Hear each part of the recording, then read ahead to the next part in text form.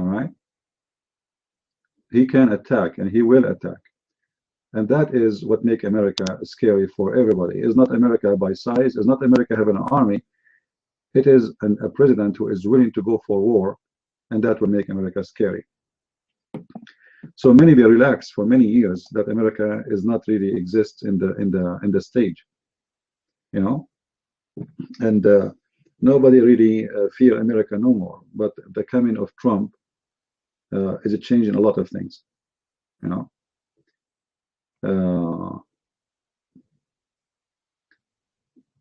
If you ask yourself, why in the world 50 leaders from 50 countries they come to meet Trump?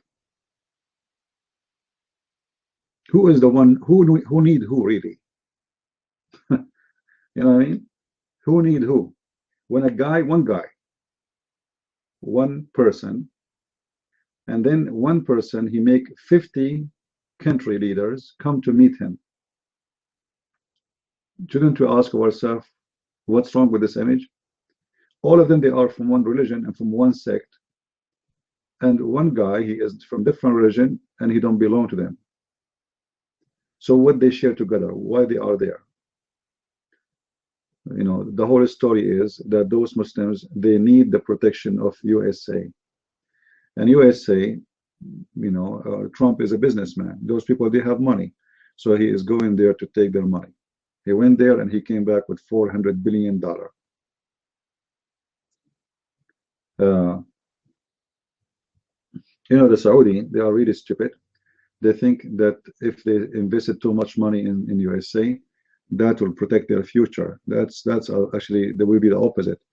Because if the Saudi, they did any further terrorist attack, I will not be surprised if USA strip all the Saudi money from them and take it. Already we have a law, it's called just a law. Anyone who was hurt by 9/11, he can make a case against the Saudi government right now and ask for millions of dollars in as payment for what happened. So imagine if in the future, if the Saudi did some kind of attack, that would be a self-destruction for the Saudi. So the American, they are holding the Saudi hostages by hostage their money. Bring your money to us. Okay, invest your money here. Let us see. But any second, something go wrong, the Saudi money will disappear. Anyway, if there is any Muslim here, please put your hand up. All those names you mentioned, the classic, all of them, they are one name actually. What Boko Haram, what ISIS, what Al Qaeda, what Hamas, what Al Shabaab, all of them, they are one garbage. All of them, they are exactly the same. All of them, they are born from the Muslims Brotherhood. All those names are Muslims Brotherhood, which is funded from the beginning of establishment by Iran. You know, before the Islamic Revolution of Iran take over Iran, the Shia, who they are behind the revolution, they met with the Muslim Brotherhood and they sponsored them. Actually, the first Islamic center for the Muslim Brotherhood in Cairo was bought by Iran. You believe it? The first building the Muslim Brotherhood ever they owned to be a center for them was bought to them by the Iranian in a very rich, expensive area in Egypt. That is telling you what is the relationship between, like it's an irony, right? Because the Shia, they hate the Sunni. Is that correct? The Shia, they hate the Sunni. Al Qaeda, they want to kill Shia. ISIS, they want to kill the Shia. Allahu Akbar, etc. But then you will find that the one who started all of this terrorism of the Sunni is the Shia. But the reason the Shia they started in, it was for a different reason. When Al-Banna, which is a Muslim Brotherhood leader, he started, he was a voice who is calling for unity. He was trying to make, you know, unity with the Shia so they can establish an Islamic Caliph state. So the target was different at that time. And the Shia, they found him a very good way to penetrate the Sunni society, because the Sunni, they hate the Shia, and there's nobody want to listen even to them. Nobody want to accept them. So Al-Banna, the founder of the Muslim Brotherhood, I mentioned that before. Once there is a fight between the Shia and the Sunni in Mecca, which is something always happen when they have Hajj. So they start beating each other, and usually people get killed. Many, like in one fight one day, I forgot which year, more than 600, 700 people get killed in one day. Savage people. So the Muslim Brotherhood members, they told Al-Banna, there's a fight between the Shia and the Sunni in that area. So all of them, they run there to join, and Al-Banna, he took the stage, like a high place, and he starts shouting, asking everybody to stop the fight, and then he made a speech saying, what is the problem with the Shia? Why we Sunni cannot get along with the Shia? I will tell you why. Because the Shia, they love too much the family of the Prophet. Now, is that bad for us? The Sunni, they are listening. This is a Muslim Sheikh, Sunni from them. And he was a very well-known person, even in the beginning. And he was young. So it sounded good, And he told them, okay, well, we don't agree with them with many things, but think about it. Those people, they love the Prophet and his family. I mean, even the wrong they do is good. So we do not need to fight with them. Then the Shia, this is the first time they learned about this guy.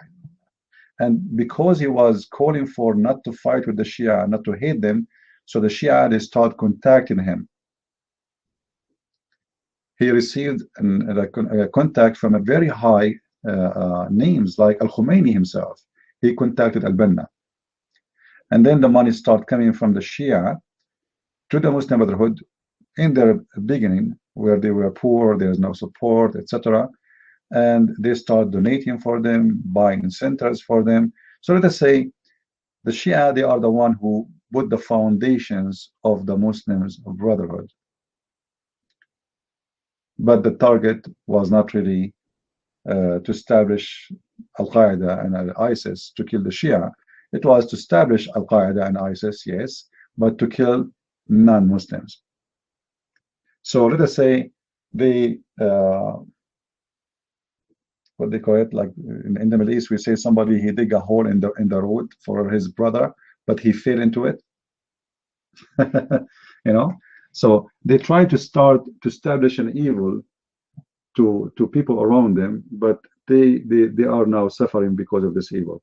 Go up, the mic is yours, my friend.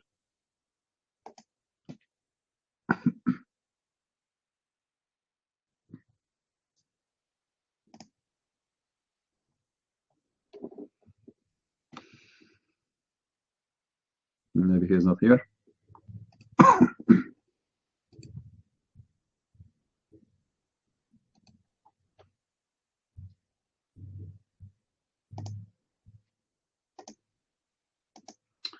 All right, am I heard, guys? Am I heard?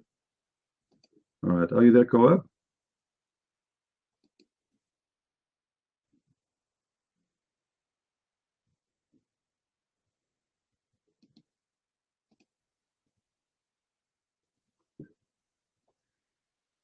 Okay, call your mic, as long as he's not there.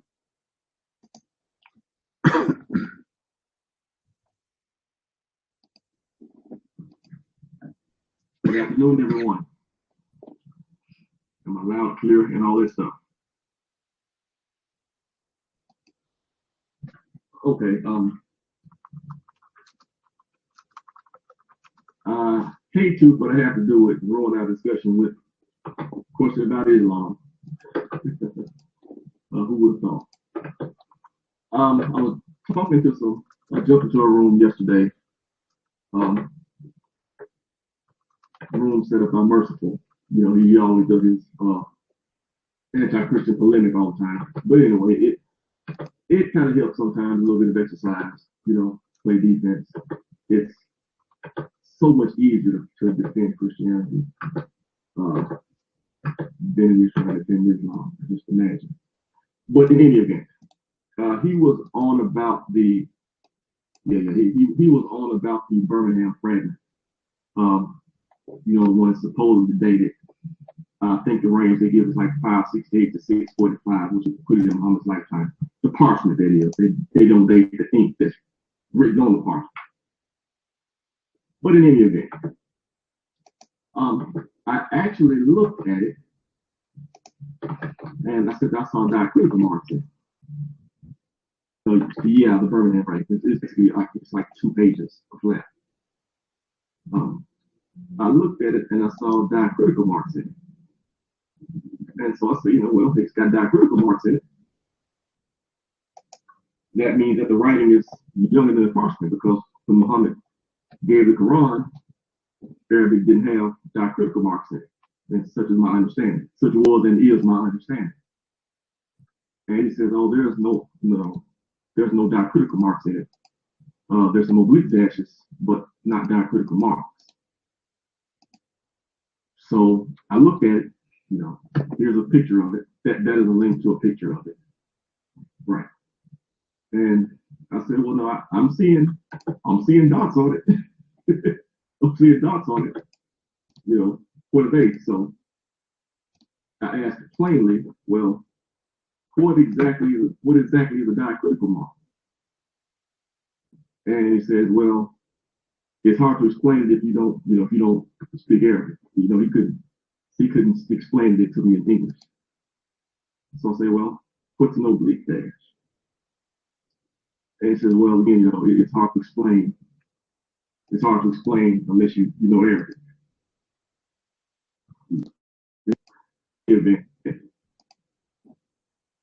Don't speak Arabic, at least not yet.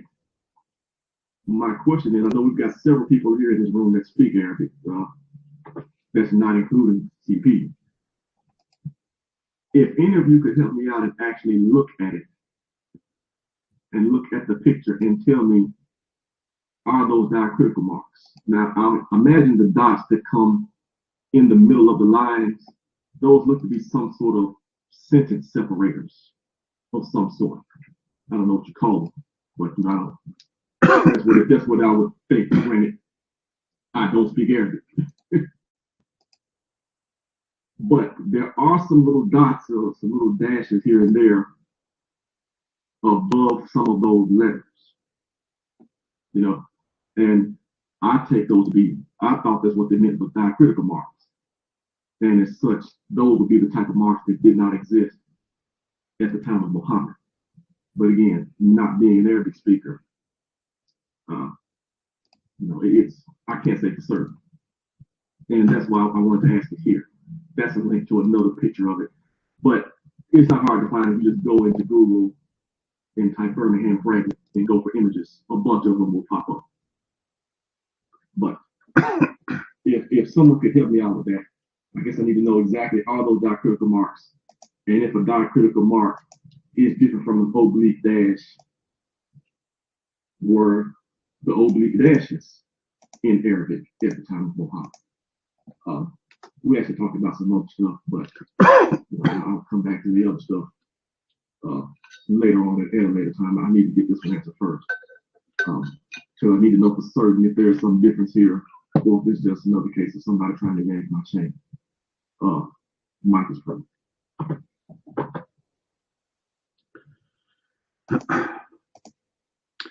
Well, yeah, first of all, the Arabic in the time of Muhammad have no dots, have no comma, have no vowels. So anything you see there is, you know, if there is any dots, it's mean this is long after Muhammad. However, even this document is not exactly the same as the Quran we have today. It says that it is very similar. The age of the document is kind of funny and weird, because the age of the document goes even before Muhammad claimed to be a prophet. And that will make it more fishy. What if Muhammad is copying from there?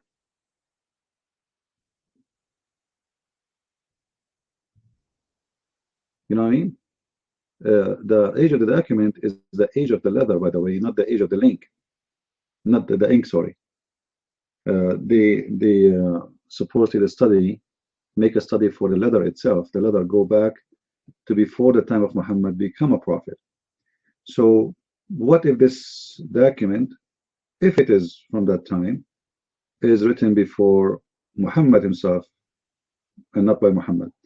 But because there's dots and those things there, then that cannot be, because at that time there was no dots and there's no vowels and there's no comma, etc. You know, there's none of those things. You know, I don't know what they call them in English. Those things exist after Muhammad's death, and obviously this is not exactly what Muhammad. Yeah, punctuation. Yeah, this is what you can call it. You can see it easy in the image. You know, I made a video actually about it, and the Muslims get so happy when they get this news about this document, because they're trying to prove Islam to be accurate. But hold on, you know, from the whole Quran, you get me a document which is a page. You know what I mean? And that make you so happy because simply they have no manuscript. The Muslims, they have nothing. You see, the Muslims, they reject our Bible, even though we have thousands and thousands of manuscripts. And then when they find one manuscript, which is not even accurate to the time of Muhammad, and it's not even the same as the Quran they have today, they get so happy and they get so excited. But I believe that there is a reason for this, because if you imagine yourself, you lost all your money, and then you find a penny, or you find the dime to make a phone call. You will be happy to find it, right? Because you got nothing, you're bankrupt.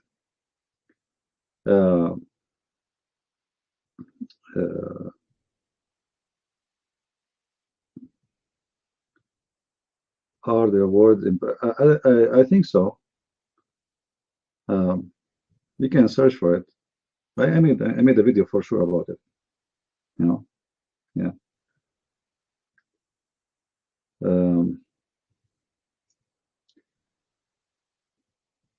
But you know, for me, actually, I wish we can find the original Quran, because that would be even better. You remember the story of the goat who ate the verses from the Quran, the breastfeeding for adult. I mean, for me, it's for my benefit to have that verses to go back to the Quran.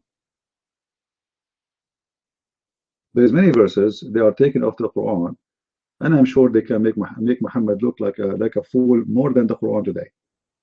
Remember, Umar al-Khattab, he said the Quran is 1,027,000 letter.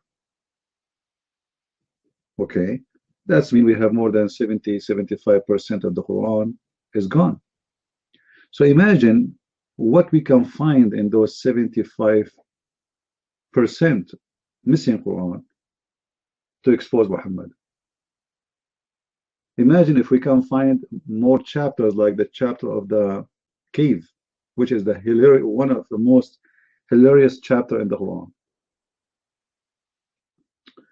The hadith about Midian, it's I can find it to you in Arabic, but not in English. All right. However, you can search. Go.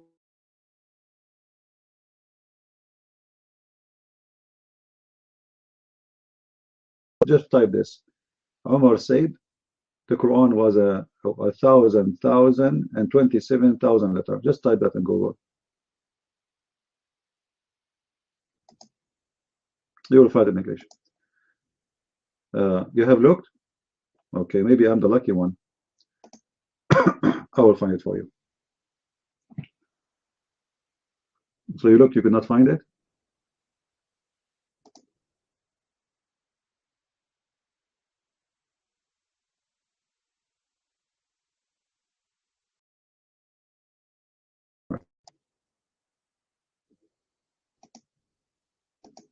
Omar said, Quran is 1,000 and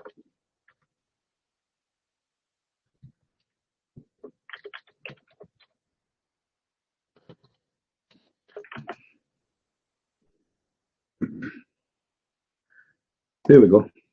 How come I found it so easy? Open this article. This is alislam.org.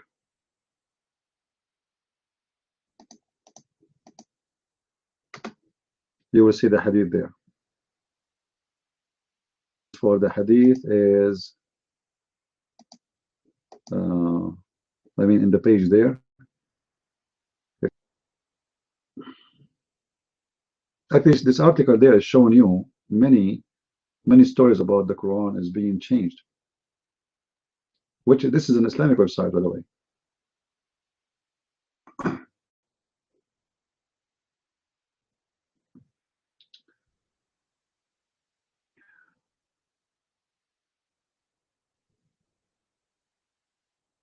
Here we go.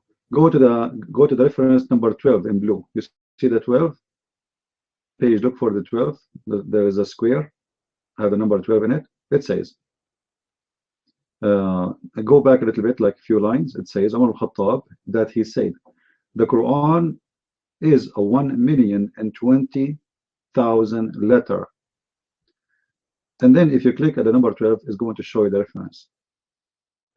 And they are saying then, and the total of the letters of the Quran today is 267,053 letter. So how many are missing? And this is a Muslim website. And you will see there it says At-Tabarani narrated with a trustworthy chain. Does it say that? Do you see it?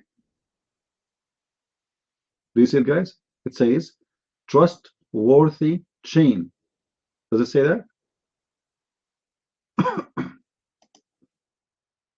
So a Muslim, if you say to him that this hadith right away, he will tell you this is da'if, this is weak. You know, right away, anything you say to them, they will say it's weak. Anything will make Muhammad and Islam look stupid or will expose Islam, right away they say to you it's weak. But their books says the opposite. It says trustworthy. And by the way, the one who said that is not even Umar. You see, they're not even being honest in this webpage. The one who said that is Muhammad to Umar. You know what I mean? Umar is saying that the Prophet told me, not Umar saying. And that make a difference too. Are you getting the point? It's not Umar who is saying that. Umar is reporting what Muhammad he said. So the one who counted the numbers of the letters is Muhammad. So Muhammad said, Umar said from Muhammad. It's not Umar saying. You see how the Muslim they cut the story there? It's not Umar saying. The Umar al-Khattab narrated from the Prophet of Allah that he said that the Quran used to be 1,027,000 letter. So it's not Umar was saying. Same time it says clearly this is a trustworthy hadith. So more than 70% of the Quran is eaten. Anyway, anyone save the reference for that website? Or nobody care? Because later you will ask me to show it to you again. All right. So, you know, this is what Islam is about. You see, the Muslims, when you say to them Islam is about terrorism, the Muslim right away, they try to cover their shame and they start saying to you, oh, no, Islam is allowing us to attack the one who attack us. Don't you have the right to defend yourself? And look, you know, just yesterday and today, more than 70 Christian child, they were slaughtered with cold blood. Today, right now, there's a lot of Christian women crying so hard for their babies who were slaughtered for no guilt, except being Christians. 3 four-wheel drive cars. They attack a bus full of Christian children. They stopped the bus and they slaughtered 33 child. In the name of Allah. And they were shouting Allahu Akbar. So, and this is what they did exactly just in less than 48 hours, you know, ago.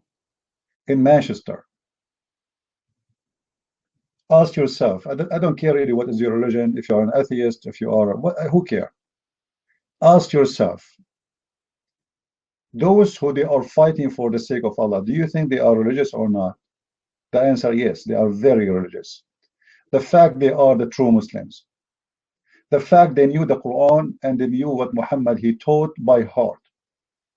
The fact that everyone says to you that this is not Islam is a big fat lie. And the fact that the one who don't believe in Islam the way it is, practiced by ISIS and Al-Qaeda, he is not a Muslim.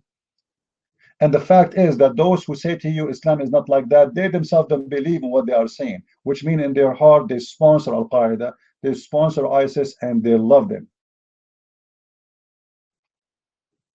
Did you ask yourself how Osama bin Laden was able to hide for more than 10 years? And he is living inside the city? Do you know why? Because people, they support him. When Osama bin Laden he was killed, more than 1 million child was named Osama in the same day. That is telling you a lot, isn't it? 1 million. Every Muslim who have a baby born, even born like a month ago or 2 months ago, they went to the you know, and the department of like registration, and they changed the name of their son.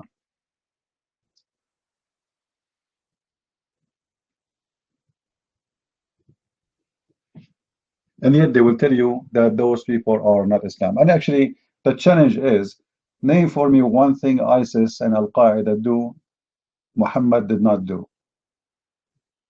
I saw a video made by a moderate Muslim. The moderate Muslim, he was trying to prove that ISIS are not Islamic. How he proved that in the video in Arabic? He said in the video, if really ISIS is Islamic, then why they allowed the Christians who they are living in there's a village or a small town, it's called Al-Qaryatain.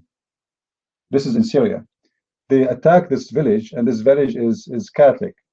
So the Muslim was saying, how, if they are Islamic, they did not kill every Christian in that village because they have idols. So those people should be killed. And this is a moderate Muslim trying to prove that ISIS are not Islamic. So ISIS actually are nicer than what they want them to be. ISIS did not kill every Catholic in that village. They killed many, but not everyone. And they told those Catholics, from now on, you are going to pay the jizya, as the Prophet said. Otherwise, we will kill you or you convert to Islam. So which you choose? Those Christians, they say, we will pay the jizya, which means there's no way we'll convert to Islam. So ISIS, they go, fine. We collect the jizya from you. The Muslim Sunni, the moderate, they don't like that. They say if they are true Muslims following Allah, they should slaughter every Christian Catholic in that town, even children and women.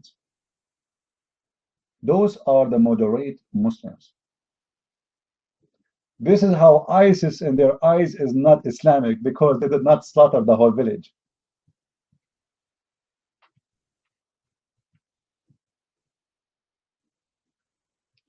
And the Muslim, they say to you, by the way, the jizya is tax. Like, don't you pay tax in your country? This is not tax. Go right now and search in Google. Jizya is a sign of disgrace and humility. And you will find the interpretation of Ibn Kathir. The Quran says, until they pay the jizya, and they are humiliated and being subdued. This is not about paying tax. The purpose is to make you live like a dog, humiliated, disrespected. Everybody spit on you. At the same time, whatever money you make, we take it from you. And by time you give up, you say, you know what, I cannot live like this. Nobody in the world would like to live with no respect, and his neighbors can spit at him, and he cannot. Imagine you live in a society, Everybody have the right to call the police except you. Muhammad, he says, don't initiate salam to the Christians and the Jews, and if you meet any of them in the road, force them to the most narrow alley, which means force them to walk in the sewage. In the old days, the sewage was open canal in the side, or tunnel in the side of the road. So like there is a little deep space in the side of the road where the dirty water run. So if a Muslim is walking by and a Christian walking by or a Jew, it's a duty for the Muslim. It's not even like a choice to the Muslim to do or not. He has to do that, otherwise he's not practicing Islam. He has to force the Christian and the Jew to walk in the sewage. Why? The purpose, because if we humiliate them, sooner or later they will give up and they will convert to Islam. And actually this is true. Egypt used to be 100% Christians. After 1400 years of humiliation, Egypt now have less than 15 to 16% Christians. How the population became a Muslim? Because of humiliation. Nobody, imagine you have a daughter and they kidnap her and they rape her. Your woman cannot walk in the street. Until now in Egypt, you go right now and search for kidnapping Christian girls in Egypt. Go and see Boko Haram. That's Islam, my friend. This is how they force their ideology in everybody around them.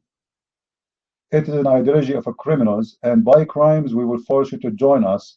And when you join us, you cannot leave, and that will make us grow, whenever shrink. They grow by their crimes.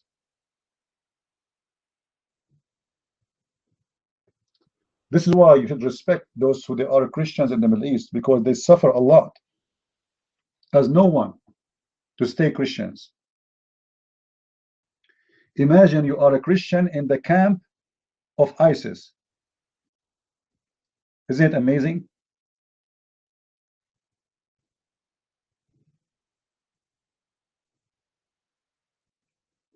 Not like you today. You are a Christian by choice. You want to go to the church, you don't want to go to the church. You say whatever you want. There you cannot, you just survive.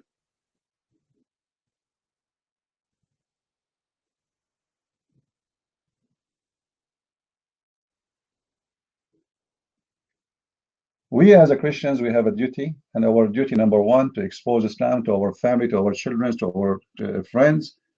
Stop being a coward and take a step and say the truth. Somebody have to say that the devil is a devil. If we cannot name the devil to be a devil, then who are we? What the purpose of this life? Just to eat and poo-poo and sleep and have sex? This is what you want to be?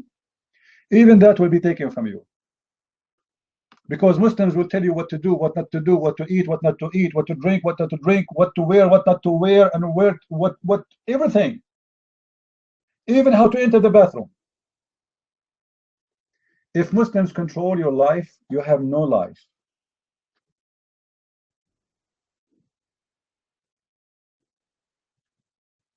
Wherever they go, they are the same as what they call it, the loctos. Wherever they go, they eat everything green.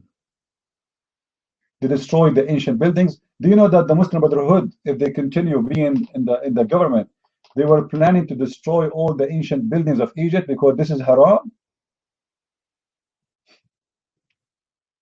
They are destroying even rocks, even stones, even ancient stones. Those people, they are enemy for every human civilization. They go into your country, they force you to change your name, they force you to change your clothes, they force you to change the food, they force you to change the language. Go and see Islamic countries, how everybody trying to be an Arab. Go to Pakistan.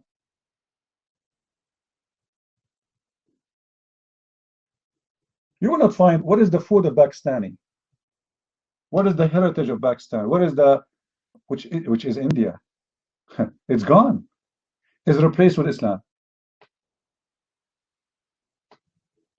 Go to Indonesia. They are working hard to destroy the culture of the Indonesians, which they have a very old culture. Obviously, it's a pagan culture, but this is their culture. But Islam is a pagan too. They try to replace that culture with the Islamic culture, with the clothing, with the, you go to Indonesia, you will find Muslims wearing Islamic clothes more than women in Saudi Arabia.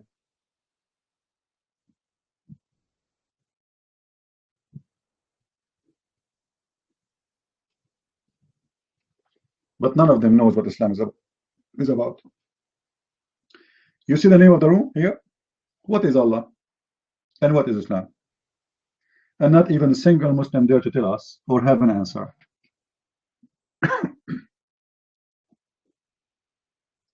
No Muslim knows.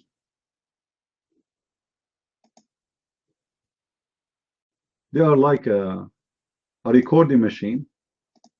They have no idea what their God is about. Or what they knew, we are Muslims. Allahu Akbar. Why, how, what? Nobody knows. That is the fact.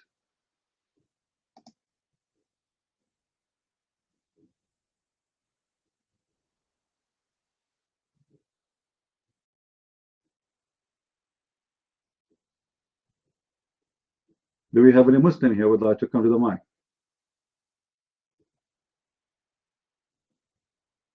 Any Muslim?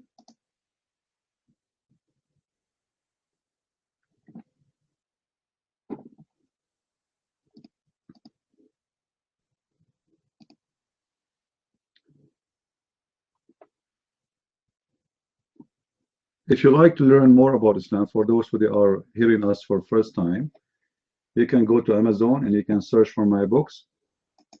Just search for Christian Prince and you will find a list of my books in many languages, and you can choose the one in your choice. We need to arm ourselves with knowledge, and ignorance is our enemies. And Muslims themselves, they suffer from a lot of ignorance. I believe if Muslims became educated, Islam will be gone. This Islam exists in poor countries or countries who have no education. As an example, Saudi Arabia. More than 70 or 80% maybe, or maybe more. Like there's different percentage studies saying that the Saudi, most of them do not know how to read, how to write until now. This is the fact, this is the truth. Islam flourish between ignorance or ignorant. Islam die when people are educated. And the education we are talking about, not education just mathematics and etc. This is not really education for me. Education is a person who learn about everything. History, religion, science. Sadly, most of us, they think that education is earning a degree. But degrees never give you education only, because it gives you education in a profession, maybe to be an engineer. That will give you education about certain kind of engineering, and that's it. But you do not know anything else.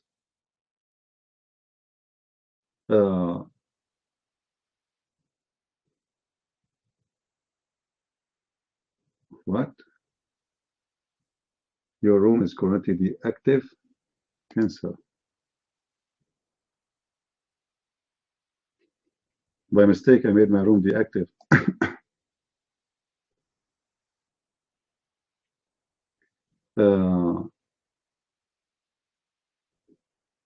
Let us see.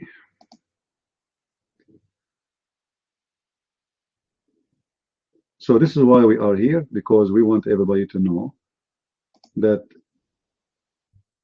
the education we have is here for free to share with you. So feel free to ask me questions. I will be happy to answer you. And if you are a Muslim, don't hesitate to come to the mic and ask me questions, and I will be really happy religion with you. We are not really against Muslims. We are against the ignorance of Muslims, because Muslims are the first one to suffer of Islam. All right. Your mic, Cole. Go ahead.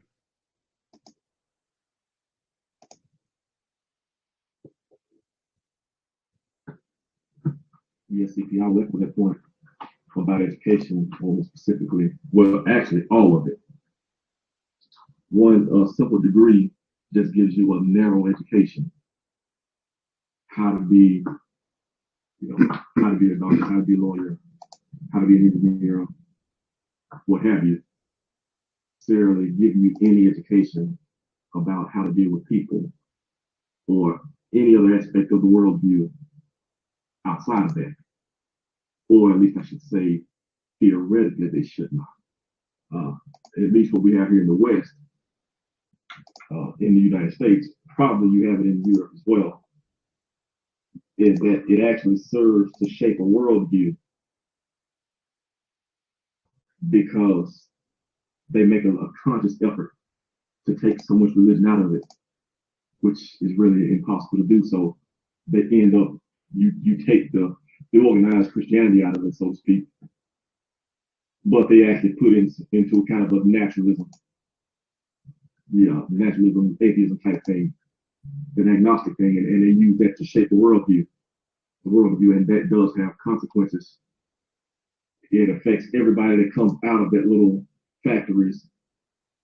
The worldview affects the moral character, which in turn affects the way they conduct their family life, which in turn affects society as well, and can't really see it or predict it for any one person, but we do see that from society at large. Yes, we see that. We actually do need to get more religious education, more Christian education. Actually, now I say both. We need more Christian education and more religious education in general, because that stuff matters. Most of the stuff that really matters and affects our lives, we actually get it from our religious or whatever ethical system that we have. And that really is, again, problem we have teaches is incompatible with human happiness, so to speak. Yeah. And it's back here closer to the point. I'm looking at your video here. Yeah, I think the guy was yanking my chain. And he kept going back to nature with evidence, which, oddly enough, at the same time, Christians have better evidence. He's trying to cast light on P52, which clearly puts the Gospel of John into the first century, which makes great leaps and bounds to basically prove the validity of Christianity, so to speak. But that's basically, I just wanted to echo that point of yours. And I did not know you guys made me aware of the attacks in Egypt just today. I was unaware of them until I came here. And because I go to CNN, when you guys mentioned it, I went to CNN to look it up, CNN.com. And it wasn't there on the front page. I had to go to the world page. And it kind of feels like it's not really a fatigue, but it's almost like it's becoming baked into the cake. Everybody I laugh, but shouldn't laugh. It's not funny. We have to keep crying. But it's like we got so many attacks that if we put them all on the front page, there would be nothing else on the front page. It's like it's like another day, well, what's happening today? Somebody criticized the president, some government rallied in favor, some liberals claim to be victims. And Islamic attack, and Republicans want some more tax cuts. It's just par for the course. It's every day, and it's sad because attacks that kill 20 or 30 people at a time should never get put on the back burner like that. But it looks like that's where we're going. It's becoming baked into the cake.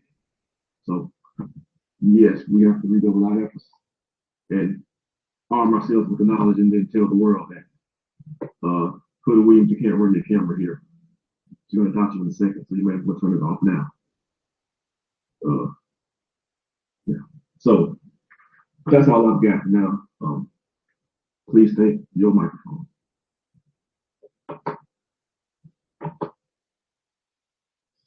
Hi guys.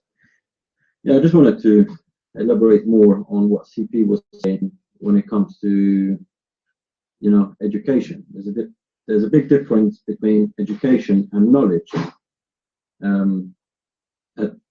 mean, I've been to university and that, but education. See, when you're being educated, you're not told to think, more or less. You are. They tell. Well, they tell you what to think. So you're being told what to think, how to think. So you're being teach that sort of thing. So you don't have that necessary knowledge. It's a bit like in Islam. The Muslims, they are told what to how to think.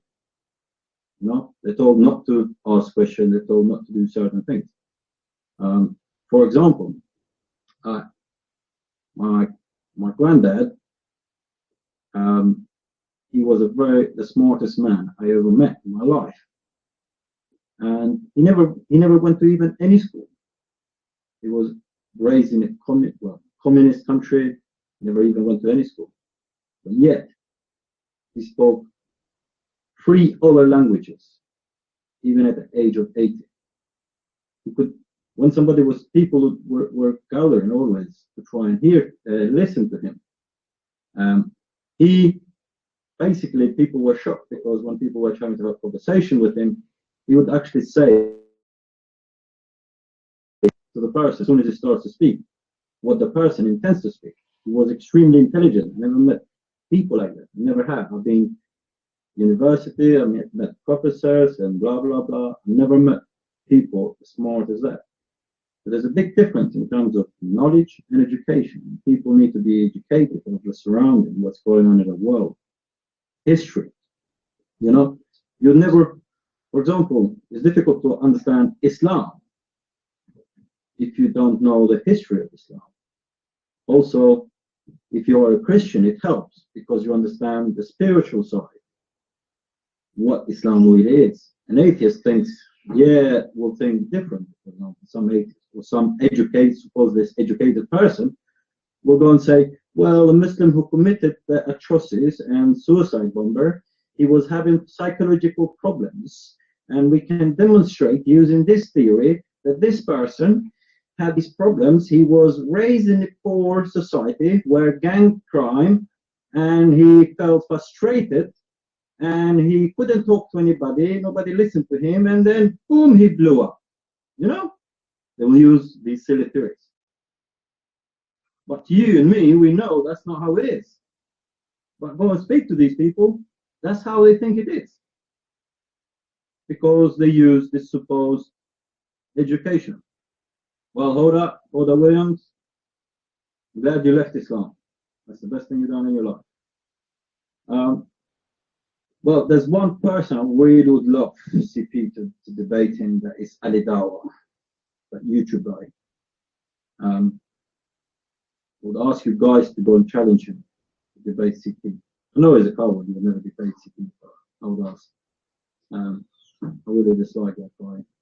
He's a prophet, a Kia person. Anyway, I'm just going to pass the mic, but yeah, education, the school education is completely different. You learn something, obviously, but it's completely different to the knowledge that the person has. So it's completely different. Anyways, Mark.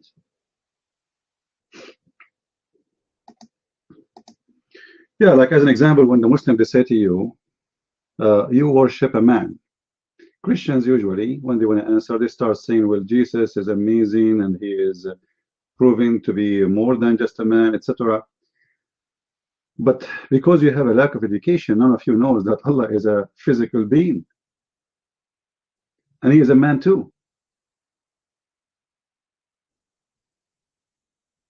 You know what I'm talking about? Education is the one who will give you ability to refute.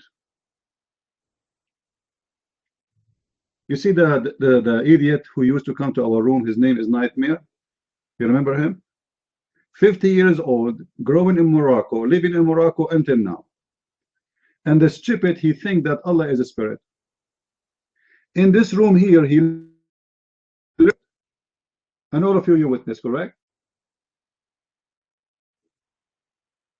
Do you remember? All right. That is education, my friend. This person, he lived all his life, 50 years. He had a family, he had kids, maybe higher, taller than him. And he do not know that his God is not a spirit. So Christians, they have a problem. Same as the Muslims. Both, they are suffering from an education. You talk to Christians, you will see when we talk about genie, a Christian right away, he will type for me a demon. That is a lack of education. Demons are not genie. Allah is not a spirit. Ishmael have nothing to do with the Arab. So Christians and Muslims, both of them, they suffer from lack of education badly. The Muslims do not know what you believe in, and you do not know what they believe in, and even both of you do not know what you believe both in. Many of you have no idea why he is a Christian or what the Christianity is about. The same as the Muslims. You ask them, who is Allah? They don't know. What is Islam? They don't know. Ask any Muslim, he will say to you, Islam means submission. That's absolutely stupid. And then some Christians, they start copying the Muslim, they start saying Islam means submission. You go and watch videos. I'm not putting people down, by the way, but it's a copy paste. It's not their fault. They don't speak Arabic.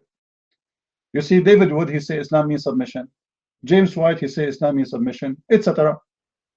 J. Smith, he say Islam means submission. This is false. But it's not their fault. The fault is they have a lack of education. They think they knew. They are learning about Islam from Muslims. How you learn about Islam from someone he himself do not know what Islam?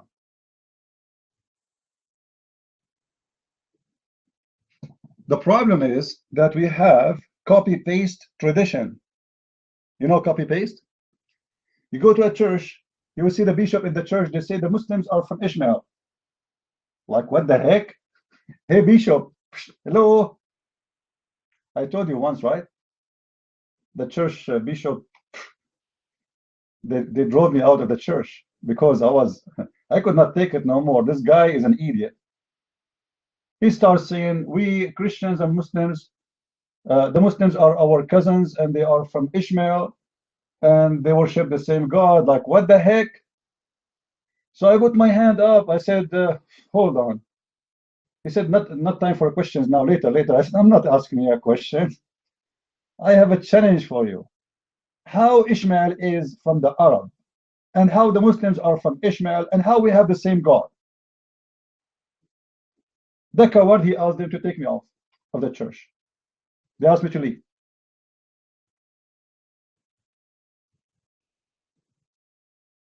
He said, this is not the time for a question. I told you. I said, I'm not asking you questions. I'm challenging you. People hear false information. This is not true. We don't have the same God, and we have nothing to do. Ishmael have nothing to do with the Arab, and the Muslims are not from Ishmael.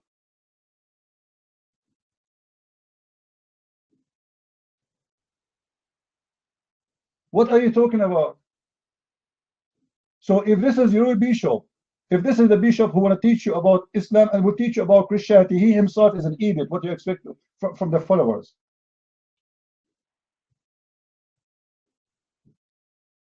Education is not you knowing how to read and how to write or having a degree. It's about you study hard to find and research the true information. It doesn't come to you easy.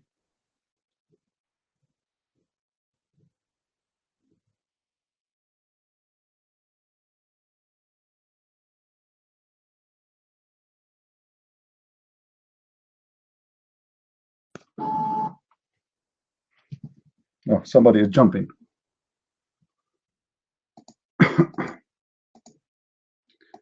All right, somebody jump.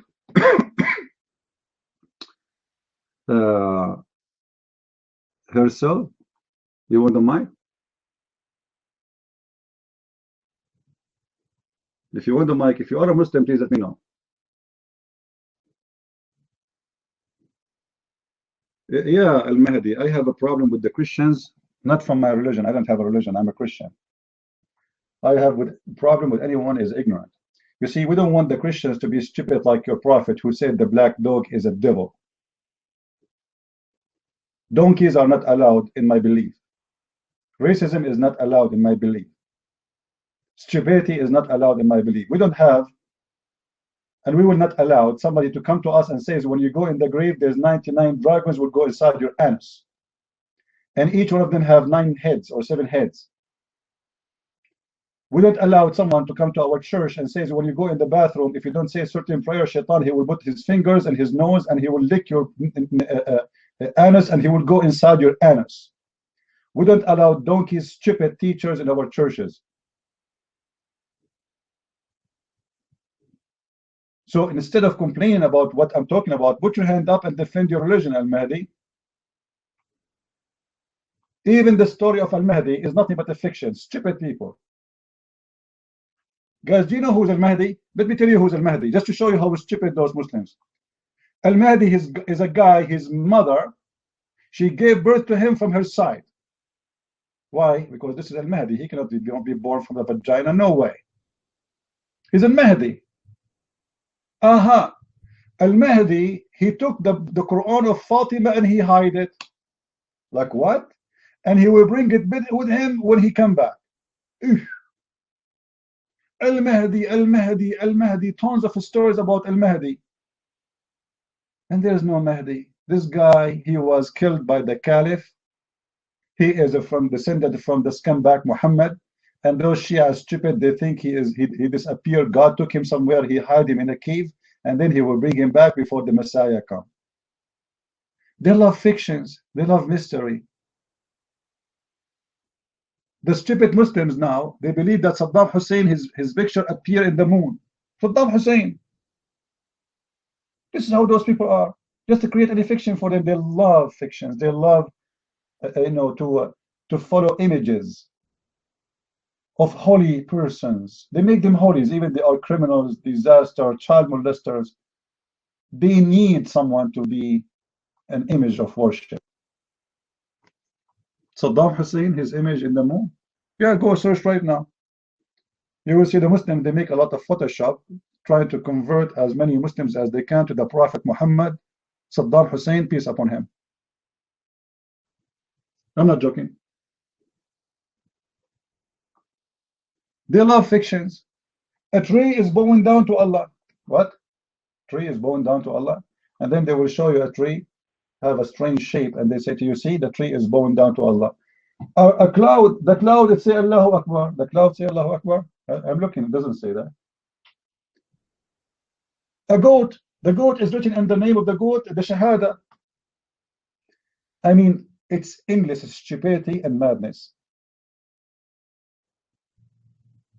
Do you remember tsunami in Indonesia? When tsunami happened, the Muslims in Paltalk here in this program, they opened a big chat room in the social section. It's called Allah punishing the disbelievers, the pagans, something like that. I forgot the exact name. So what Allah doing? He is punishing the disbelievers. And the Muslims, they have a party celebrating Allahu Akbar. And not only this, they made a Photoshop for the waves of tsunami, and the Photoshop showing like the name of Allah. I mean, that alone is disgusting. And then after 4 hours, 5 hours, the news started coming that the one who killed in this tsunami, 95% of them are Muslims.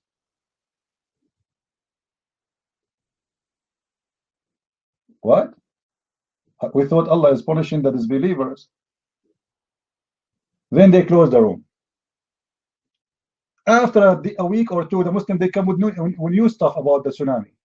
You know, they say to you, those images of the tsunami, Look how many houses destroyed except the mosque. You read that the mosque is made from concrete, built by Saudi Arabia. The houses around is made from tanks.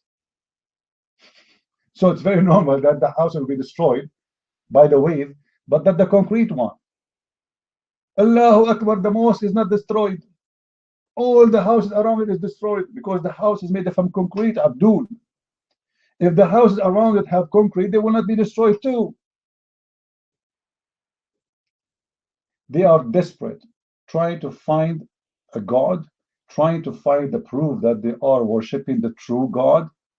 And because they are in suspicion of their belief, this is why they create a lot of fictions around it. Or the fictions of science. You know, I made a book, it's called Quran and Science and Death. Go read it. Every claim of science is not only a lie, it is a stupid, and even it brings a disaster story to the Muslims, showing how stupid Muhammad is. From the creation of the baby to the creation of the universe to the creation to the movement of the moon, of the sun, etc. Everything in the Quran is a disaster. And this is why you are my witness here. We wait for 7, 6, 10 hours trying to find a Muslim to stand up and debate us, but none of them would dare to do it because they knew Islam is stupid, nobody can defend. Huda, you're mine.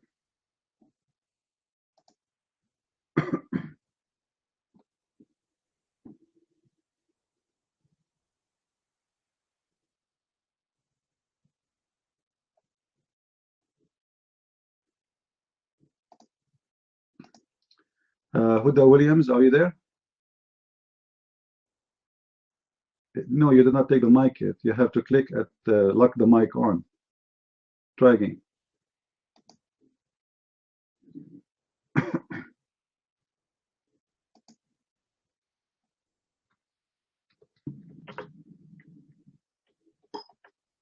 Hello? Can you guys hear me? How do I lock it? Oh, okay. All right, finally got this. Let me lock the mic. If I lock the mic, I don't have to keep pressing the mic. Okay. Okay, guys. So I just came in and I'm not really sure what you guys were talking about. The subject line was interesting to me. I kind of heard some comments here and there. I just want to remind you guys that as an ex-Muslim, you know, one thing that attracted me to Christianity was my husband, who's now my husband. The way he would talk to me and how he would address the issues, he didn't come at it from an angry, you know, he wouldn't bash Islam. He wouldn't say stuff like, you know, stupid this, stupid that. But he would break it down logically for me, using my way of thinking. And I understand that Muslims have a certain way of thinking. I just want to remind you guys just to have patience, because this is a type of bondage that Muslims have that they grew up with. You know, some Christians here were very blessed to be raised in a Christian home, and they don't have that type of bondage. But you have to understand that some of these Muslims have that type of bondage, and the way they think is obviously, and I can tell by Christian Prince, he's very frustrated. It's very frustrating. But just imagine being that person who thinks like that. And I remember when I used to think like that, it wasn't easy. It wasn't easy to have that mentality. It's like it's kind of like you're in a cage and you don't even know it.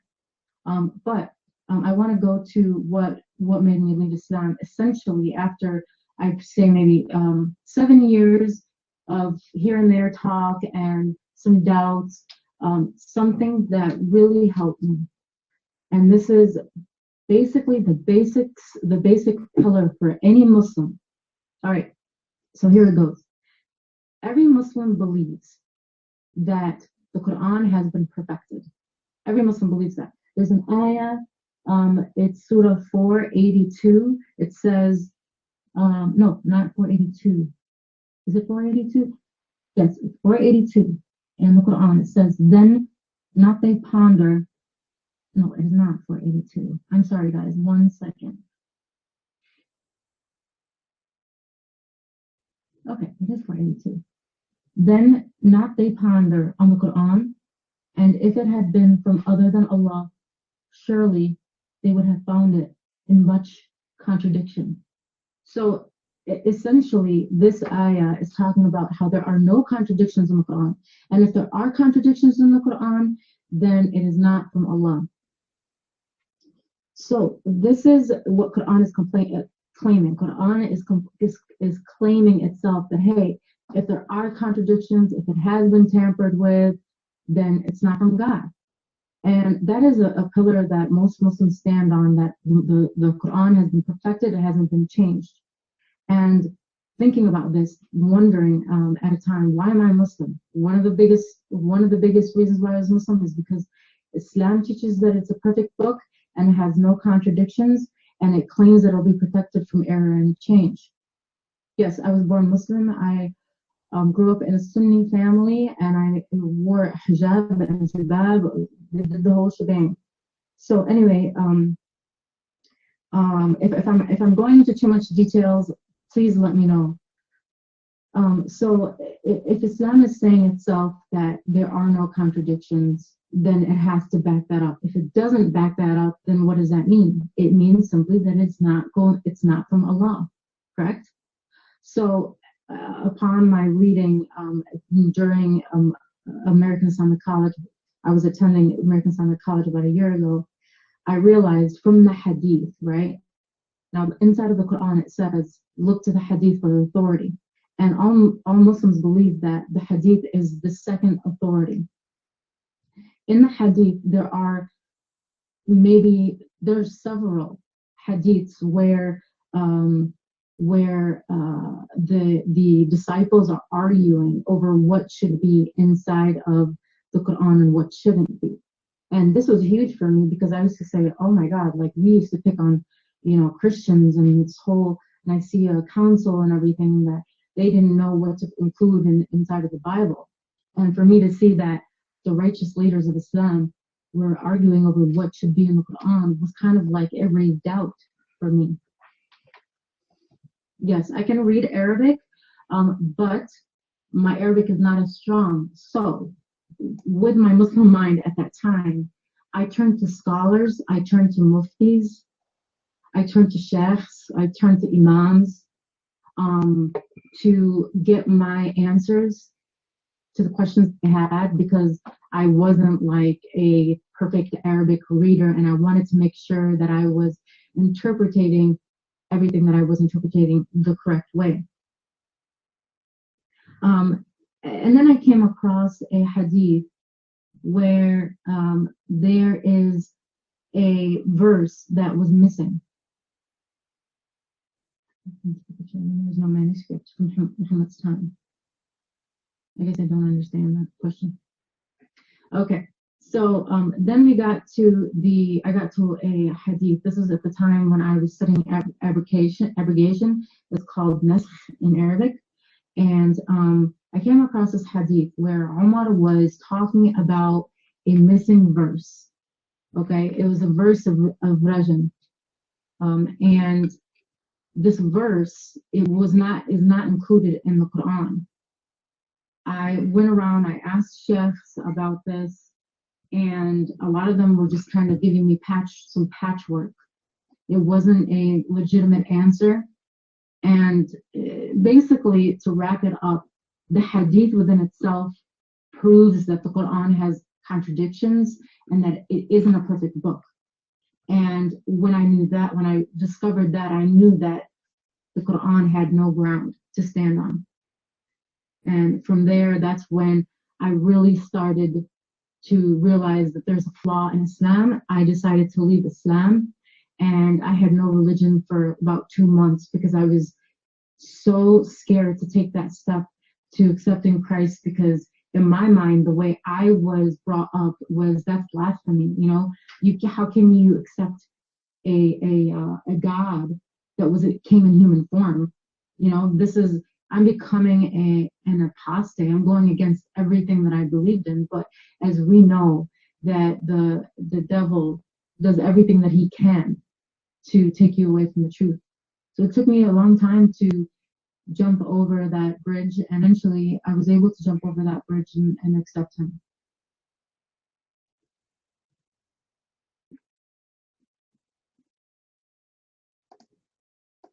All right, Huda, are you done?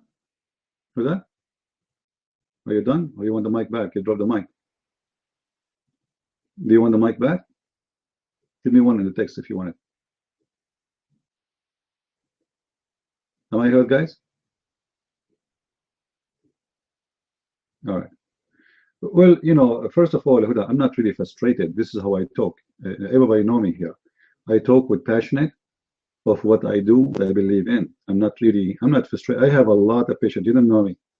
Nobody have patience as much as I do. All right, so you don't know me. But when I speak from my heart. And maybe some people who do not know me, they think that this guy is upset or etc. This is how I talk. This is how I am. You know, I want the Christians to know, and I am, you know, giving it a lot of time so I can share what I know with everybody who is looking for information. And it's sad, yes, to see someone. He can read, he can write, he have computer. He is blessed with many things. You know, like when we were kids. You know, I remember, you know, when I was a child, I used to walk like almost 30-40 minutes just to go to the library. And then when I go to the library, because I was a child, I'm not allowed to enter the adult section. So I have to wait for somebody walking by, his adult, and walk next to him as if I am his son. So the guard in the front door, he will let me get in. Today you have a computer, 1 click, 2 click, you get millions of answers. You are blessed. You can watch videos, you can read books for free. It's amazing. But still people are ignorant.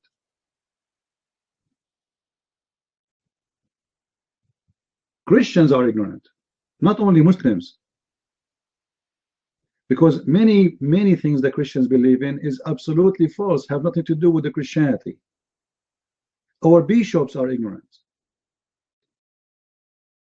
You go to a church, they say to you that the Arab are from Ishmael. How you come to this conclusion? Even the Muslims in their books, in their reference, they say Ishmael, he learned Arabic at the age of 11. How he's an Arab, and he is the father of the Arab, but he learned Arabic from the Arab? Madness, stupidity. But people are affected with copy-paste. Somebody heard from somebody, and he passed or he pasted what he heard. Like, nobody want to go and study, okay, this bishop is saying this, where he got this from? As an example, Moses himself, he didn't marry from a Bedouin woman. Moses himself, and he have a child from her, he have children. Why nobody says that children of Moses are Arab then? He is the father of the Arab then. You know, that's weird. If I marry a woman, let us say I went to Japan and I marry a Japanese, the Japanese are my children now? That's madness. The children is always in the Middle East, even in the Bible, it belong to their father. The children are the children of Abraham, not the children of the women. The children of, they are not called the children of Sarah. They are not called the children of Hajar. They are called the children of Abraham. So if the father is not an Arab, how the children are Arab? And if the Arab exists before the father, how he can be the father of the Arab? And how the Arab became from him? So what we want from people, Christians, Muslims, it doesn't matter what is your religion. When you hear something, please investigate, please search. Don't be an ignorant. Don't believe everything you heard. Just study, look, check it out. Maybe he's truthful, maybe he's a liar. And this is why we cannot find a one Muslim can tell us what Islam is about, because all of them, they are copy-paste. You ask a Muslim, you know, we call Zakir Naik. Hey, brother Zakir Naik, a question here. There's somebody have a question about the word hur. First of all, in chapter 13, verse 13, you state that the Prophet said, so the word hur is not really a woman, about a woman or men. The word hur is the plural noun. Therefore, the one who did the female, I will take him. And the Muslim like, Allahu Akbar, Allahu Akbar. What the heck? What this guy saying? The word hur is not about male and female. The Quran says nobody made them bleed. Nobody made them lose their virginity and bleed. How they can be about male? So there's like 12,000 donkeys watching this guy, and nobody of them said to himself, look, what the heck you're talking about? The Quran says clearly that they are females. Even the Quran described their breast.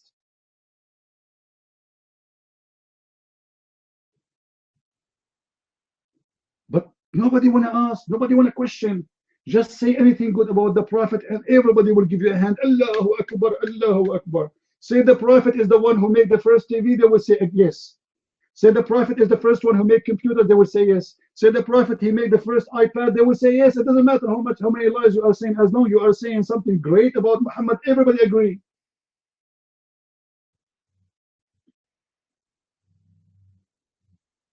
This is how it is. I believed in Christ, not because somebody made lies about him. Not because somebody told me he is great. Not because I heard of words of others about him, because I experienced my Lord to be great. Now, can you Muslims give me any proof that your Lord is great or even exist? I mean, what kind of Lord? He don't even remember which one he created first, the stars or the earth. Like what? He have a Alzheimer? He forgot? He's getting old? What kind of Lord? He says that I created you from a sperm, and then the sperm became a congealed blood. Congealed blood? Since when congealed blood became a baby? What kind of a prophet? He says that the women have orgasm first, the baby will be a girl. If the man have orgasm first, the baby will be a boy. Now all of us, we knew what happened in the bedroom of our parents. Who come first? That's madness, that's stupidity. So what we are asking people, Christians, Muslims, Jews, Hindus, it doesn't matter. Examine things, use your brain. God, he gave you a gift. Don't be like a bacteria, it's copy paste. You know, bacteria are copy paste of each other. No, there's no bacteria is different from the other bacteria. And the Muslims, sadly, they decide to be like bacteria. Nobody want to be different. Nobody want to investigate. And not only this, the society itself, the system, will destroy anyone try to question. Like, you know, you have a TV programs, like, you know, I love one Huda, she said, she turned to the Imam. What Imam? Imam are busy as telling us what they teach. You can call the Imam to ask him, should I shave under my arm? He will be so happy to answer you. But ask him about the goat eating the Quran, he don't know what to say. Ask him where is the 99 names of Allah is coming from. He have no idea what to say. Just ask him serious questions. Well, who is known? What is chaos? Why the angel squeezed Muhammad 3 times? I want to know until now. Like why for God's sake, an angel, he came to a man in the cave, in the middle of nowhere, without saying Assalamu alaikum. At least say Assalamu alaikum. How come the angel came to Mary, said to her, Assalamu alaikum, Mary? But when he came to Muhammad, he did nothing except squeezing him, and he told him, read. I mean, this is stupid. Imagine somebody sitting alone in the middle of nowhere, and suddenly somebody comes to you and starts squeezing you and says to you, read. And you say to him, like, I cannot read. I mean, this conversation is funny. Shouldn't you ask him, who are you? Why you are? Stop touching me.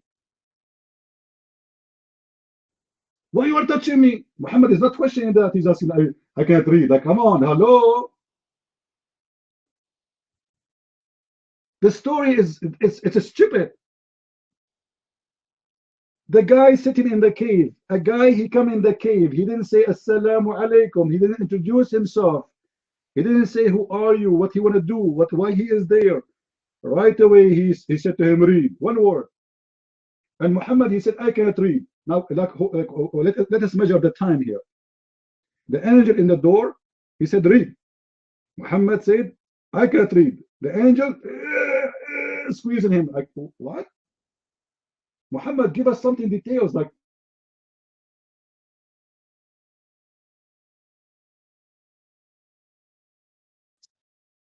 This angel was a Batman.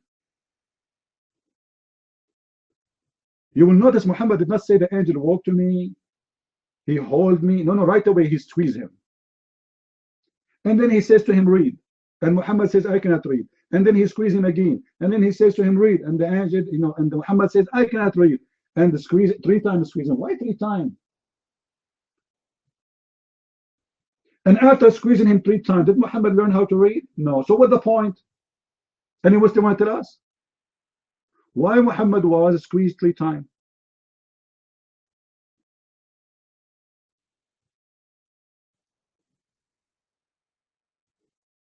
Imagine, guys, you have a girl, you want to marry her. Huh? Imagine you want to ask her to marry you. You say to her, read. Read what? Like supposed to read my mind, maybe. My mind when I tell you that I want to marry you. And then she said to you, I cannot read. And then you squeeze her. She said, why are you squeezing me? And you say again, okay, read then. And then he said, okay, read what? I cannot read. And you squeeze her again, like something wrong here. And did Muhammad receive any paper to read? We have Abdul, he used to come here. He said, some stories, they say that the angel gave him a paper. What paper? Are you crazy? That will make it even more stupid. If Muhammad did not know how to write, how to read, why in the world this stupid angel is giving him a paper to read? You see, Muslims have no brain. The guy, you Muslim keep saying Muhammad cannot read, Muhammad cannot read. So how you say in some stories it says that Muhammad was given a paper or a sahifa to read from? Same time, isn't it the Quran says Allah against having written Quran? ولو نزلنا عليك كتابا في قرطاس فلمسوه بأيديهم لقالوا الذين كفروا إن هذا إلا سحر مبين. Chapter 6, verse number 7. So if we send you a pages or a book written in a book and they touch it with their hands, still they will refuse Islam. So Allah never sent the book. But do Muslims know what is written in their book? King, I like what you said. You should learn how to defend your religion before you jump into other religion. Are you stupid or what? Is it your prophet from the first chapter he told you about the Christian? He started cursing us. How come you don't say that to your prophet? Why you don't say to your prophet what you just said to me? Hey Muhammad, before you start cursing others, the Christians and the Jews, what about you tell us about your religion first? Focus on your religion first. How come it's okay for Muhammad to say Christians and Jews are pigs and monkeys? The worst of the creatures. They are najis, they are dirty. They are kuffar. The whole Quran is about cursing others. You read the whole Quran, you cannot find who is Allah. Until now we're asking who is Allah. King, can you tell us who is Allah? I will shave my 20-foot beard, not beard, if you can tell me who is Allah. By the way, did you hear the story of the beard became a bird? It's a miracle, my friend. There is a Muslim companion who have a long beard. He woke up, he found it a bird. It's a green bird. Do you know the story or you don't?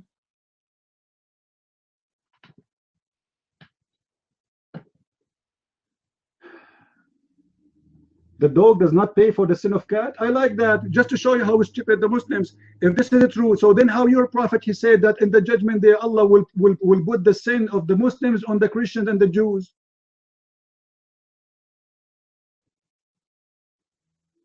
Do you have an answer?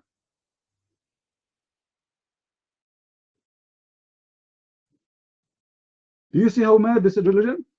He told them that everybody should pay for his sin. Nobody should pay for the sin of others. And the Muslims, they say to us, Christ should not pay for your sin, for everybody have to pay for his sin.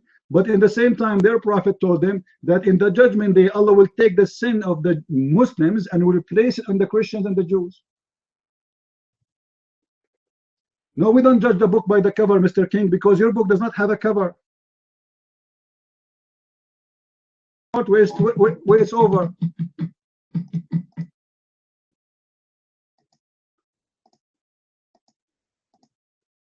Huda, your mic is jumping, please. Listen, Mr. King, you say to me, don't judge the book by its cover. I want to ask you, your Quran start from the left side or the left or the right side? King, your Quran start from the left side or the right side? You don't dare to talk to me. You're a coward. I'm asking.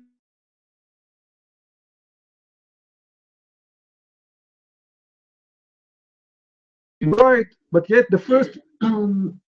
I'm not sure. It says that my text messages, my text messages are currently disabled in the room. I'm not sure why.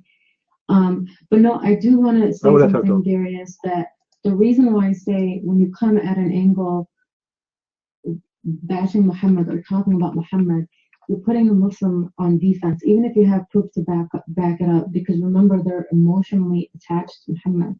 It's kind of like as a teacher, if you have a kid that's lacking in some area, you have to figure out a way to address the parent. You know, you when you talk about Muhammad, you're automatically, you know, you're hitting a sensitive spot. Well, one thing that Muslims all believe, and something that they base their faith on, is the idea that the Quran has been perfected. If you can rule that out and you use their own logic against them and use the standards of Islam against them, then that is, I believe, more effective. But talking about Muhammad or the things that, you know, the Muhammad, or I know I've heard some Christians also talk about how Khadija, you know, revealed herself to Muhammad. Like, these things they're just sensitive topics, and I just don't think that many people will get anywhere bringing those up. Someone asked if I've read the Bible. I have read the Bible, and I have read the Quran as well. There was a question that Darius, I remember that you wanted me to answer, but I forgot your question. What was your question again?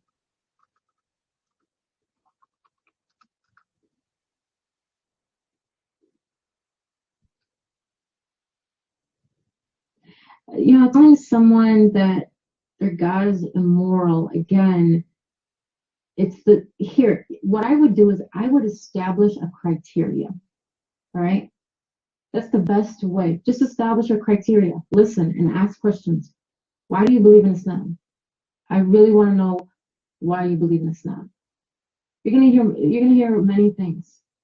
And most Muslims say the same thing. And I'll tell you right now, what most Muslims say, they just repeat it because that's what's been said to them as a kid over and over and over again. Like, oh, the Quran is written in Arabic and it's written in a language that no one can mimic, or that the Quran has been perfected, or there's beauty in Islam, and how Umar Khattab, how he conquered and he had peace and this and that. Blah.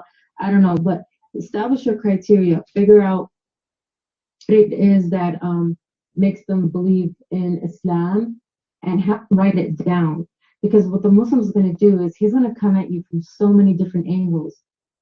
Why is he going to come at you from so many different angles? I can't tell you. I really can't tell you. It's a mental thing. I was there. I was one of those annoying people where when you have a discussion, you have an argument about Islam, I get defensive and I'll just start shooting at you from different angles. Yeah, blah, blah, blah. Well, Muhammad was kind, and he was this, and he brought mercy to all mankind, and he saved the women, and he gave them rights, and blah, blah, blah. So all that stuff, I wouldn't even respond to all those things. I would just, if you respond to every single thing a Muslim brings up, you're gonna go crazy. I mean, you're gonna go absolutely nuts. Just establish a criteria, establish a basis, and keep in mind that these people are sick. Keep in mind that these people have been brainwashed. It's like a cult. I don't know if you guys have ever seen that guy Jeff Warren and his Mormon church, and how, I mean, people still believe in him even though he even said that he's no longer a prophet. So just know that these people are sick. Keep that in mind, and no matter where they go, left and right, you know, just bring it back to the basics. All right, Huda.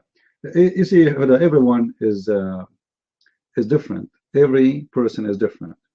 If you notice here in the room, when a Muslim he says something in the text, we respond to him, and that means that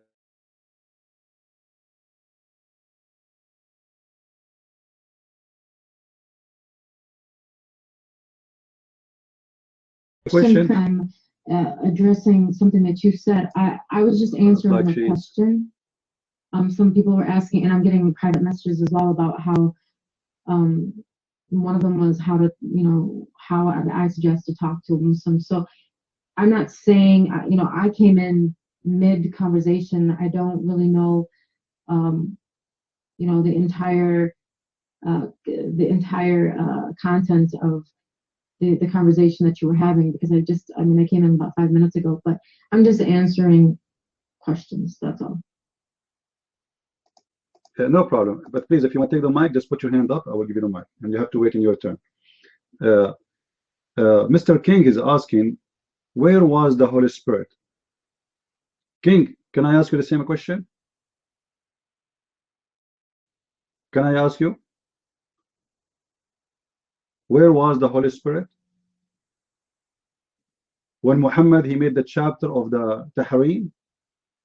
Where was the Holy Spirit? When Muhammad, he was bad to the blind man. Where was the Holy Spirit when Muhammad received the satanic verses? Are you there, King?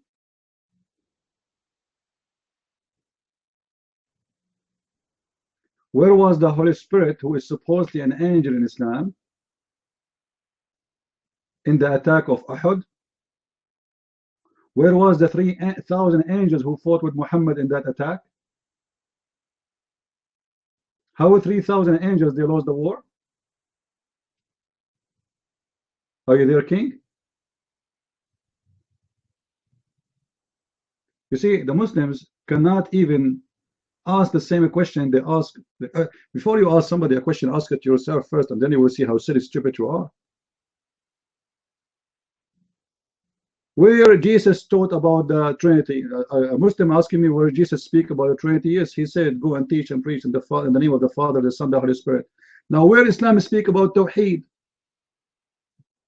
I challenge you to show me the word Tawheed in the Quran or in the Hadith. Can you?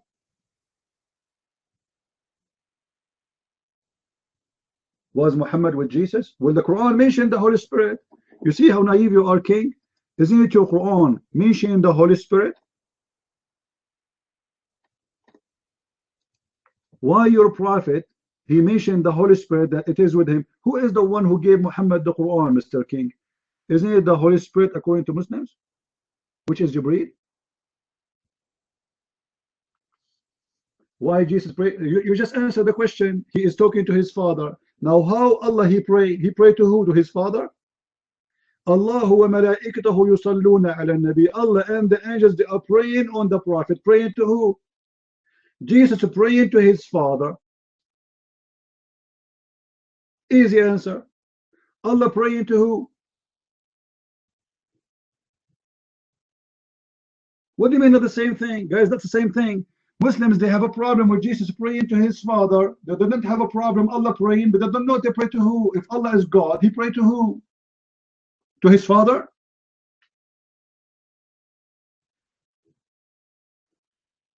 I'm not asking you if you're an American or not. You're a Muslim, and you're the one who was pointing the question. When Allah he pray to who? Another question, the same topic, want to change topic. Allah he called himself, he is a believer. He believe in what? Can you tell me? Allah believe in what? He's a believer. You know, I'm a believer too. But the term believer is somebody believe in someone else. Allah believe in who? Yeah, Jesus the Son speaking to the Father. You see, we as a Christian, we believe that Jesus as the Word of God coming in the flesh of the man, speaking to the Father. That's very normal. But Allah speaking to who? You have no answer. Allah believe in who? You have no answer. Allah even take Shahada. Have you ever heard of God convert to Islam? Allah himself takes shahada.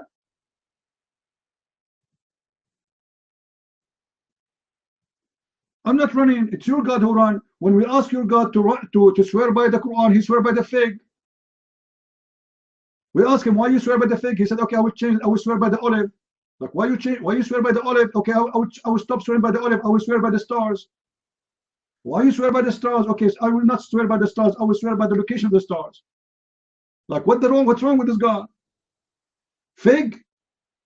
Your God is God, but he swear by fig. Why? Your God is a fig worshipper? Do you think your God, he have an idol of fig in his bedroom and he bowed down and he swear by the fig? I swear by you. What kind of God he swear by fig? Don't talk about prostitute. Don't talk about prostitute. Look what Allah he said. He said, if I want to have a woman for fun, which means Allah is a whore, because a God, he want to have a woman for fun. Lahwan, you know what lahwan mean? Fun. Women for fun. What kind of God he says? If I want to have a woman for fun, what do you want to do? What do you mean? What do you mean you want to have a woman for fun? Prostitute? We will have it from ourselves. Ourself? Who is yourself? Ibn Abbas, he says, ourself is the angels and the black-eyed women. Allah is going to have sex with the angels and the black-eyed women? What kind of God this God is? What is yours? The sun who was created? That's very easy, simple question. Let me ask you, King, the Quran, is it created or not? The Quran, is it created or not? Guys, what the answer? He will not answer. He's a coward. What is the answer? Is the Quran created?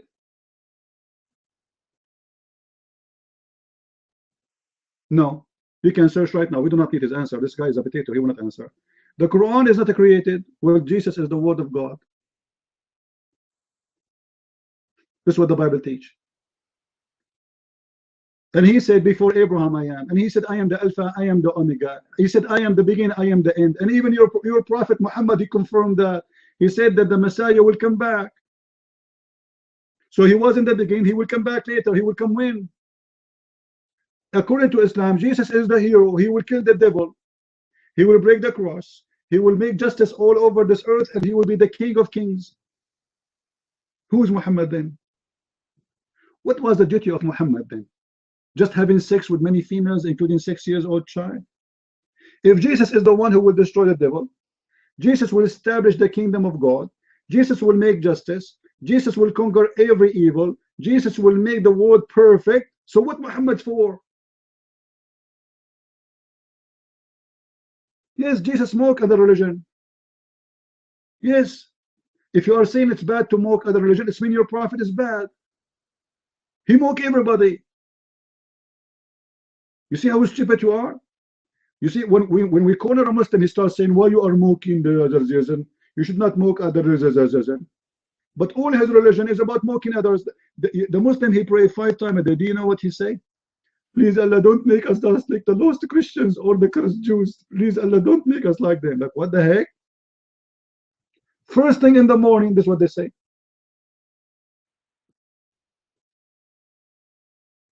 Jesus never mocked. Jesus exposed people like you. Jesus, he said, there's false prophets will come after me. They will come to you in the clothes of a sheep, but the fact they are wolves. Jesus, he mentioned hypocrites like the Muslims who pray in the corners. He said, don't be like them. If you want to pray, go to your closet, close your door and pray to your Father. Jesus warned us about you. He said, time will come and people will kill you, thinking they are doing a favor to God. That's you, Muslims. You worship a human, and I can prove it to you. Isn't it your prophet who described Allah as a fat man with curly hair and he's short and he walked like a Charlie Chaplin? Do you want to challenge me about that? Do you want to challenge me about that, King? You don't, because you're a coward. Let us see what your prophet said about Allah. How Allah look like? Let us see. Everybody will see in a second how Allah look like. Allah is a short guy, curly hair, fat with big belly, and he walk like Charlie Chaplin. Who said that? your prophet. And this is the hadith. And by the way, this is sahih. This is what? This is sahih. This hadith is sahih. Sahih? Yes, it is sahih. Here we go.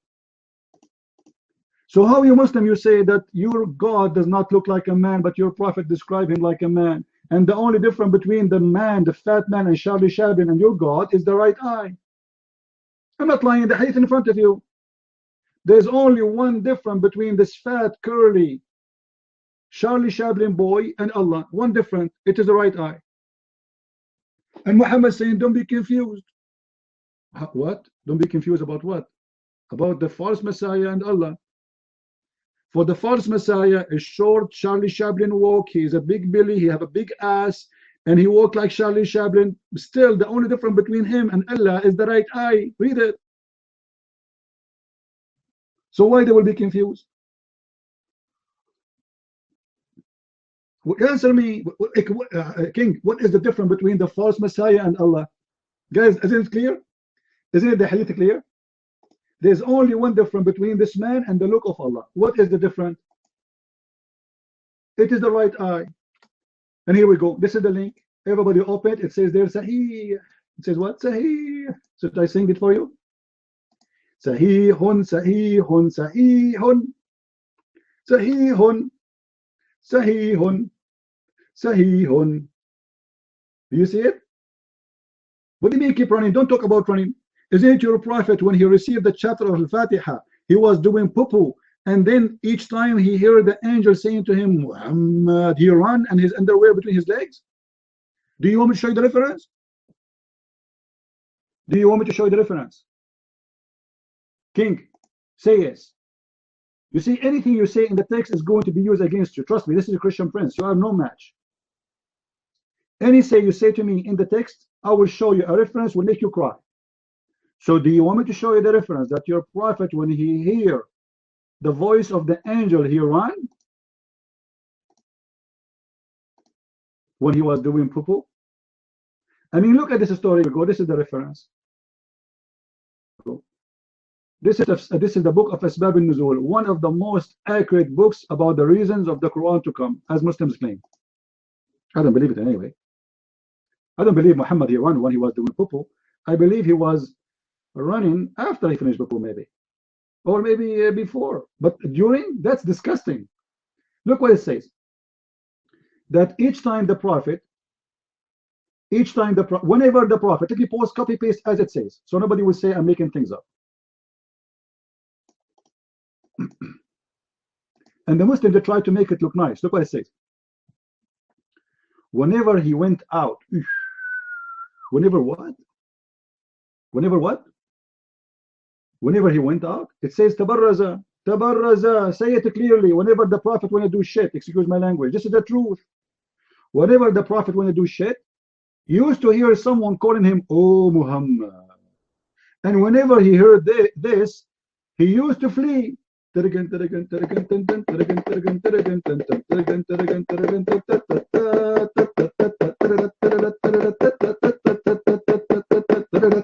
Prophet Muhammad, stop, and the angel chasing him. Muhammad, Muhammad. What the heck? Why he's running? Any Muslim can tell me why he's running? And by the way, this chapter came to him after many chapters, which means already he heard the angels many times. So why he's running? And why the angel, he don't come to him unless he want to do poo-poo? Can't Mr. Angel wait until the guy he finished? Look, guys, imagine the Prophet Muhammad, peace upon him. He need to do poo-poo. I mean, everybody need to poo-poo. So Muhammad, he go to the bathroom. The second he sit and he started squeezing it, Muhammad, what the heck? And Muhammad like, who's this? And he start running. There again. This is a story? King, is that a serious story? Do you even Muslims respect your prophet?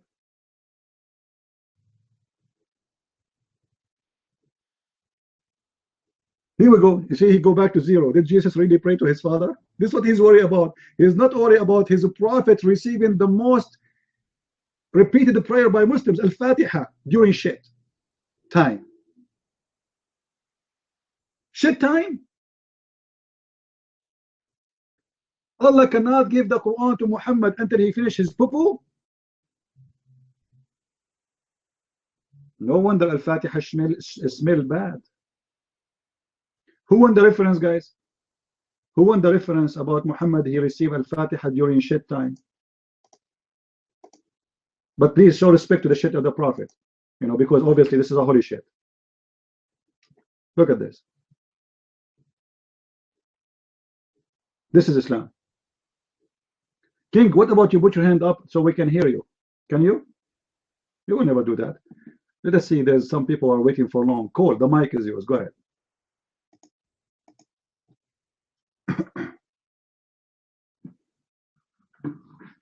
Okay.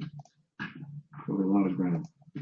Before I forget, Hoda, if you're still here, the question that I asked you that you forgot was, I wanted to know, when you were a Muslim, when were you first taught something specifically against Christianity?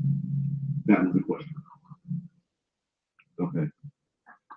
Yeah, and if you haven't, add me to your pal list.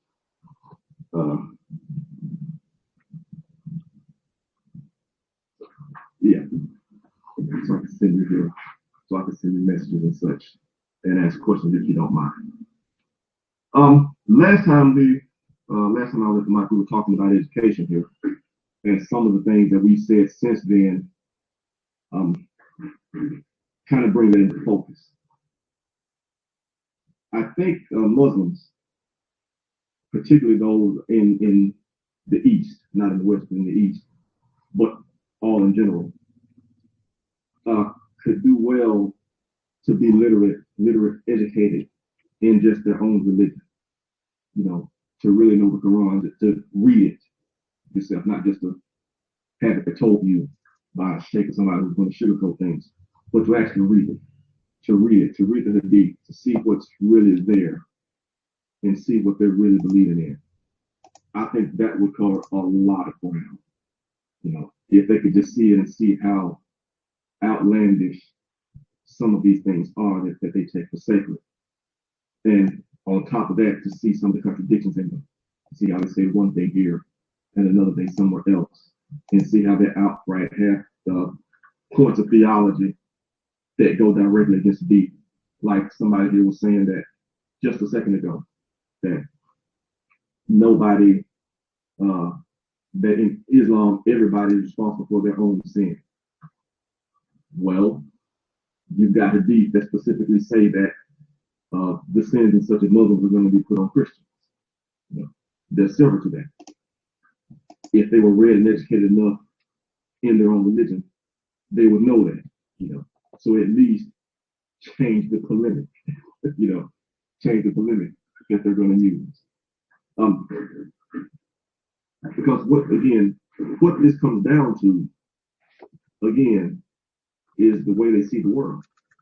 You know, how do they see the world? What do they think is right and what do they think is wrong? How do they see it? You know, the Muslims here, the ones that just shot up their bus today, you know, they think they're doing right. You know, they think they're doing the right thing. It's the way they see the world. It's taught by Islam. Manchester Obama thinks he's doing the right thing. You know, that's just what he was taught according to Islam.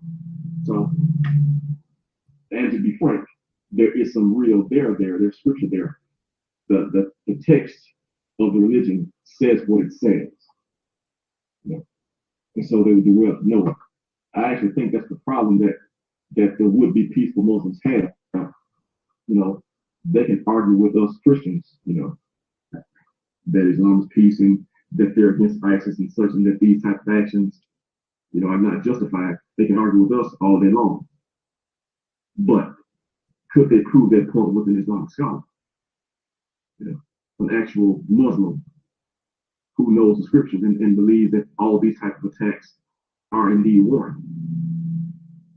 You know, no, they could not, because they're actually supported by the scripture. They're supported by the text. It's really there. So as long as we have it, what we have there, it forms the worldview. And so once we throw that out, you know, if you come to somebody and you try to convince them, hey, what you believe is wrong and this is why, what do you replace it with? You know, they have to have something else, or else they'll simply do what seems right to them. You know, that's what we have to consider. And you know, that's why I'll say again, we have to be certain that we do present the gospel message. Because for one, if they would accept the gospel instead of Islam, it would fill in the gaps that they see there in Islam, because basically that's what the Quran is. It's a book of Christian heresies, you know, written by somebody who didn't understand what he thought he understood. You know, he didn't understand Christianity or Judaism, and he thought he did. And so he got things wrong, and that's why the gaps are there.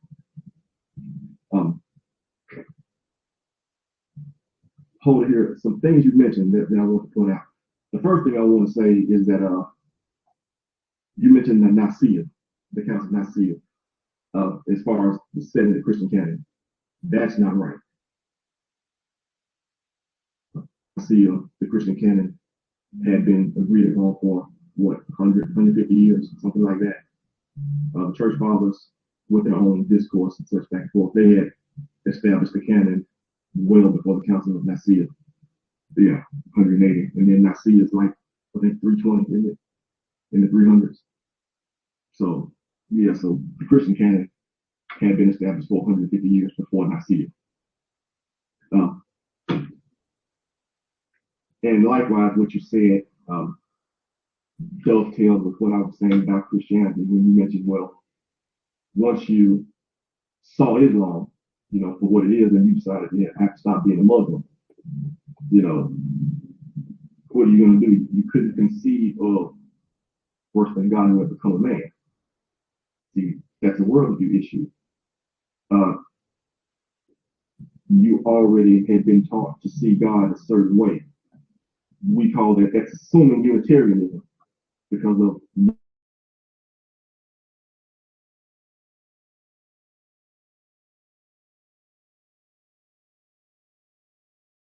the way it's another leap.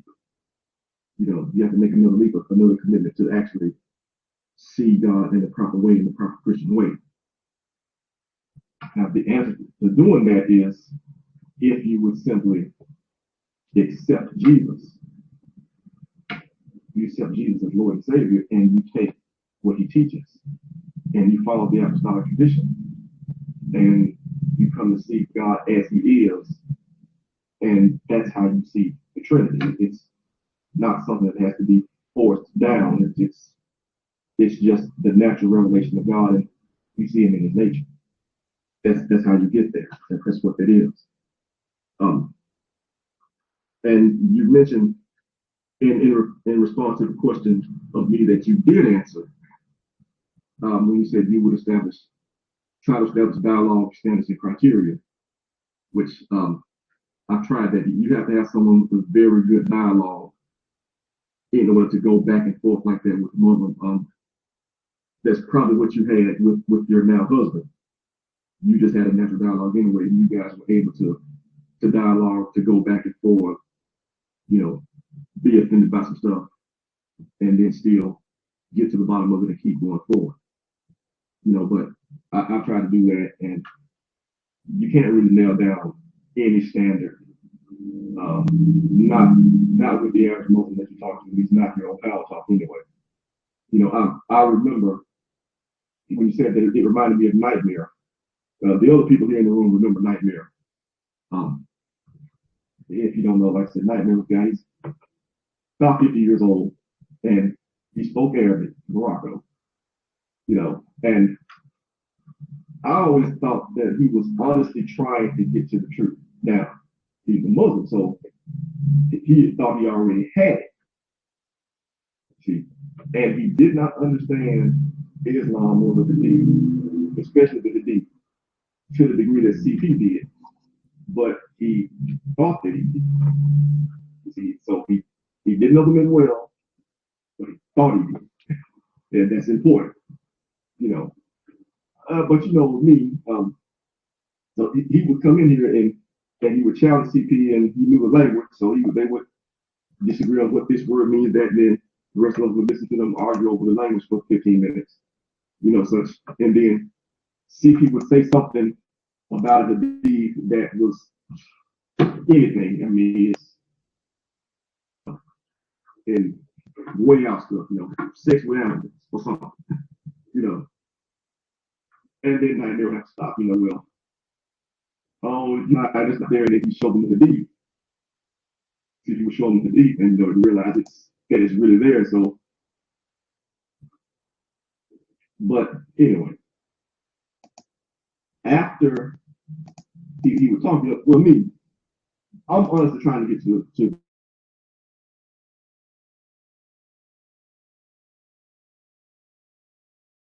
There comes the question, well, hey, is Muhammad actually a prophet? Is he another prophet? You know, should I add him to the list of prophet and apostles that I listen to? You know, so study Islam and study the Hadith and the Quran and such. And I quickly determined that he is not. He doesn't meet that standard. But still, I consider everything honestly. So after he would go a night with CP, he would be so mad. He would be just, he would PM me after the night, after CP closed the room down. And I would go and talk to him because, you know, just being friendly, you know. And man, you talk about that he would just be, you know, really, really mad. I mean, I guess it's kind of funny now because, you know, nobody, you know, nothing bad came of it.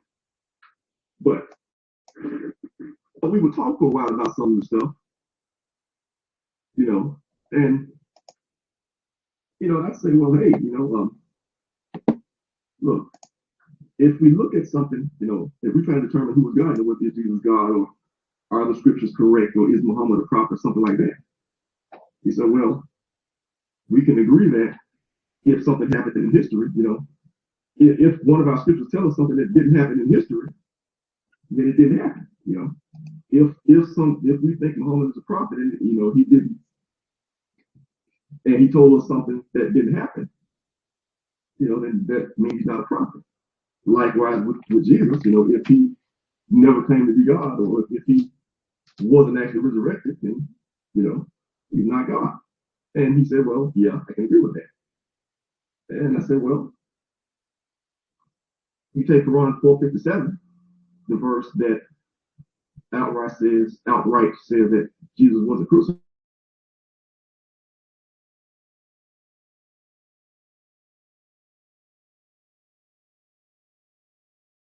That Jesus wasn't crucified. And everybody agrees that Jesus was crucified. Christians, Jews, atheists. We got documents from all directions. We got Christian texts. We got Jewish texts. We got Roman documents. I mean, that everybody agrees that you know, he's crucified. And so Nightmare says, well, you know, his response to conflict, you know, you don't know who wrote the Bible, which we do know, but Muslims say that kind of stuff all the time. So he got the bar on, but anyway. And I said, well, okay, but even if you don't go with the Christian scriptures, you don't need them. You can just look at the historians. All the historians agree. The atheists and all the others. And so he says, well, we believe Allah is the best historian. You know, all the dialogue and all the standard setting and all that. And then at the end, well, we believe Allah is the best historian. So the Quran flies in the face of everything that we know of recorded history from every direction. And it doesn't mean anything. because he's going to choose to believe the Quran. Now granted, I would back up a few minutes to the point I made a few minutes ago. He has to have somewhere else to go. See, if he accepts that the Quran is false, then he can't be a Muslim. Where does he go from there? Now, one, I don't know if they kill him. I don't know if they actually execute you for apostasy in Morocco, but I know they do in some Islamic countries. But even more than that, just for your own salvation, where do you go? You have to see the world. You have to see the world in such a way that you can find salvation for yourself before you let what you think to be your current salvation go. You just have somewhere to go.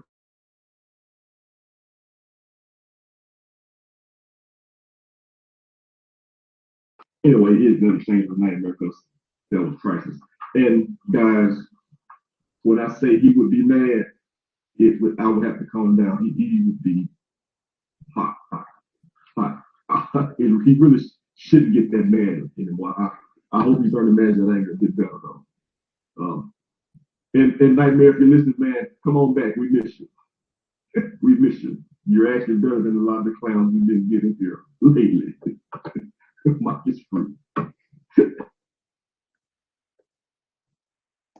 All right, Eddie, your mic, please.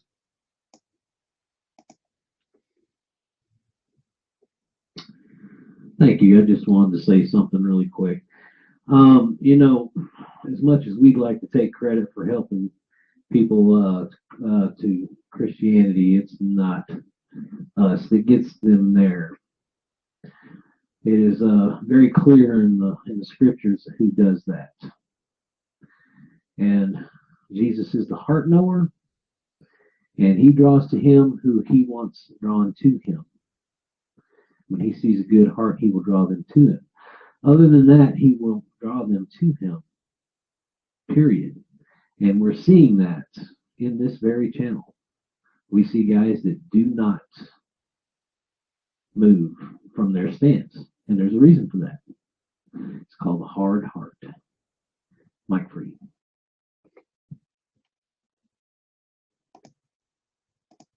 Yeah, what you say is true, but it's not accurate at the same time. Because the Bible says clearly that Jesus, he sent his disciples to teach and preach. So we should invite everybody, regardless if his heart is hard or soft. And then Jesus, he said, I am the door. So everybody is welcome to knock at the door. And we don't believe in the predestiny. The way you mentioned that, Eddie, it sounds like a predestination. We don't believe in that. It's not really Jesus who make you believe or who don't make you believe. This is the understanding of Allah. Allah is the one who misguide, and he is the one who guide. Christ is not that. He came to save. He did not came to misguide some and save some. Do we agree with that, guys? Do we agree? The Messiah, he came to the whole world, no exception, even the bad ones. All right, he came actually to the sick one more than the healthy one. So he don't really open the eyes, as some people they say, the way they say it. It sounds like Islamic. God, he gave you all the opportunity you need to see. If you don't want to see, it's your choice. But he is not the one who make you see. Otherwise, why he want to reward you anyway? For nothing? For he made you see? For he made you choose? For he made you believe? No. For you believed. That's why the Messiah, he said, blessed is the one who believed, but he did not see yet. Right? He's more blessed. There's people who saw miracles of Jesus and believed. But there's people they never witnessed one and they believe. Those are more blessed. So the door is open for everybody. And when you ask God for help, he help you. That's all. It's not really he make you believe. No, he don't. The belief have to come from inside you, have to come from you, and not from God. Otherwise, you did nothing. Be careful when you say things, guys, because people, they might take it wrongly, and it can even damage our faith badly. We are not Muslims. We don't believe in predestiny. The destiny, the way Muslims believe in it, is God, He wrote for you if you will be a believer or not, even before He created you. We don't believe in that. And don't worry about the credit. And the fact Jesus, He gave a credit. Who said He don't? Anyone remember the story of the three servants and the master who gave them like something to invest? Anyone remember? Who remember the story?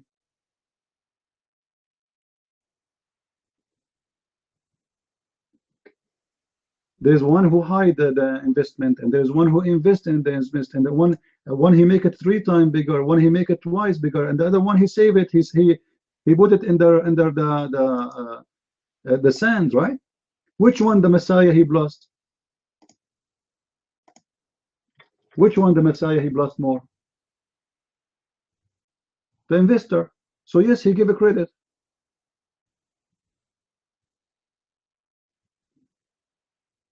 Did he give him a credit? Christian, did he give him a credit? He considered the one who did not do anything is the bad one, even though he saved it. He did not ruin it. He did not gamble with it. You know, still he is not doing good. So who said he don't give you credit? No, he give you credit. And here this isn't about money. The investment the Messiah is teaching us is not about money. It's about you go into the world and you.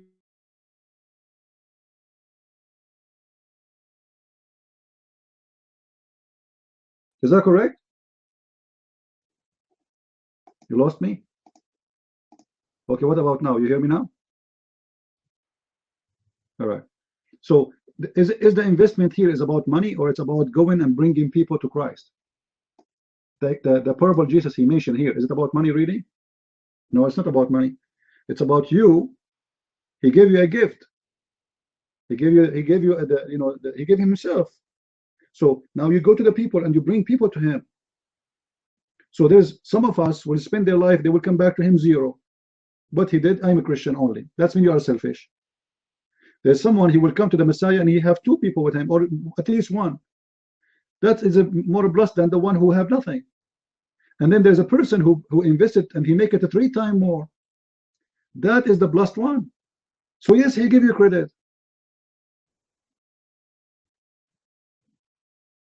Are we listening, guys? Are we listening? So, do we receive a credit? Yes, we do.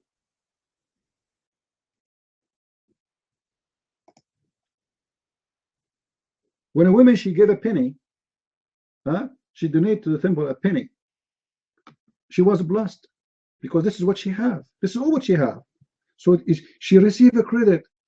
It's not because of the penny, but because you are a giving person.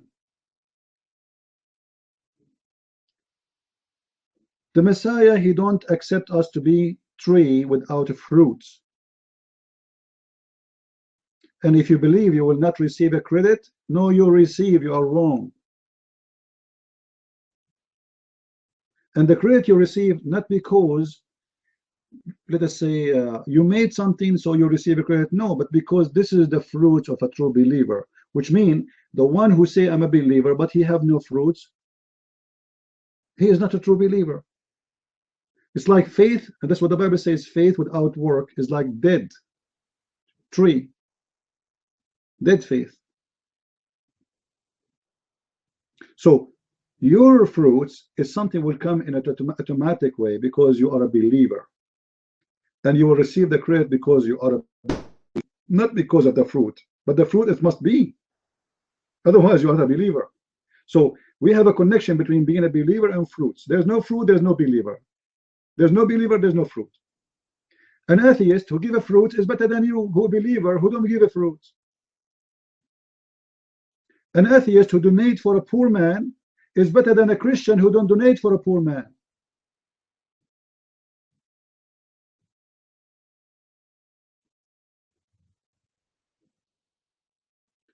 So let us be careful about what we say, please.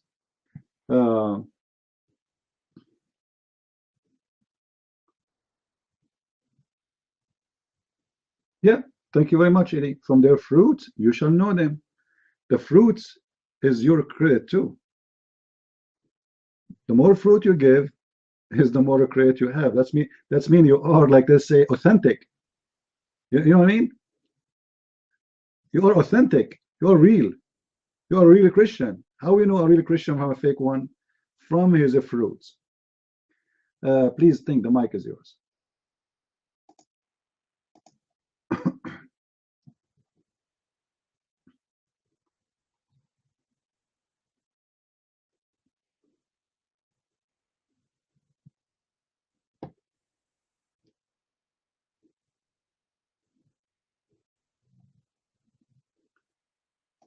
Please, are you there? Please think the mic is yours. Try again. Can you hear me? Can I be heard? Okay. Yeah, I don't know what was happening when you took over the mic. It was something funny. I couldn't agree with you more, TP. I understand what Ed was saying. We, as a believers, we have a passive role in preaching the gospel. Understand? We do have a passive role. Passive means we're involved, active. Yeah. Well, you can use. Sorry, maybe because my English is not my first language. So okay, sorry, it's just my English is not. But we have to have an active role. We work as one, right? If you are a true believer, means you have the Spirit of God. If you have the Spirit of God, then the Spirit of God is working in you. So the Spirit of God is drawing them, right? But you are the laborer. Are you with me? So it doesn't mean that you don't do anything and expect everybody to come. You are the laborer. You are part of, whatever you might call it, the machine. You got the car, you got the engine, you got the fuel, you are bringing the people there. In a Revelation, it says, when somebody comes to God, when somebody comes to know God, the angels, there's a joy in heaven, and the one who brings somebody to God, his life will shine like a sun. So there is reward for the ones who work and are faithful servants. Jesus spoke so many times about the reward.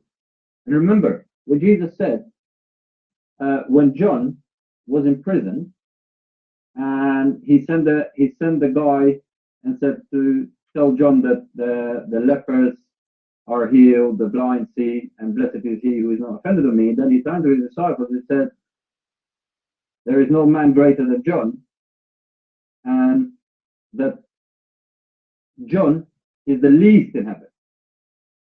So that means there is a hierarchy. The more you do here, the more greater you're going to be in heaven. That surely is there. There is a reward. Jesus, when he said, for example, those people that are praying outside the synagogue, showing off, they shouldn't do that. For though they have the reward. Everybody has the reward. God is faithful and he rewards people for what they do. He blesses them. God blesses people and does that. Right? But Jesus said, go and preach the gospel. You're preaching of the gospel. We are witness. Right? We are witness. We are witness to the Muslims and to the people.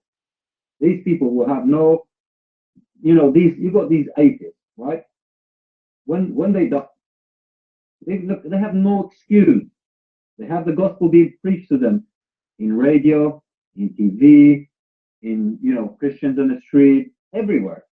There's books, there's CDs, YouTube, you name it, everywhere. They have it everywhere. They're coming out of their ears. They're actually fed up with it. So they can't complain. You understand? So we are supposed to preach. We on our own cannot do nothing. Jesus said, me on my own cannot do nothing. Right?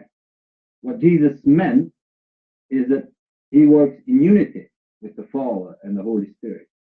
So we, on our own, without God, cannot do anything.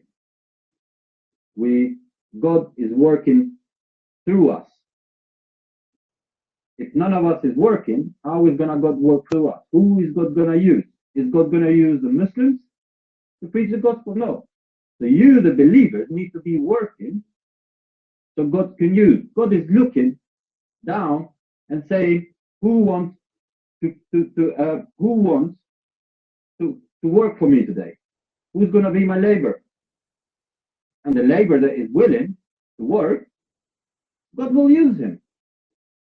And remember, sometimes God will use even atheists. God uses anybody. He can use anybody he wants, right? He can use an atheist. Anybody, he can use them. But God is looking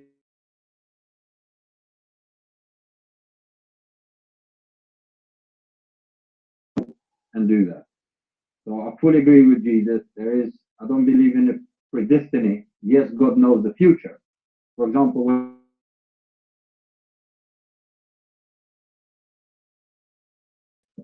it says nobody knows it, it is sealed. It just means that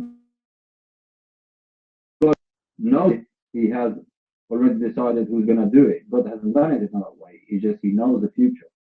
I wanted to go back to what you posted earlier, CP, about Muhammad going out and somebody going, Muhammad, and then, he's running. It says there that he was told by Waraka ibn Nafat, whoever it is, right? Isn't that the same Waraka who basically made Muhammad a prophet, right? Am I correct? Please correct me if I'm wrong. Isn't that the same Waraka?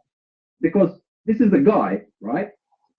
Pay attention, guys. This is the guy who is Khadija's first cousin. And when Muhammad was squeezed 3 times like a lemon by the Jibreel, he went to Waraka, and Waraka said, you are a prophet. So Waraka was the one who created Islam, essentially.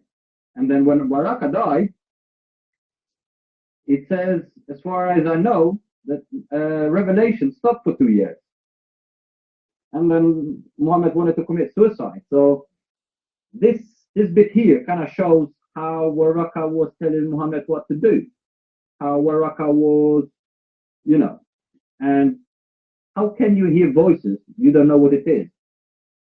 What angel of God would come and talk to you and not say anything? When you look over the Bible, right? All over the Bible, it says, do not be afraid. It's all over the Bible. When the angels appear, it says, do not be afraid, right?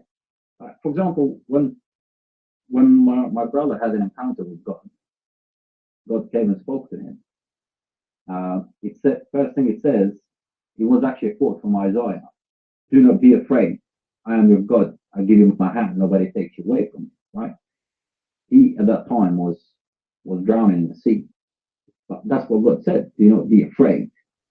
I'm the Lord your God. I give you my hand and I take you away from you. But to Muhammad, he came and squeezed him.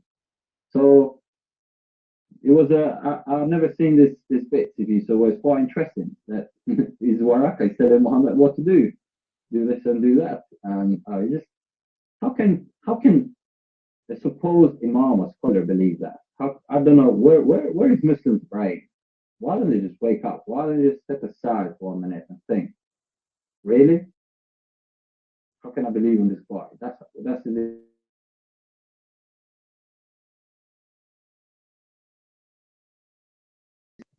how Jesus drawing people to them. Jesus said, and you will know the truth, and the truth will set you free. Remember, Jesus is the truth. So unless you know the truth, you won't be free. Right? So we need to show the truth to people, and the truth will set people free. And that's when Jesus draws people in. When Jesus do what into a man of God, into a servant of God. That's what Jesus means when I draw you. Right? He makes you of his own. He washes you of his sins and his blood. So that's why Jesus said, and you will know the truth. But first we need to know, people need to know the truth. And we need to make the people think so they know the truth. But yeah, that Waraka bit was interesting. And another thing I wanted to add, sorry for taking the time. I was reading the paper and about the Manchester thing, today's paper in London, and it was set. He has the middle page, the Muslim heroes of Manchester, showing a picture of a Muslim doctor, a Muslim minikab, and how great they were. We just there are Muslim people who do good things, and it doesn't mean that all Muslims do bad things.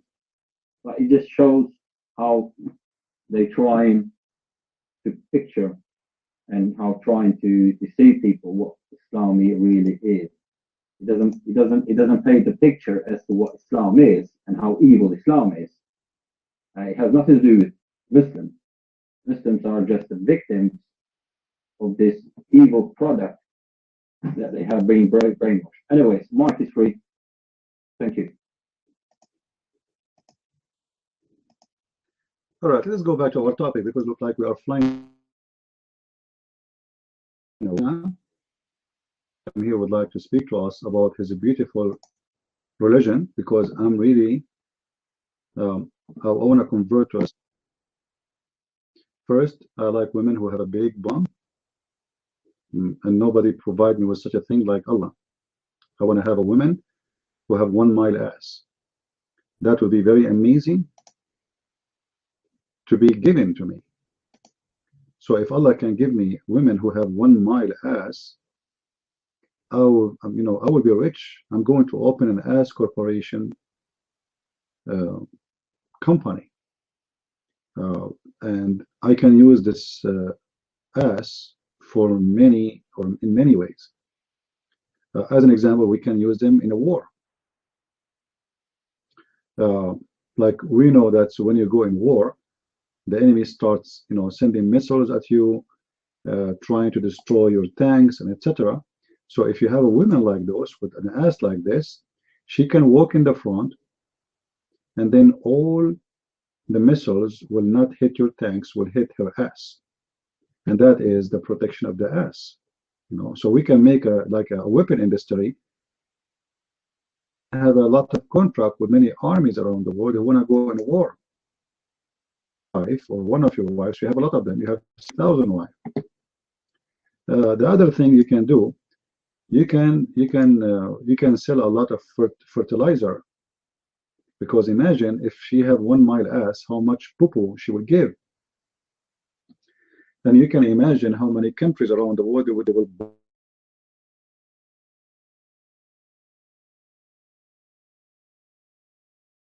sell manure there. Right? They sell manure. So why you don't do it? I mean, it's a great business. Even you will make money even from her shit. Excuse my language. So I want to convert to Islam, but Muslims are not helping me. Any Muslim here?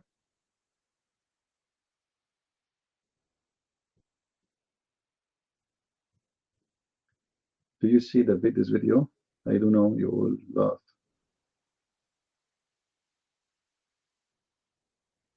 No, I don't watch videos really often. Could you have seen the benefit? Well, I'm just trying to see how the possibility of being a Muslim, what it means to be a Muslim. A Muslim when he sleep, when he go to bed, what he see in his mind, what he dream about. Today, the Muslims, they killed more than 33 Christian child in Egypt, and they are so proud about it. All of this is done not because they love their God, not because they believe in God, but because they are people who seek big ass and a lot of vagina. This religion, what people do not know, that this is a religion is not about God. This is about sex. All this religion about a person who is a sex maniac, who have a perverted mind, people who they are dreaming about sex, nothing more, nothing less.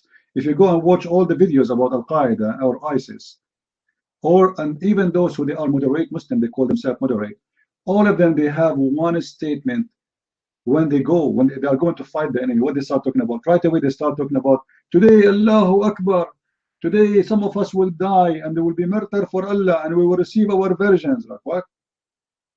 They are not fighting for Allah. They are not, having for them is not about being happy with Allah in the way, like in a spiritual way. A Muslim, he don't care for this spiritual reward. What he want is how many vagina he will receive. He will receive, Muhammad, he promised him a penis will never sleep. He promised him an endless long penis. That's all what they want. The rest is not really important. Who cares who is?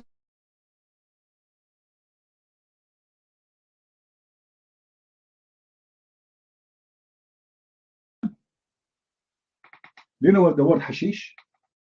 Do you know the word hashish? Am I heard? Hashish, hashish. In English, they say hash, hash, right? This word is coming from a guy.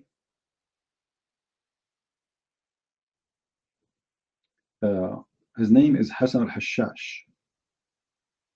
Do you know the word assassin? Assassin, which all of you know it, right, in English? Even that word is coming from this guy, Hassan the assassin. Hassan al-Hashash is an Ismaili figure. The Ismaili sect, they are very well known. You can go and search them in Google. They are Muslims, but they are Ismaili. They have different understanding of Islam. They believe that the Quran have out and in, which mean outside meaning, inside meaning. The Ismaili, they take the inside meaning. The inside meaning is hocus pocus. You can make any meaning the way you want. So this guy, Hassan al-Hashash, he was a rich man. He built a castle, and in this castle, he make it like the same as the heaven of Allah. Anyone who enter his castle, the food, women, drink, drugs for free. Eat as much as you want, have sex as much as you can, and have hashish as much as you like, all for free. And then after 6 or 8 months or a year, you have to attend every day 2 hours of teaching of Al-Hashash or one of his masters. And the teaching is about how to be obedience to Hassan al-Hashash. After a year being in the castle, one of the masters, they call you and they say to you, your time is up. You have to go and do a mission in order to come back. And the mission is, we give you a name of a ruler or a prince or somebody. You go and you kill him, and then you can come back and stay again for free in the castle. Now they dump you suddenly out of the castle, and they tell you what the target is. What do you want to do? Heaven, it's heaven. Beautiful women. Sex.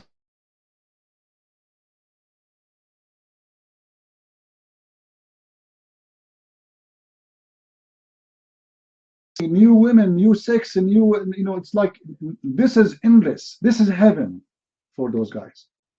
And we're talking about what? Long time ago. So Hassan al-Hashash became #1 assassin in the world at that time. This is why in his time, every king, he have one fear. That is Hassan al-Hashash. Now what Hassan al-Hashash he want? Hassan al-Hashash, he sent a message to you. Let us say you are a king in your kingdom. And he said to you, here, I am Hassan al-Hashash. I will give you 1 month to send me 1 million piece of gold, let us say. If the 1 month pass and I don't receive the money, I will send you one of my men and you will be dead. And those kings, they are very much aware how serious the threat is, because Hassan al-Hashash, he don't send an army. He have people everywhere.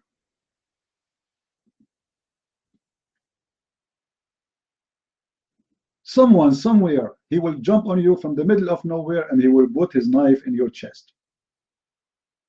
They are desperately willing to die in case they can survive it and go back to the castle of Al-Hashash.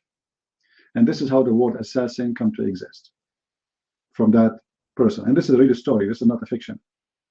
Now, Hassan al-Hashash, after his business started growing and he started receiving money, because who send him money? If Hassan al-Hashash, every year you have to send him amount which he decides for you, depend in your wealth. So Hassan al-Hashash was growing.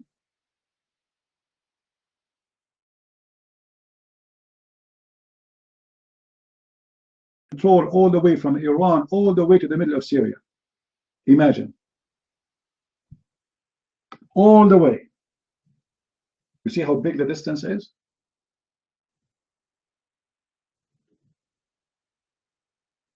Now, Al-Hashash, he knew exactly and he understood very well the heaven of Islam and what Muslims they want. So he said to himself, if those people are willing to die for it, for a promise of something they never saw, of women they never touch, what about I do it in earth and make it real, and then I make people die for me?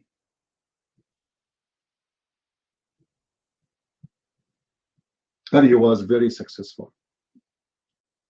He was the most scary name on his time.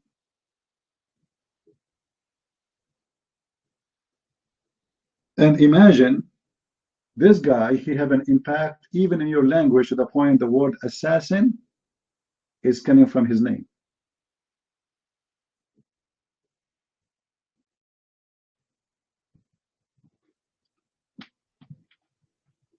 Islam is seriously based on promises of sexuality. And if any of you want to play a false prophet and give better promises from Allah, many of the Muslims, they will follow you. Do we have any Muslim here?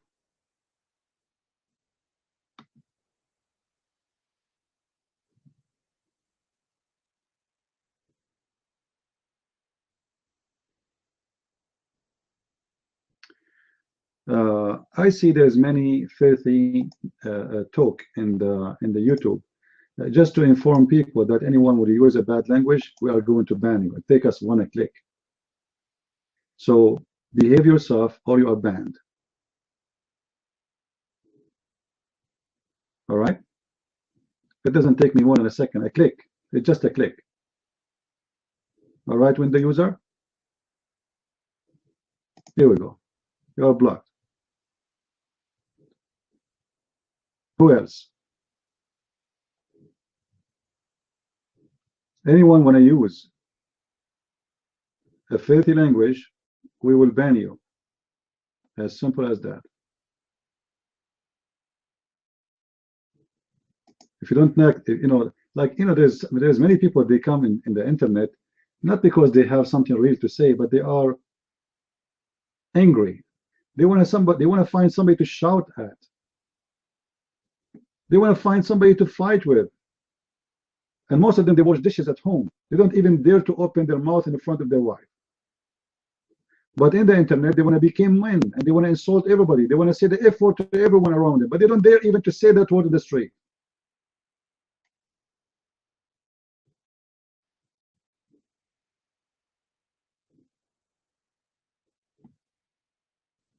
It's like a man who beat his wife because he is not a man in the street. He is only. Outside, everybody spank him. So what he do? He go home and he look for the most weak person in the house. Maybe his daughter, maybe his little son. Maybe even he don't dare even to speak to his wife.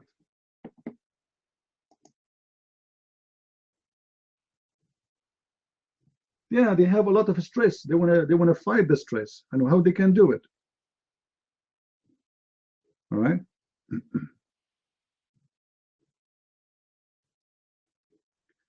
Piscal, I believe that truly you are God, and the proof that you are stupid. Because in order to be God, the way you are giving it to us, is proving who you are. Actually, this is what you believe. When a person don't believe in God, he believes he's God. He believes he is the center of the universe.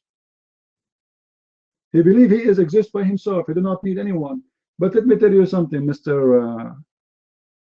Smart Biscal. One day you will get sick, and then you know what the first word you will say? Oh God, help me, God. This all of you do that. When you are healthy, you curse God. You say, if you God. We say, blah, blah, God. You know, you curse God, right? But when you get sick, the first thing you say, God. Hypocrite, potato. And I am telling you the good news. God will show you who he is very soon. Just wait. And you will remember what I said to you, and you will remember God very well.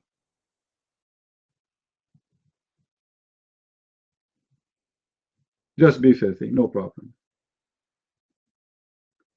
Do we have any Muslim here?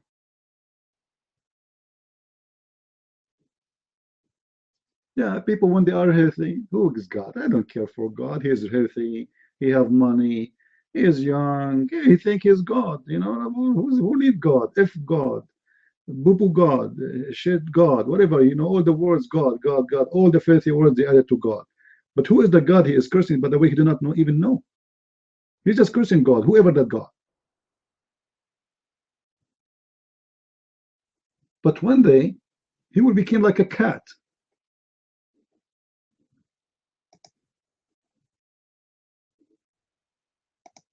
A real cat who keeps saying to God, meow, forgive me, God. Meow, I don't mean it, God. And you will see that very soon, Mr. Pisco. You will have a very serious problem very soon. You will see. Now, until you face that problem, I say to you, get lost. We don't want to see you here. Take your filthy mouth with you and enjoy your filthy life in your bedroom, cursing everybody, angry from everyone. We are not angry even from you. You know, we feel sorry for you. You are just a stupid person. Guys, if somebody he is coming to a place where it's full of Christians, I mean, why you start saying to them, you stupid Christians, you are if yourself Christians? I mean, talk to them, say hello guys, how are you? You want to convince them with your idea, no problem, do it. But not the point of saying to those Christians, if you I mean, what's wrong? Even cats and dogs, they speak to each other in the better language. Can't you be like a cat? Can't you like be a dog? They have more morality than you. Dog, he joined other dogs. He said to them, if you dogs, they will bite him. Say hi, say hello, say how are you? Tell them then I don't believe in what you believe, no problem. But why you enter a place full of people who don't believe in what you believe? You don't like what they believe. Anyway, and if you want to talk to them, why you want to say to them if you?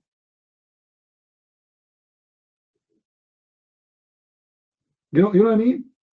What is the purpose? Unless you have a mental issue.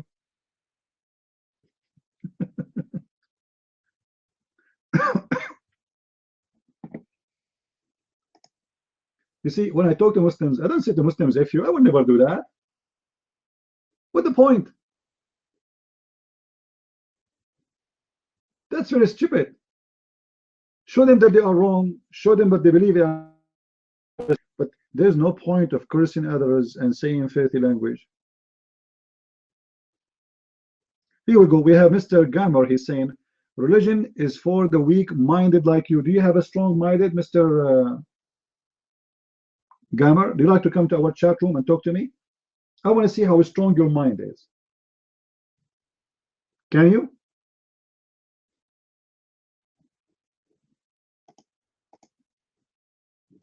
Mr.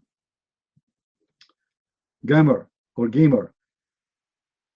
You are a gamer. I mean, look at you. You are a gamer. So what the purpose of your life to play games? Do you see how strong-minded you are?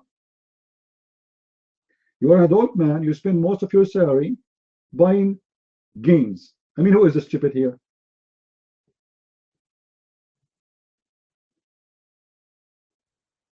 No, Muhammad, he did not have sex with a dead woman. That's not true. It was the dead woman who made Muhammad have sex with her. You guys, you always put Muhammad in the wrong place. Muhammad, he slept next to her because he want to make the grave less pressure on her. You know, when you die, according to Muhammad, if you are a disbeliever, the grave will start like pushing on you, pushing on you, pushing on you, you know? So Muhammad, by sleeping with her, he will stop that even by science.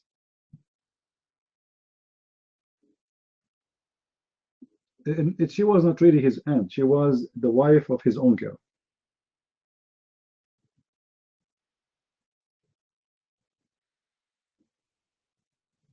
Yeah. Imagine, guys, a Christian prince, he go to the graveyard. Each time a woman she is going to be buried, he said to the family, hold on, I have to sleep with her first. Christian prince, what are you doing? Excuse me? We have to save her from the grave, especially if she is young. If she is young and beautiful, I have to sleep with her, so that will stop the grave from pushing hard on her. That would be a good business.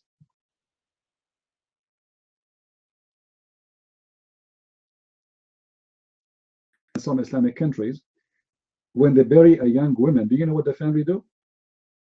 They leave guards from the family, like her brothers or etc., to sleep there next to the grave for the coming 48 or 72 hours. Anyone knows why?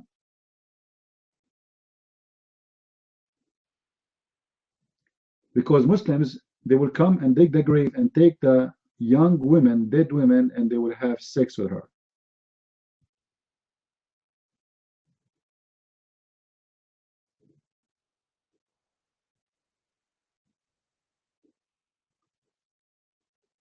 Abdullah Hamza, how are you, Abdullah Hamza? Abdullah Hamza, who told you what you are saying, Abdullah Hamza? Do you like to come to the mic, Abdullah Hamza? We have a Muslim, his name is Abdullah Hamza in YouTube. And let me show you what Muslims they say. If the Bible is true, why King James is not the same as the translation? Abdul, first of all of those verses, all those are books are translation. Just to show you how stupid you are. Which means for us, if you want to go, we have to go by the original manuscript, and we have it there. So any book we see in front of us is nothing but a translation. So King James Version is a translation of the original version. So why the Quran of Yusuf Ali is not the same as the Quran of Ahmed Biktal, or the same as the Quran of Mahsun Khan, or the same as the Quran of Dr. Ghali? Are you there? Abdullah Hamza? Why the Quran of Uthman is different from the Quran of Hafs, and different from the Quran of Ibn Mas'ud, and different from the Quran of Fatima, and different from the Quran of Umar, and different from the Quran even of Muhammad? And why Uthman, he burned all the other Quran?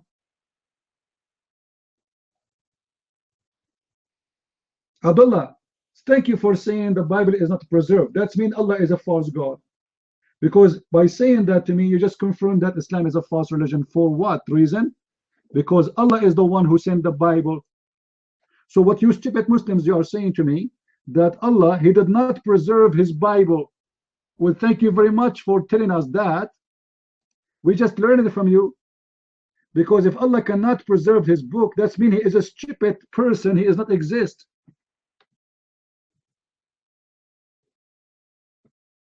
Everybody have a copyright. I have books, they have copyright. I challenge you to change my books. How weak your God to the point he do not protect his book. Chapter 3 verse number 3, it says that Allah, he sent down the Torah and the Injil. Chapter 3 verse number 48, it says Allah is the one who taught the wisdom and the Torah and the Injil. Chapter 3, verse number 65, confirm that the Torah and the Injil is from Allah. Chapter 5, verse number 46, it says that Allah, He sent down the Torah and the Injil to Jesus. And then a stupid Muslim, he says to us that the Bible changed. Well, thank you. That means Allah is a stupid God. He cannot protect His book. This is not my book. This is the book of Allah according to Islam. So the book of Allah was changed? How amazing that is. That's beautiful. Abdullah, what's 7 haruf? Okay, where is the 7 haruf? Just to show you how stupid you are. You know Abdullah in YouTube, he said, we have the Quran is 7 haruf. Okay, I challenge you to show me the 7 haruf of the Quran. Where are they? I want to see them. Based on what you just posted for us, there is 7 Quran. I want to see the 7 Quran. Where are they? Hello? And why Allah want to send to one prophet 7 books? They are the same book. How stupid that is. Let me tell you why it exists. Muhammad, he cannot repeat the same Quran twice. So they said to him, Prophet, why this verse you mentioned to us yesterday is different from the same verse you mentioned to us today? He said, Allah, He sent me the Quran in 7 reading. Oh yeah, which means I will make it 7 times wrong.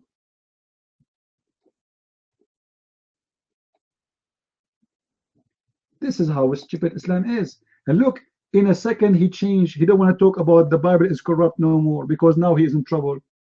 He just found out that the Bible is the book of his God Allah, and his God Allah could not protect his book. As simple as that. So I want to go back to the topic. Why Allah book is it changed? Abdullah Hamza, you are the one who opened the topic. Be brave. What kind of God he cannot protect his book? Allah, He sent the Torah and the Injil. And you are telling me and you are confirming that the book of your God is screwed, which means your God Allah screwed. So do you have an answer?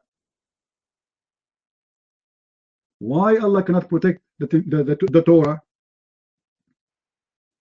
And you know, by the way, the funny,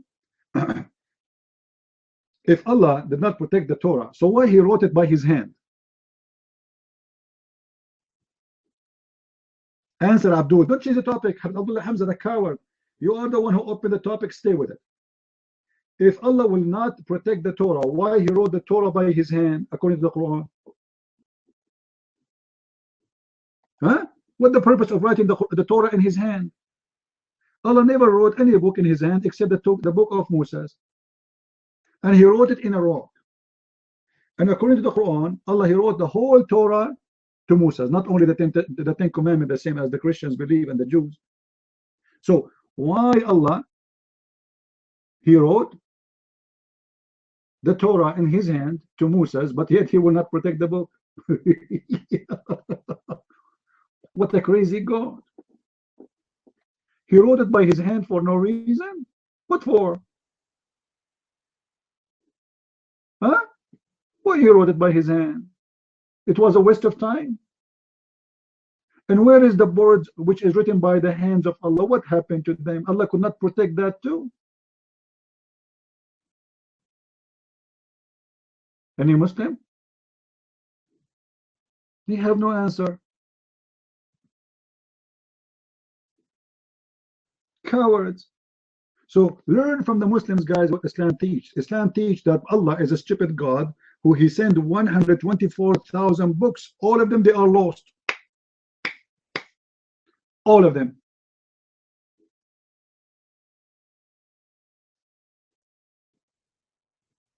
The revelation of Noah? Well, ask yourself, what is the revelation of Noah?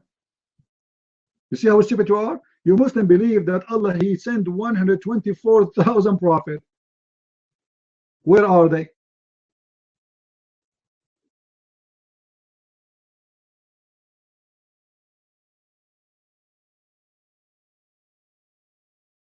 You cannot.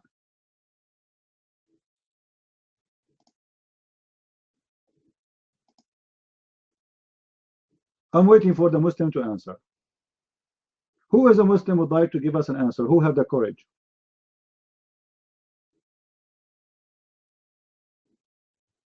Who is a brave Muslim? He have the courage to give us an answer.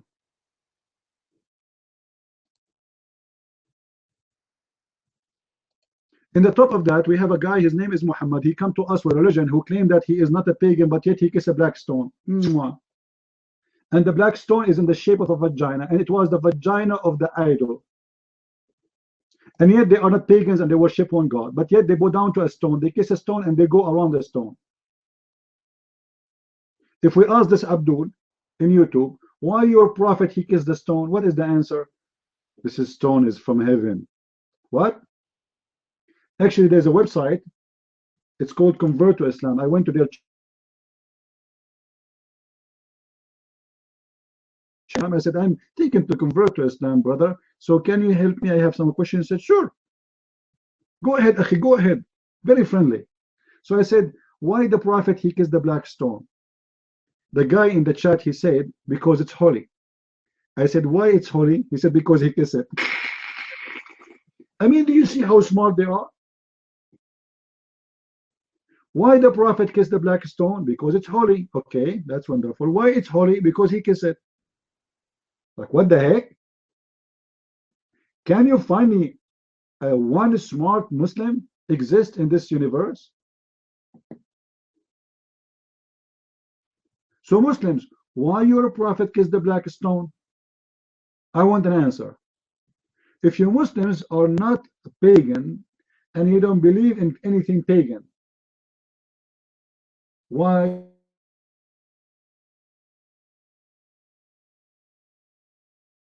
is it true that the Arab women, they used to go to the black stone and they touch their vagina when they have their period, and they place their hands over the black stone, hoping that the god of fertility, Baal, will make them pregnant? Worship one, not three? Guys, worship one, not a tree. We don't worship a tree, you stupid. You Muslims, you worship many. You Muslims believe the Quran is not created, and that will make it divine. And you believe Allah, he prayed to someone else, and that will make Allah praying to his God. And you made Allah swear by fig, which means the fig is more important than Allah. And you made Allah say clearly that he is not the one who created the Quran, therefore he is divine. The Quran is divine, the one he prayed for is divine, and the fig is divine. Now which divine we have? If we go and we forget about the rest, we say the Quran is a divine and Allah is divine. Now, do you worship one or two? Created the Quran? They say no one. Quran is not created.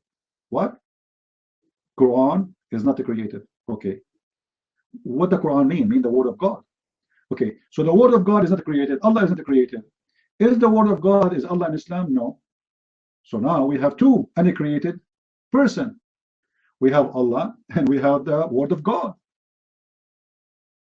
But you said that you have one God. The one God is the only one who is not created supposedly, and the rest is created by him. But now we have two uncreated by anyone. The word of God of Islam is not created by anyone, and Allah himself is not created by anyone, and Allah is not the word of God. So now we have to divine. Which one of them is your God? Abdul? Huh? Pagans?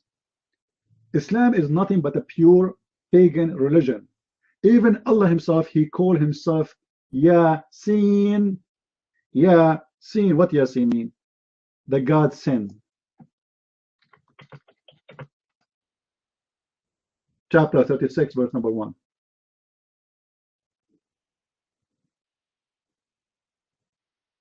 Yasin. Who is sin? Go and search right now in Google the God sin.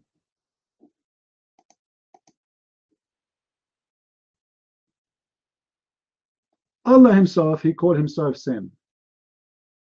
And that is the same God as Baal. The stupid Muhammad, by the way, he thinks that Baal is different from sin. And he thinks Baal is different from Lah. But Lah is the same as Baal, the same as sin.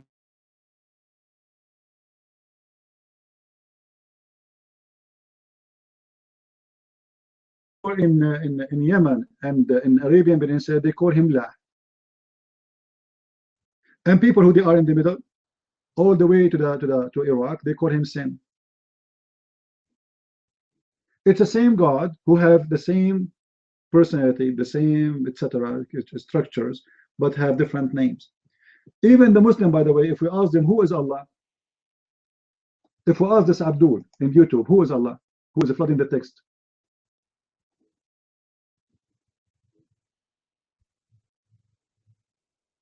he don't know.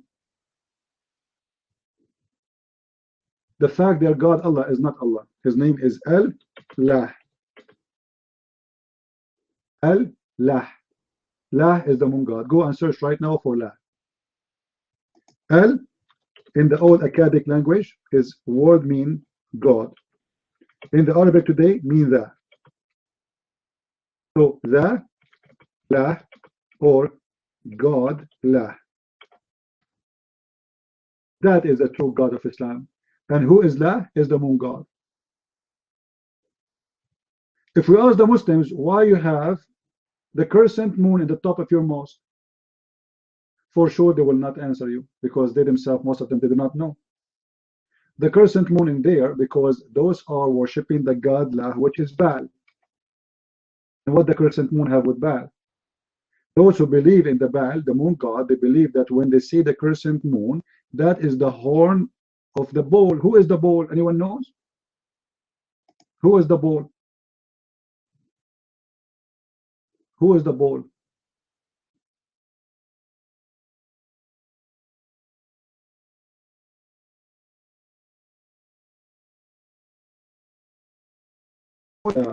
Baal is the one who have a horn, and he is a bull, and he is the god of sex. So when the crescent moon appearing, those people believe that the god of the moon is having sex with his wife. This is the time for us to have sex too. So everybody in the neighborhood start having sex when they see the crescent moon, because supposedly this is a time of fertility.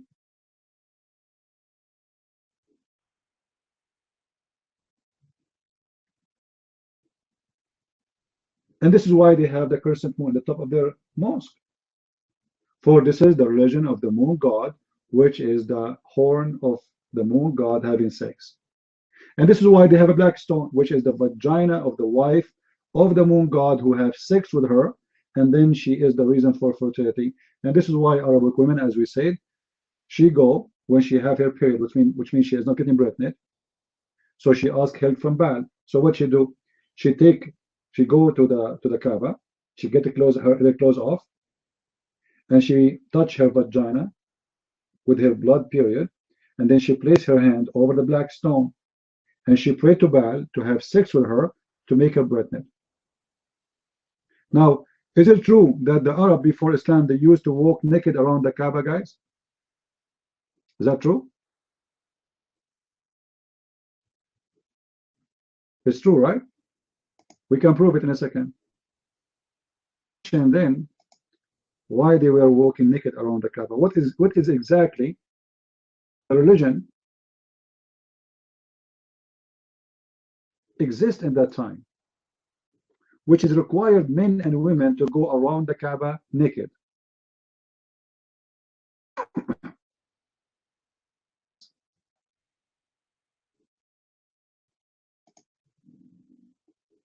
Why? Why those people, they are going naked?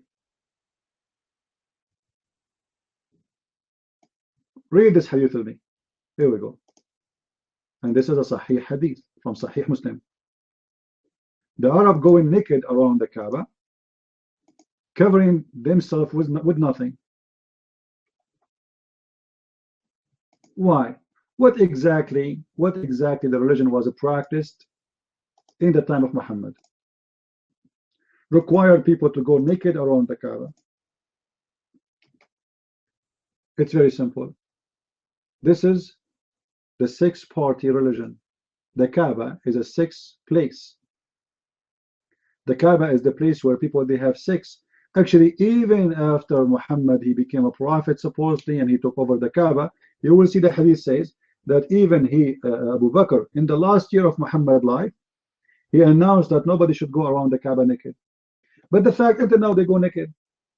Go and watch what Muslim when they dress. When they dress, they put a sheet showing half of their body and they are naked. They are not wearing underwear. They just cover themselves with a sheet. That's it. The whole change happened. Which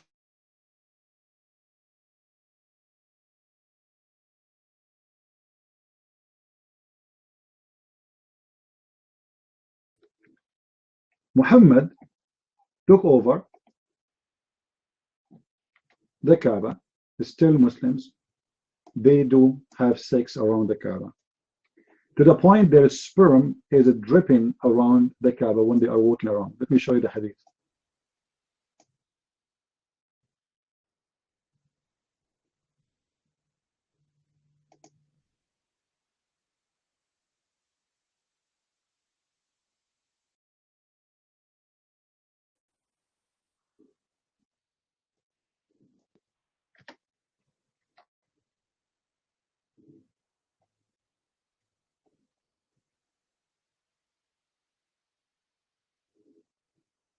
The Muslims are going around the Kaaba and their penises are dripping sperm.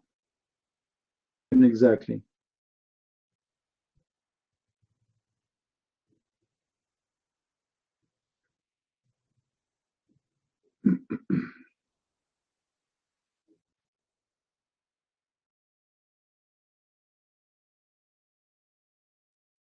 I will get the hadith so the Muslim, they will not say we are making things up, you know.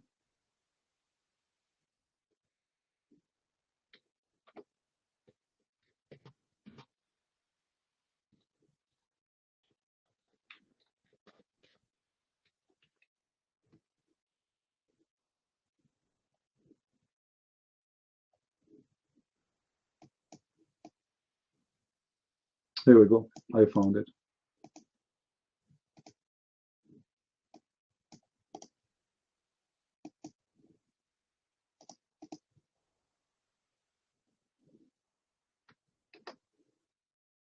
And this is a Sahih hadith.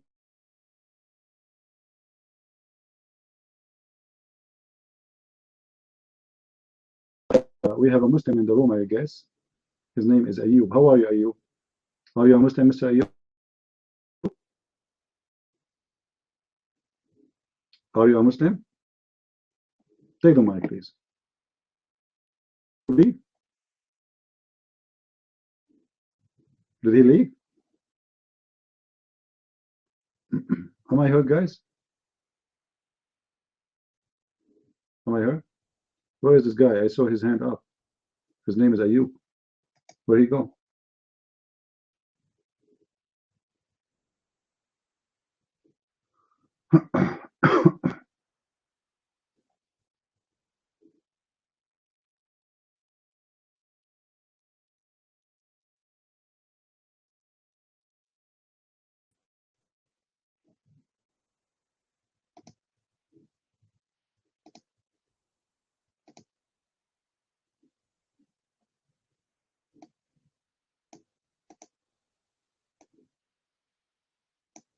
I'm just trying to find the hadith in English.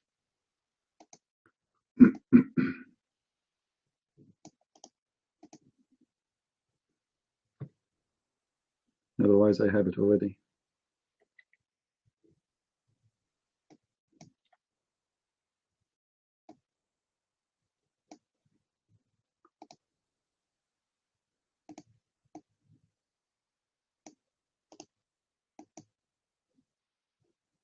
Any brave Muslim here?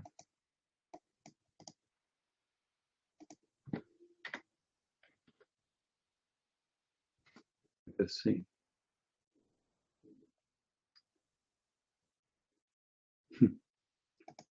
Any Muslim would like to read for us? Who is a Muslim would like to read for us how the penises of Muslims dripping sperm around the Kaaba?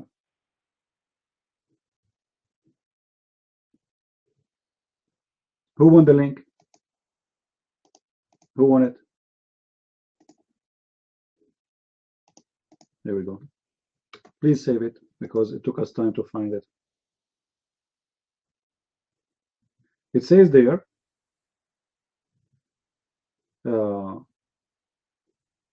we got out to it with our male organ dripping. When they do Arafah, they are doing Arafah to Arafah, and they are circling around the Kaaba, and they are going to Arafah, and our organs, actually it doesn't say organ, it says umadakiruna, our penises, dripping with a sperm, with semen. Now, any Muslim want to tell me what's happening?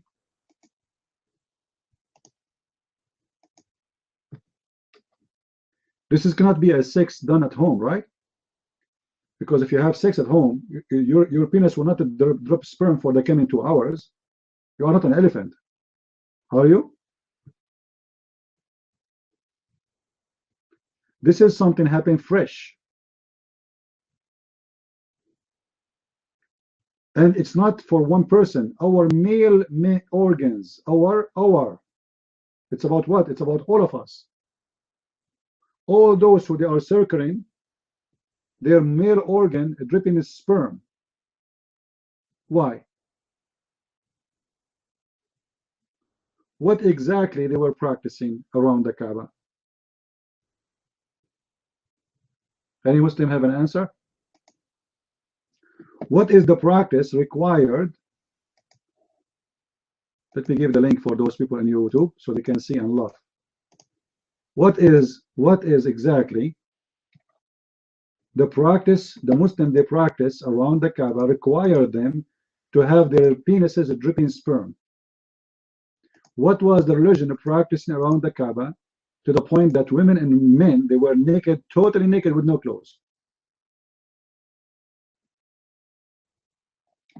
Any Muslim have an answer?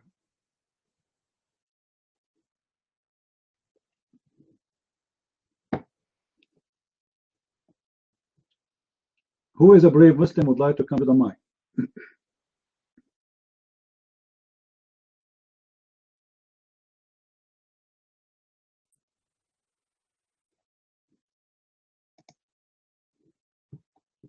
Any Muslim? And by the way, the reasons that the Kaaba is always busy with believers who they are very young. Anyone knows why? Why a lot of teenage they go around the Kaaba? Who knows why?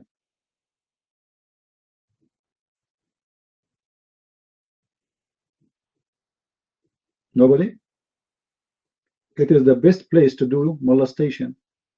You go around the Kaaba, the woman before you, she is not wearing underwear. She's wearing jalabiya, which is the same as a clothes for sleeping, but there's no underwear underneath. And he is not wearing underwear. And he's wearing his like wide open clothes. So he go behind her and he keep moving, going in circle, until he's done. Moving from women to women, touching women after women, until he have enough sperm coming from his penis.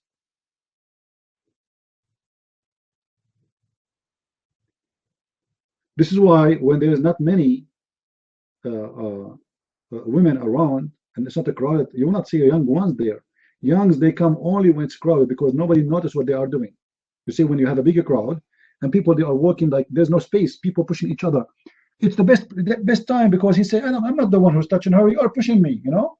So a woman be in front of him, he put his hand around her, he touched her ass, he touched her bloody, and nobody can notice. And even herself, she can't complain. Like, who is touching her? She don't know.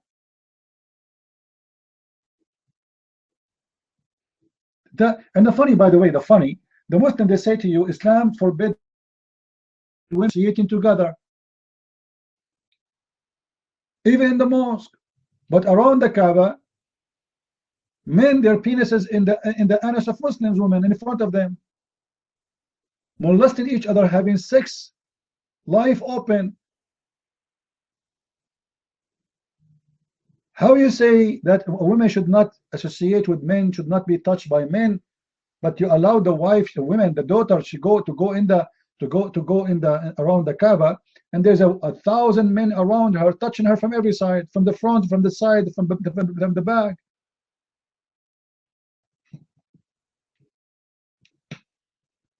Any Muslim have an explanation?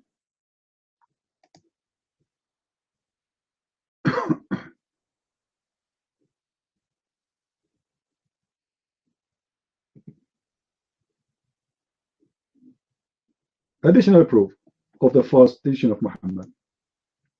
The Muslim always they teach you that Islam teach that Muslim women she should wear certain clothes, have a dignity. Okay, how about your prophet ordering a woman to give her breast to a stranger so he will suck her breast? This is based in what? Based in which God teaching? Huh? Which God is the one who order a woman, growing woman, to give her breast to an adult man? So supposedly, if she do that, he will stop thinking about her in a sexual way. How stupid, how mad this is. Where is the dignity of Muslim women? The guy who was in YouTube, are you going to let your wife come over here to our chat room? We have like 100 people here. Are you going to order your wife to give us breastfeeding for adults for all of us? It's okay?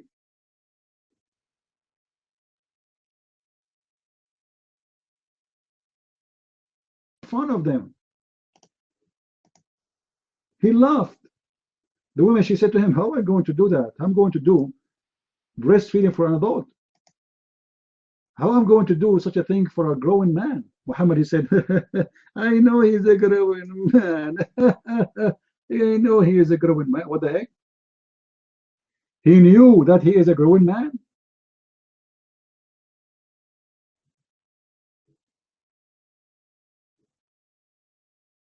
Any Muslim woman here, she want to give us her breast to practice the sunnah of the Prophet?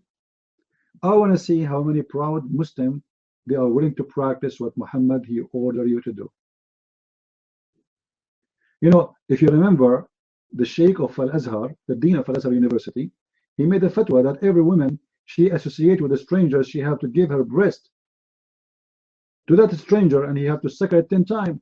The Muslim, they made a strike. Allahu Akbar. TV stations start attacking him. And then the guy, they made an interview with him. I said, it's not my, what's wrong? This is what the Prophet said. They said, what? This is what the Prophet said. They don't know. You see, the stupid Muslim, they do not know. When he said to them, this is what the Prophet said, then they start giving excuses. They start saying, oh, the Prophet, he said that only to that woman. Like what? Only to that woman? Even Aisha herself, she was practicing that. She ordered her nieces and her sister to give her breast to anyone when I attend upon her. So imagine Mrs. Aisha, she have an office, and anyone want to enter her nieces, they have to suckle that person 10 times. Actually, there's a hadith about a guy, he wanted to enter upon Aisha, and she ordered her sister to suckle him.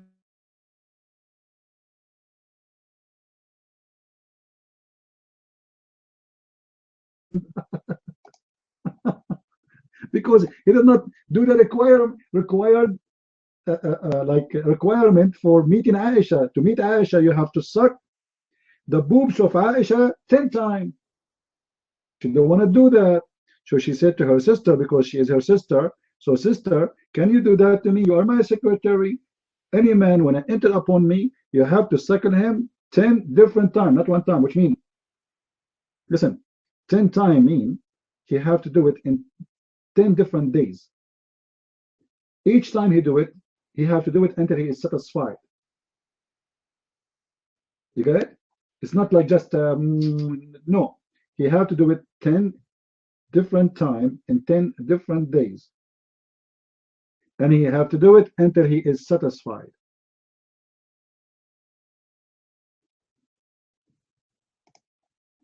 Let me find you the hadith. Say.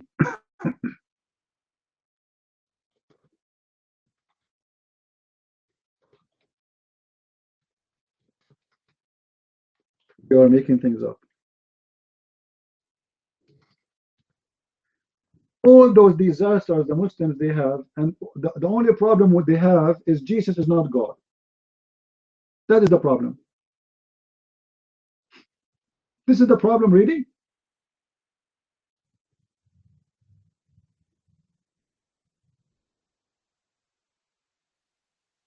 You Muslims, you don't see a problem in all your religion. The only problem you see that Jesus is God or not. The second you start debating us about Jesus being God or not, that means Jesus is highly qualified to be upon being a prophet. Look what we are talking about Muhammad, and look what we are talking about Jesus. We are talking about Jesus, can he be fit to be God or not? And we are talking about Muhammad, do he fit to be a pimp scumbag or not?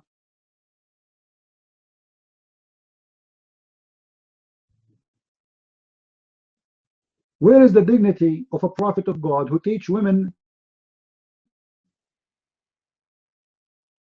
decent,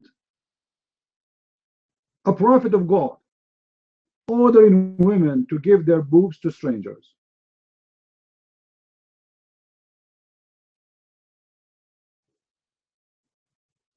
What do you say?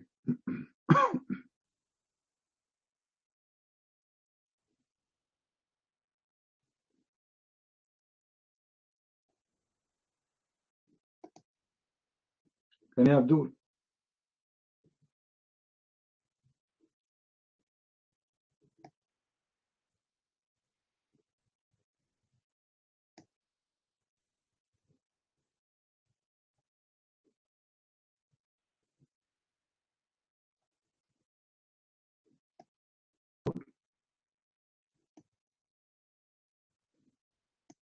Let me get you the hadith where Aisha, she is ordering her sisters and her nieces to give their breast and their nipple to anyone who want to enter upon them.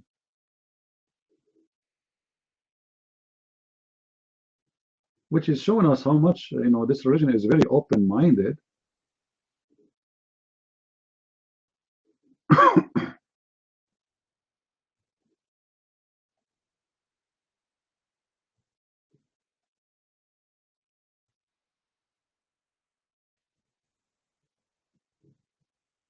Here we go. Who won the hadith?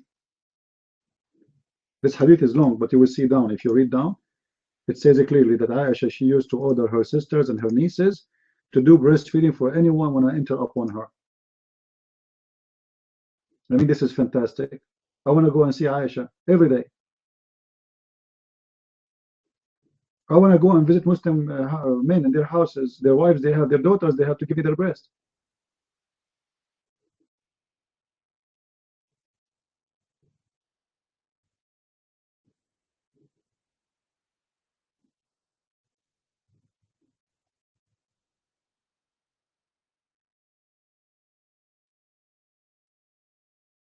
It says, Aisha, may Allah blessed with her, used to ask the daughters of her sisters and the daughters of her brethren.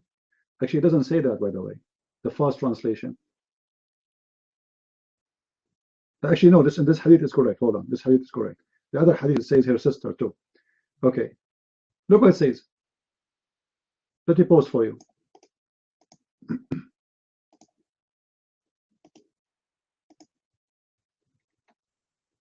Do you see it? This is a very serious religion, man. A lot of dignity and God teaching there. You can feel God there. If I want to see a woman, I have to suckle the breast of her sister or her breast or the breast of her nieces. Why? What exactly will happen if I suckle the breast of those women and they are women and I am a man? I never heard that sexual desire of a man by giving a woman breast to him. That will increase his sexual desire. This guy, he might go crazy. I don't think he will stop there. Any Muslim? This is a religion? This is really a religion?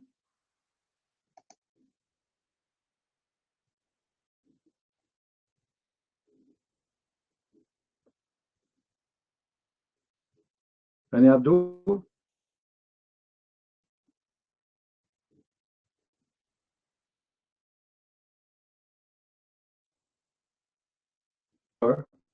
we are talking about breastfeeding for adult, not at children's, because the Muslim, they might try to fool you, says this is about children's. Even the verse in the Quran is called, which is missing by the goat ate it. It says Qida'atul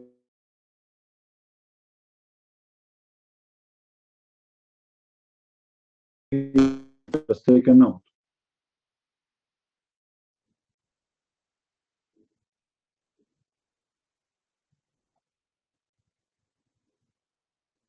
Any Abdul.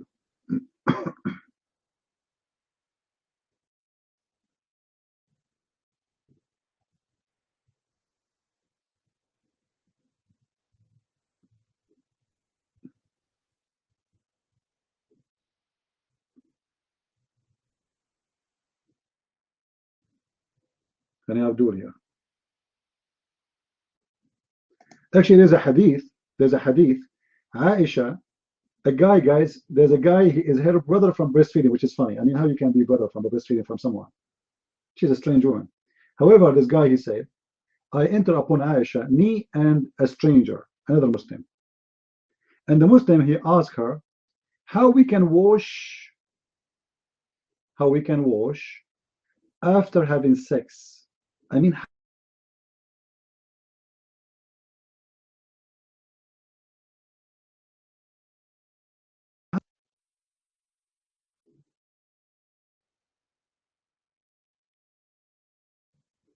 how in the world a man, he asked a woman such a question?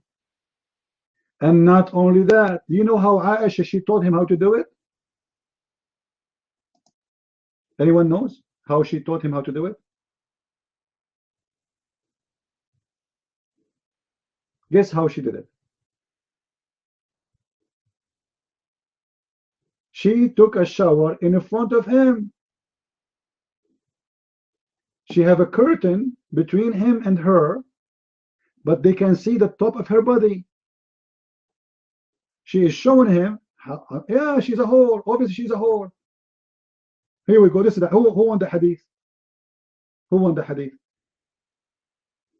Don't make me look for it for nothing. Honest to God, if you don't save it, because it's next time I ask for it, you guys don't give it to me, I will be upset. And then I will curse you and no vagina. Okay? You know, if I'm Arab. I'm connected to Allah. He hear me right away. All right? So let me find the hadith.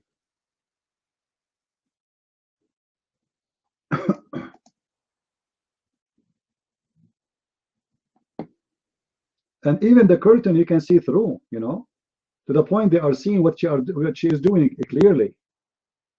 Here we go. I found it. Oh boy.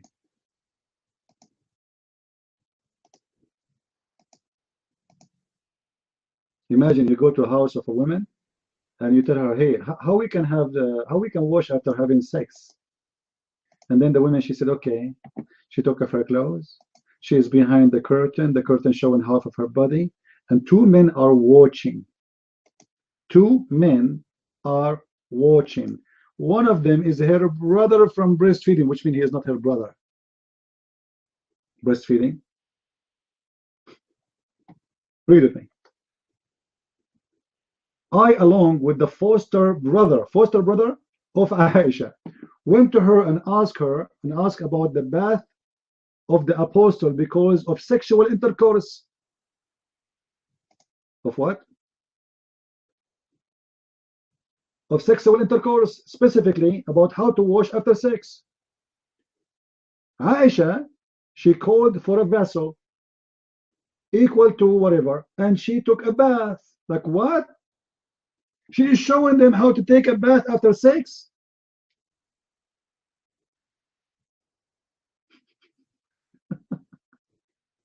And it says there, and there was a curtain between us and her.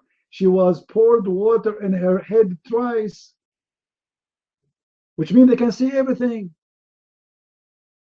And remember, there's no point if this curtain will not make them see anything, because she is trying to show them, right?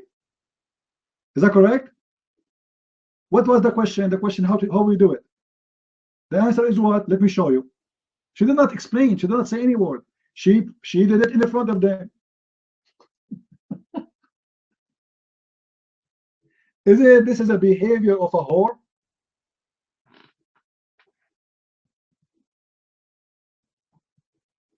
Muslims, and I am not a Muslim, I'm going to convert to Islam. And I say to your wife, how we should do wash after having sex, and your wife, she made a curtain between us and her, and we can see everything from behind the curtain, to the point this guy is showing what she is doing. He's describing what she was doing. Any Muslim have an idea? This is the hadith.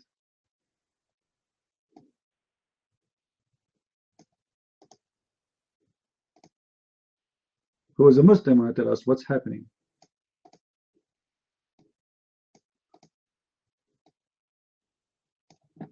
This is really happening? This is Islam? The wife of the Prophet, she is taking a bath in front of men?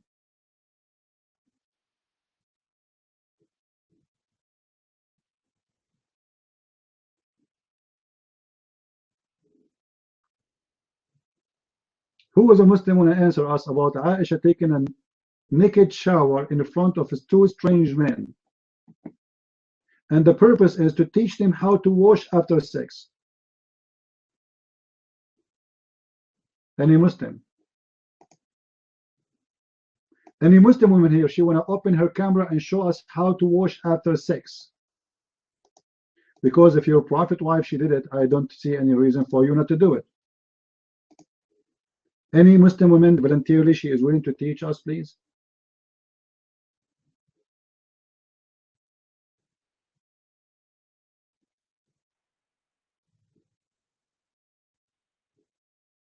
He is not a convert, he is a potato, he is a liar.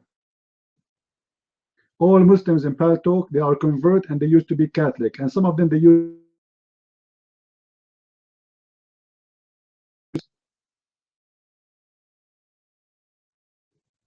Once I went to a Muslim room just to show you how stupid the Muslims are. It's an Arabic room. I posted a text. Important news, hot news, hot news. The Pope and his third wife and his mother who passed last year, they converted to Islam today. The admin was talking. Said, Allahu Akbar. Stop the text, stop the text, stop the text. And people stop the text. Allahu Akbar. He started breathing like, guys, look at this. The Pope and his third wife and his mother who died last year, they converted to Islam today. Allahu Akbar, Allahu Akbar. Like, what the heck? And the text was going crazy. Takbir, Allahu Akbar. And the guy almost is going to cry in the text. And then he said, hold on. His mother, she died last year and converted. Finally, he got it. Finally. This is how stupid they are. Just tell them somebody convert to Islam. And they go in chat rooms, they say to you, I used to be a Catholic, I became a Muslim. Yeah, right. I believe you. Mr. Hindi, put your hand up. I want to ask you some questions about the Catholic. Put your hand up. Barb, now? You know you want a Barb? Now you want a Barb? What Middle Eastern dinner?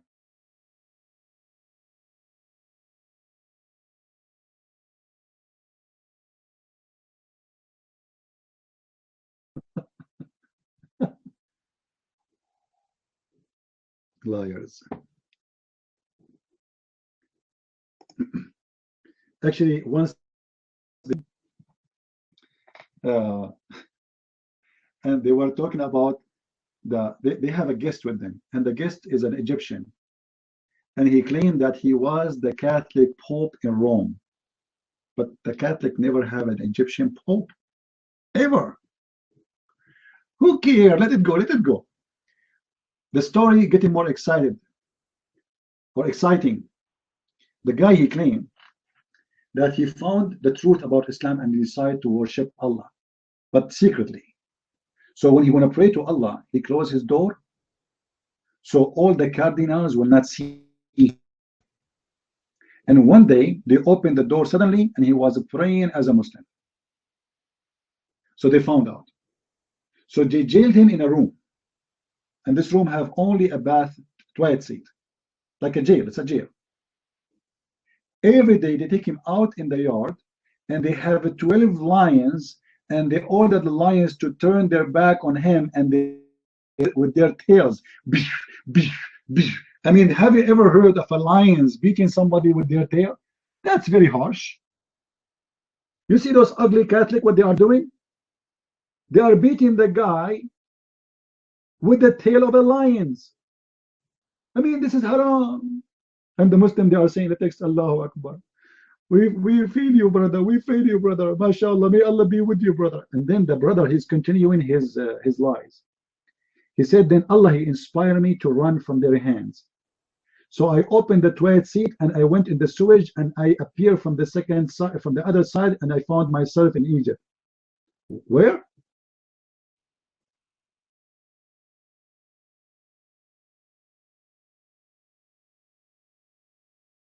Rome and the Vatican from Egypt. Do you know that there is a sea between them?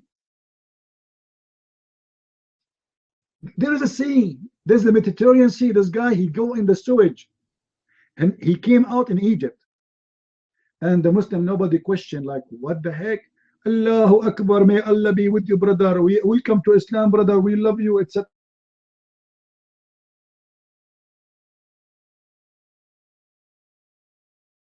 Please, we have the link there, the donation, please. It's a scam. There's a Muslim woman, she opened a chat room. There's a guy, he opened a chat room in the Arabic section. And he used to always like bring someone converting to Islam. Every week, like there's one or two. And then suddenly, a woman, she opened her chat room. And the title is, I want my money. From the guy, his name is Wissam. So people, they start going there to see what money she's talking about. And then she starts explaining that she is a woman.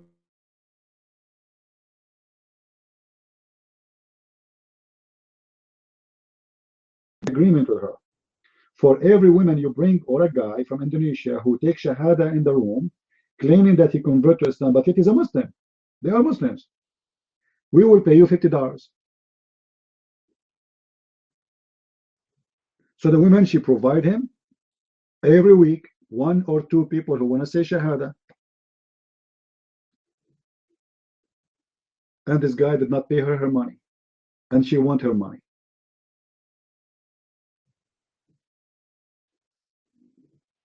Anyone want to pay a Muslim $50 to convert to Islam to say Shahada?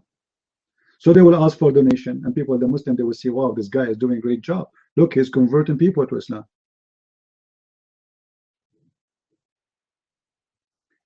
Do we have any brave Abdul?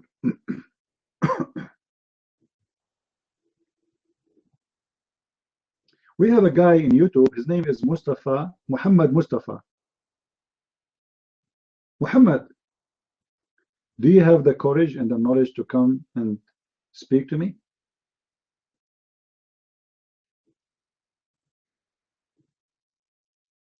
Do you? Exaggeration? I don't talk about exaggeration, my friend. When your prophet, he promised you 1 mile ass, was that an exaggeration or it was a perfect size? Mustafa, I want an answer. When your prophet, he promised you 1 mile ass wife, was that an exaggeration of a huge ass or it was a perfect description of the women ass in the heaven? I want an answer. Don't ignore me. I will block you in the text. Muhammad, in YouTube, I want an answer. Was that an... Wait, where? Where? You see, guys, always the Mustafa, those Muslims, they keep saying to me, we never heard this before. Okay, what if I show you the hadith? What you will do?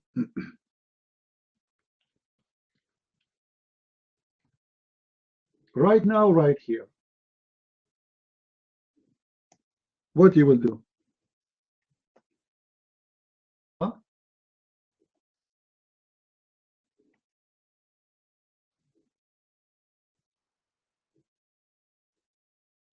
Are you there? If I show you the reference, do you promise me to read it? No, you care. You care. You are here to cry to defend your prophet, right? Now, if I show you that your prophet, he promised you a woman, her ass is 1 mile. 1 mile. What you will do?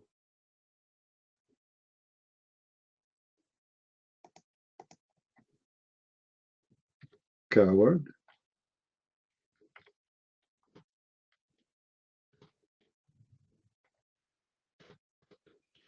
Let me get you the hadith anyway. You will read it or not, who cares? You Muslims are cowards.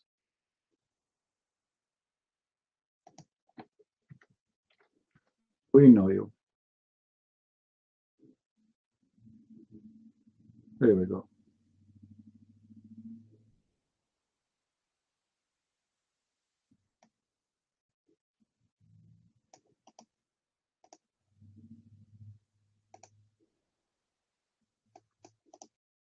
And by the way, don't take me wrong. I mean, me myself, I might convert to Islam just because of that.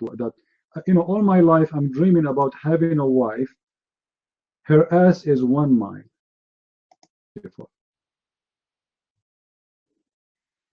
This is fantastic, my friend. This is even beyond imagination.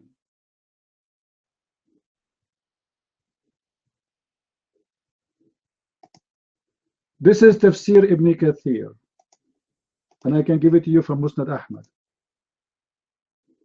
All right, here we go.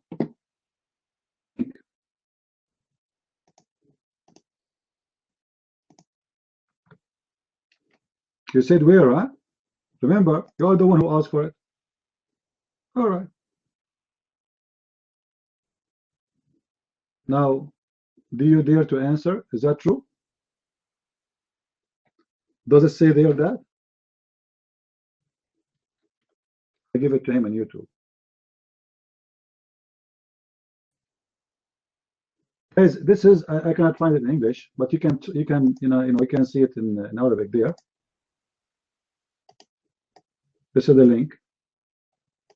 If you go to the last line in the page, go down, the end of the page. All right, you will see where the text is in brown. The text is in brown. It says it clearly. Will not fit in 1 mile in the ground. So let us see what Muhammad is saying. Actually, this one should appear in the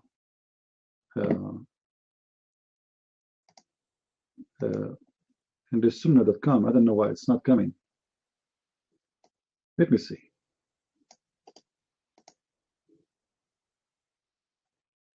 Let us try one more.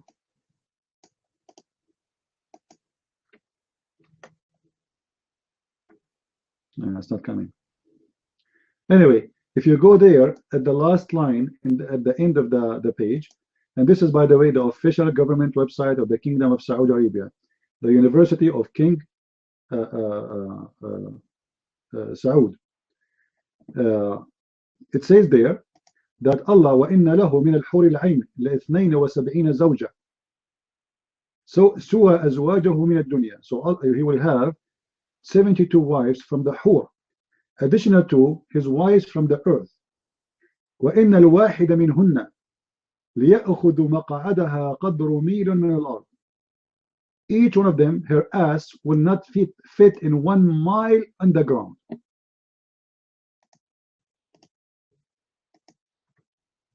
Now, who is the Muslim who tell me this is not true?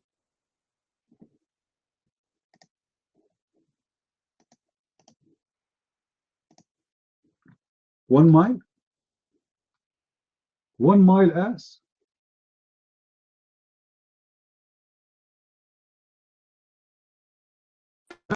Kardashian, she have a tiny one. Like what? Don't tell that to Kardashian. She will make a surgery.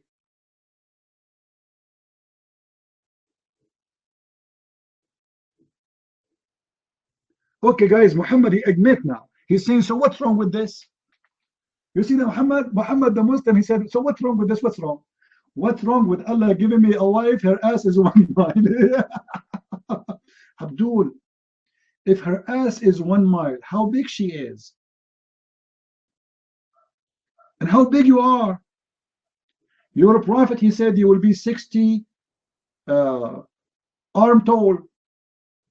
But 60 arms, still you are very small. Her ass is 10 times bigger than you.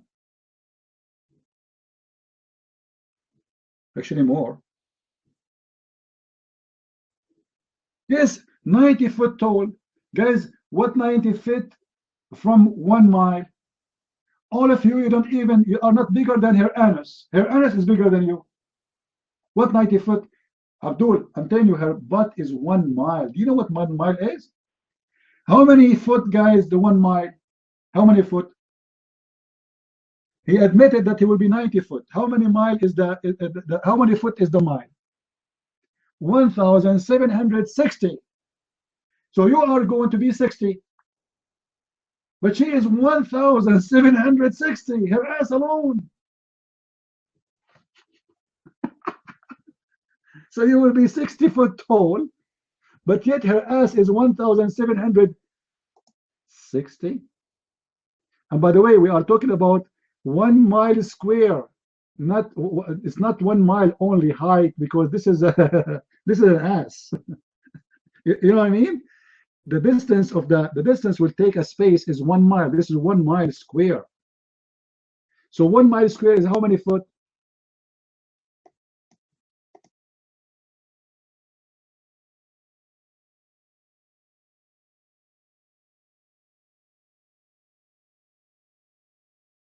Guy in YouTube, he's saying, what's wrong with this? You are 60 foot tall, and your wife ass alone is 5,280 square foot.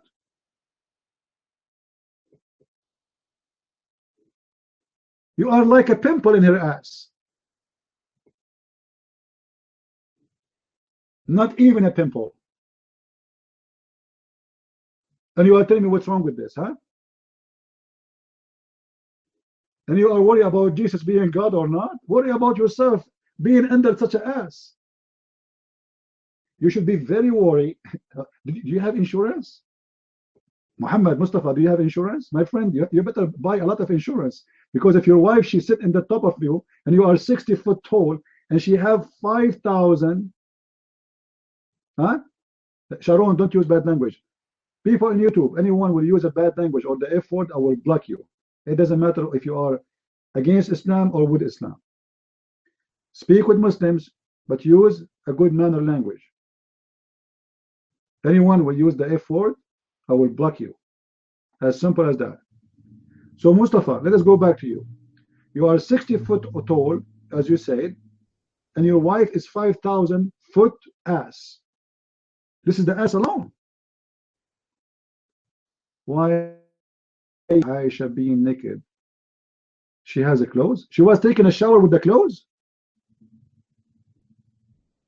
Mustafa, Aisha, she was taking a shower with the clothes.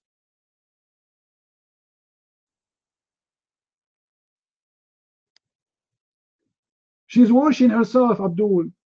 Are you saying to me that women in Islam, they wash themselves, putting water in their head all the way down? And the question is about what? Having washing from sex. What do you mean, yeah? Okay, if she is wearing her clothes, why she put the curtain? And the question is about having washing after sex.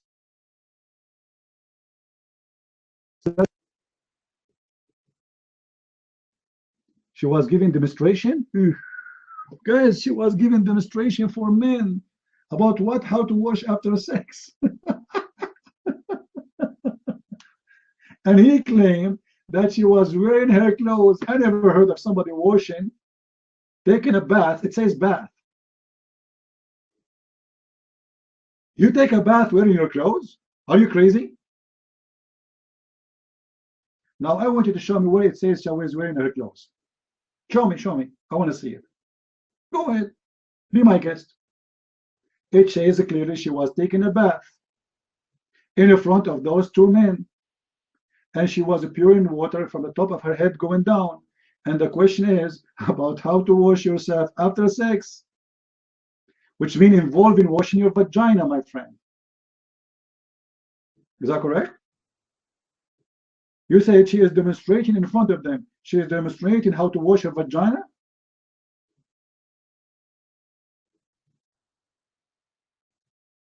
Huh? Guys, did this guy, he said in the text, she is demonstrating in front of them. Did he say that? Not me. He said that. Okay, that's wonderful. The question is about how to wash after sex. And that means she will wash her vagina. But thank you very much. The wife of the prophet. It doesn't say that there is, you are adding. What adding things? You are the one who told me she is demonstrating, not me.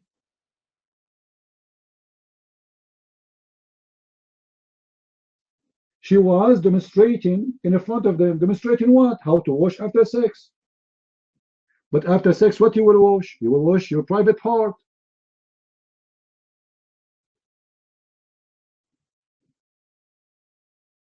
Bad language in the chat, I will dot you.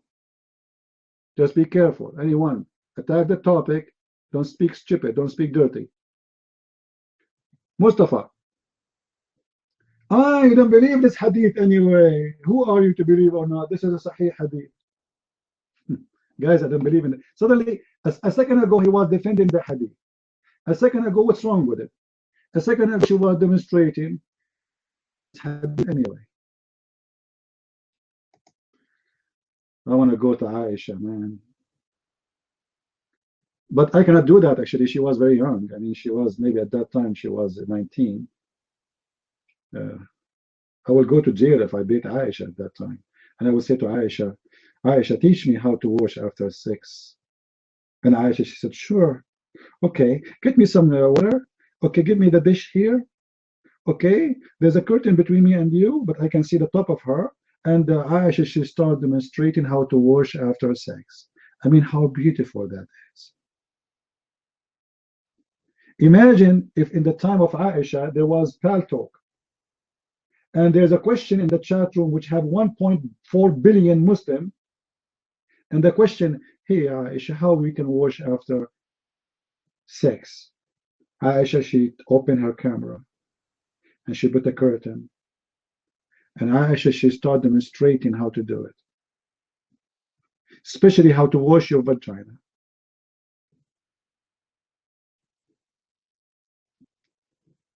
Do we have any Muslim here? You have the courage and the knowledge.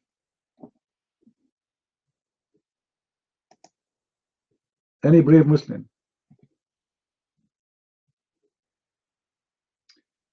Come on, Mustafa, you are the kafir, you are the pagan, you are a black stone kisser, Mustafa. We don't kiss stones.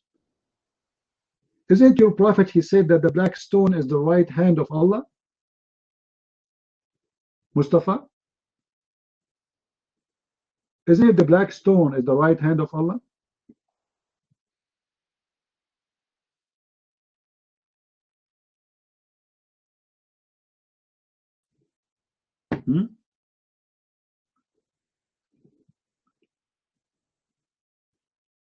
You are the only kafir here. You are a pagan. You are a black stone worshipper.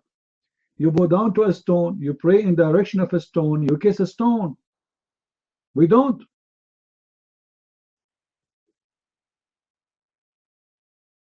You want to show me what kafir means from the Quran? I will show you what the kafir means in the Quran. The kafir is the one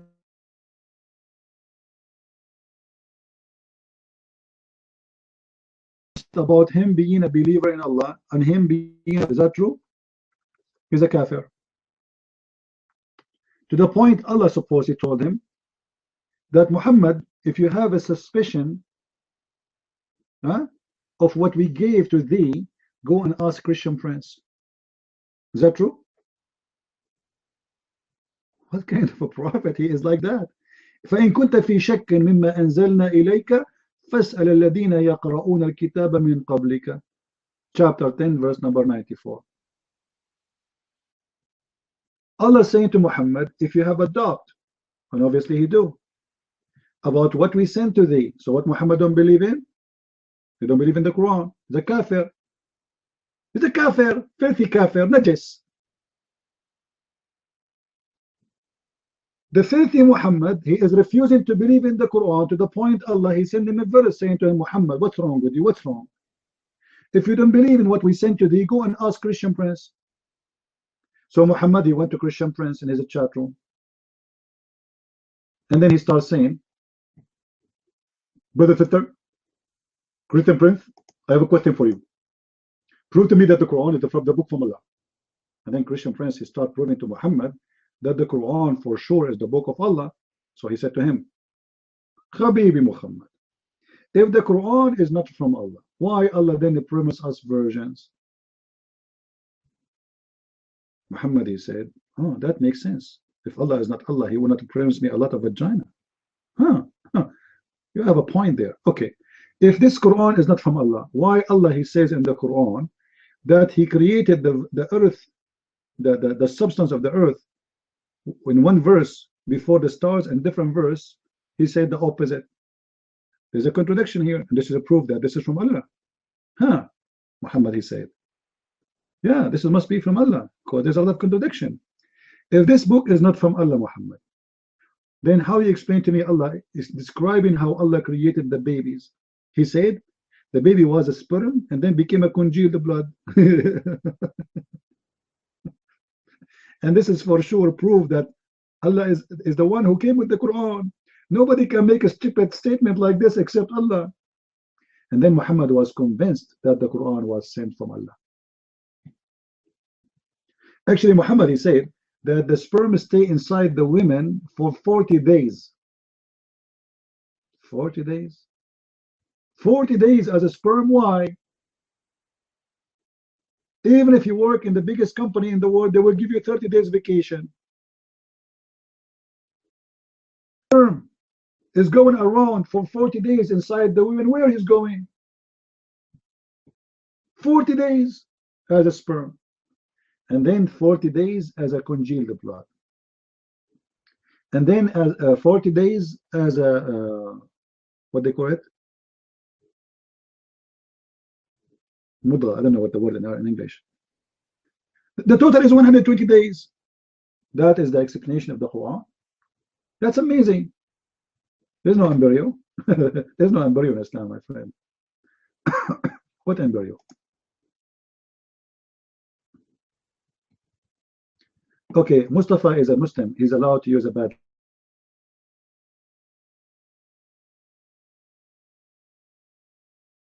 list to find fake hadith. What fake hadith, you idiot? I'm quoting Quran for you, dummy. This is Quran. Muhammad don't believe in Islam. Chapter 10, verse number 94. Is the Quran a fake hadith? Why Muhammad don't believe in Allah?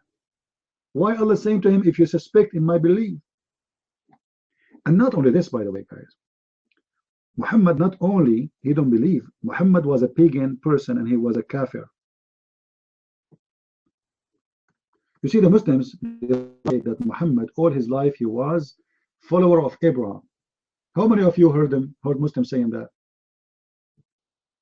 You heard them, right? All right.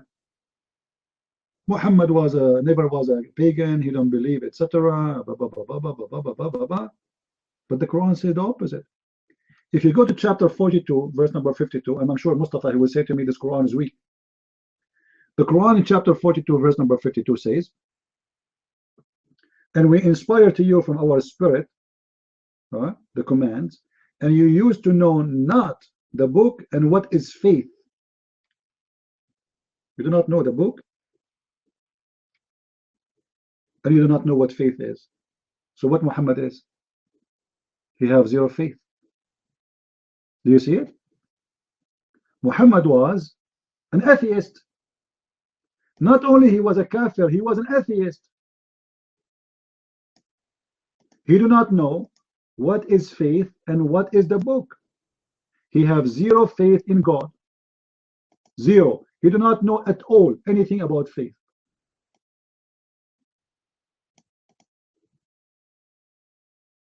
You see the Muslim, they start adding before, what after. Who care about before, after? When Allah, he gave him this verse, he says to him, you know not what faith and you know not what is the book.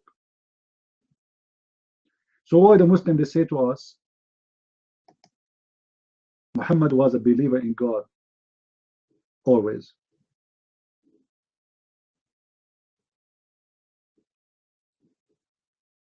You see, when they start posting, like putting between two brackets, it's a false fiction. It doesn't say in the Quran before. It says, you know not. You know not what the book, you know not what faith. As simple as that. Muhammad had zero faith and he was an atheist, and he used to say the F word always to Allah, if you Allah. Muhammad, don't do that. I'm an atheist. Okay, well, if you're an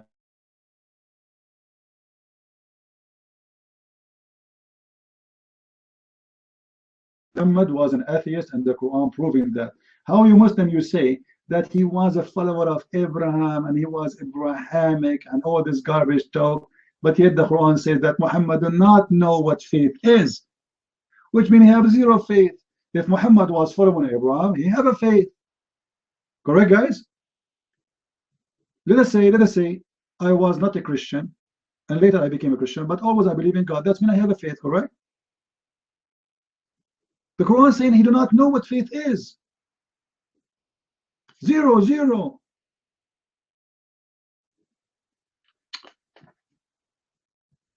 What's wrong, Muhammad? Why you don't have faith, Muhammad? Any Abdul?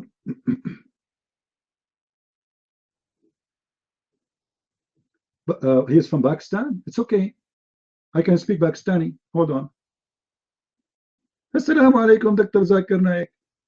A question, why there is no women in Islam? She is a prophet. This is a very great question. Thank you very much for asking the question.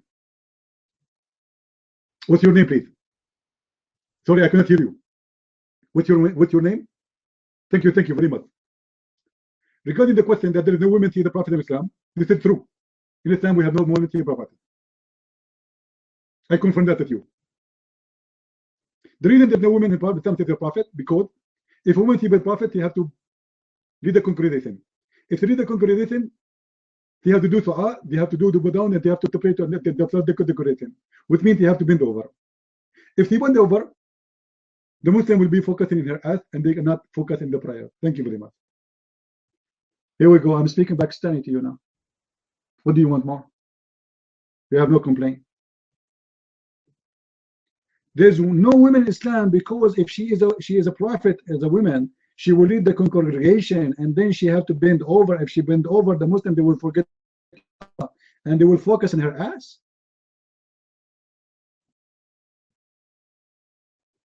Actually, there's a hadith, I can show it to you right now, where a bunch of Muslims, they came to the Caliph. Anyone remember the hadith, guys?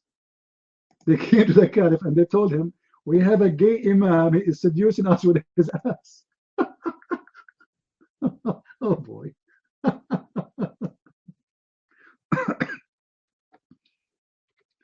So what this guy is doing, he is seducing the Muslims with his ass.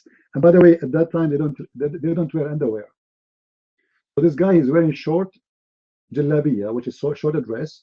Then he bent over. Obviously, he's doing it on purpose. You know, he's like going down, his ass is up, his dress is, you know, he's naked. So they went to the Caliph and they said to him, this guy is.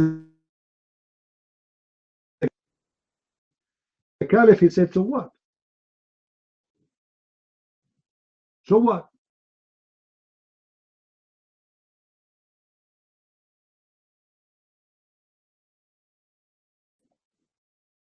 So nobody will say we are making things up. This is from Sahih al-Bukhari, and this is a Sahih hadith. This is what? This is a Sahih hadith. Oh boy. Let me post the link in YouTube so people in YouTube can see it. I will post it for you in the chat too here. Look at this. The Imam is a gay, and he is seducing them with his ass.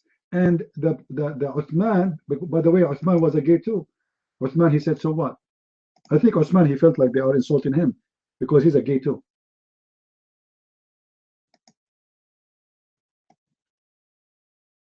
Guys, do you see it? Do you see the text? Do you see it? This guy, it's very embarrassing to pray behind him. Why? Because he's a gay.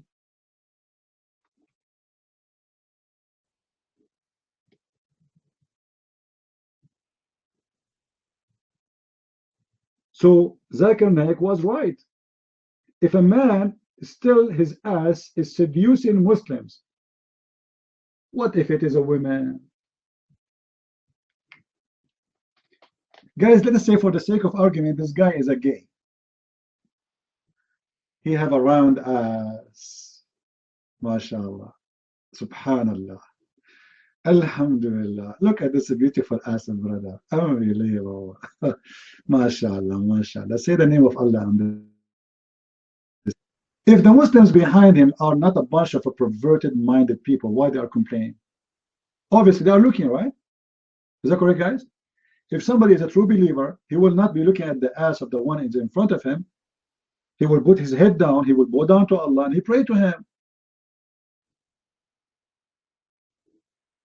But because they are not praying, in fact, they are focusing in his ass.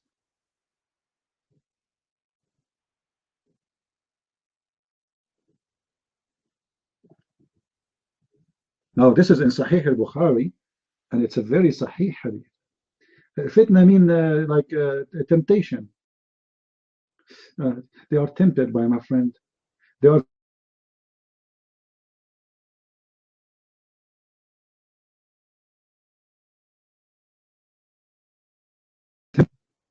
Do you see how scary this temptation? The Muslims are tempted by the ass of a Muslim imam. Yeah, what this man is doing? What this man is doing, Abdul, it says mukhannath. You know what mukhannath means? This is the word for gay.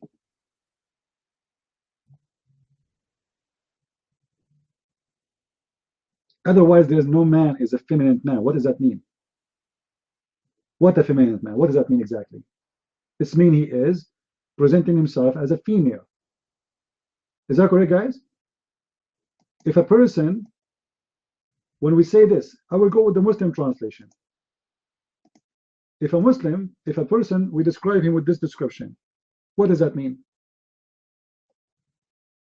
Can somebody tell me?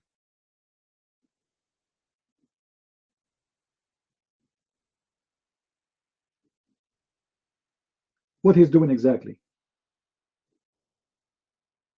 He's a gay. He's a female. He's a female boy. He's a female man. He's a lady boy. That's the whole story.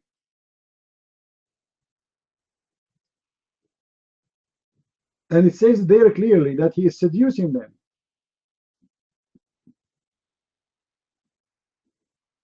It says, وَيُصَلِّي لَنَا إِمَامُ فِتْنَةٍ. Our imam is a temptation. And it's very embarrassing.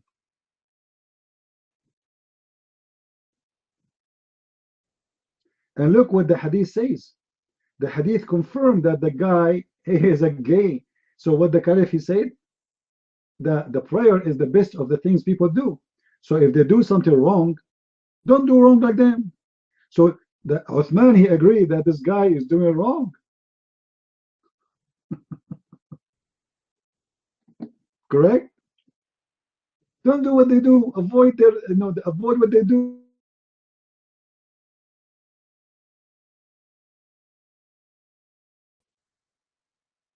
Don't do what they do.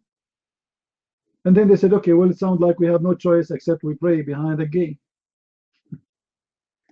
MashaAllah. MashaAllah. Beautiful, beautiful. And it doesn't matter how many times you give the reference. I'm giving Sahih al-Bukhari. It's in the front of your eyes. And still they will say to you, it's a lie. He lied. Exaggerating the hadith in front of us. The Caliph, he agreed that this guy is doing a bad deeds. He's saying to them, avoid the bad deed of this guy. Now, what the bad deed of this guy? What exactly he did? Can you tell me what is the bad deeds? What is the bad deeds? What he did? Tell us. He was taking boogers from his nose? There's something bad to the point you describe it bad deeds. What is the bad deeds he did? He is praying in front of them, that's all. So what the problem? The problem, he is a gay. The problem, he is causing fitna. What is fitna? Temptation. Trial. Scandal.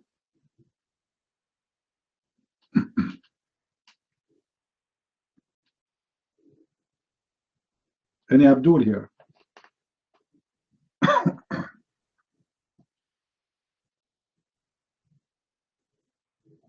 Do we have any brave Muslim who would like to come to the mic? I am the Christian prince, the nightmare of Allah, and none of you dare to debate me. Face it.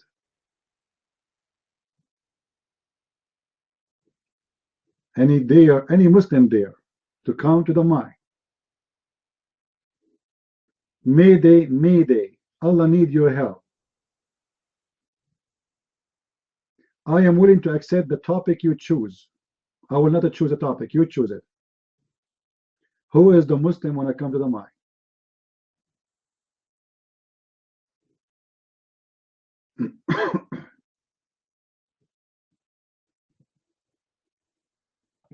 You are confused. I could not be possibly debate anyone when I am myself not sure.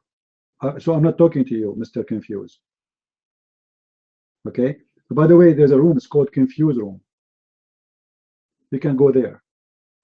And they have a confusing drink and confusing teaching and confusing friends. So go there. This is not a place for a stupid talk, my friend. You want to be serious, you are welcome. You want to be stupid, go there. You are between. I am between too. Yeah. Still, I don't like this conversation. You have something to say to us, tell us. You are confused, we have nothing to you. I don't believe a word of what you are saying. Are you the same as Muhammad? Muhammad is confused.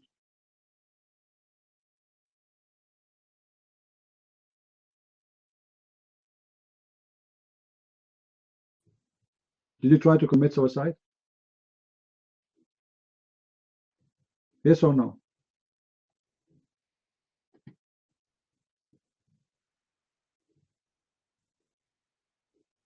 You don't feel sad? Okay. This guy, he don't feel sad, but he's just confused. Right. Okay. I feel your point. Do we have any Muslim here? All right. Well, I can tell.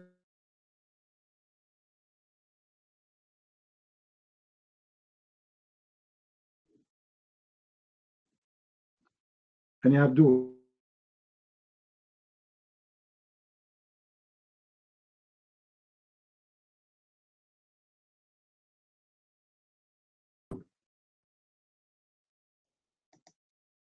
Do we have any Abdul?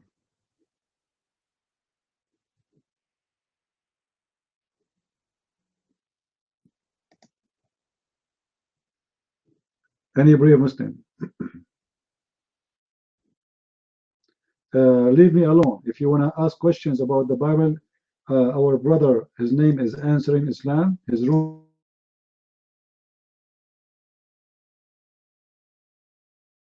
name is the Trinity and Islam. Go there and ask him in the Trinity, in the Christian section, and the spiritual.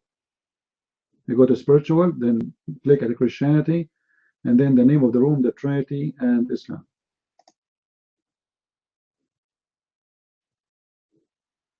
Do we have any Muslim here?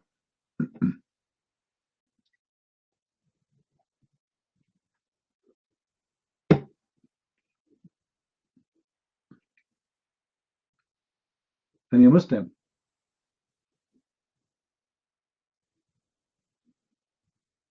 Anyone have a questions about the Bible? You are welcome to ask me, but that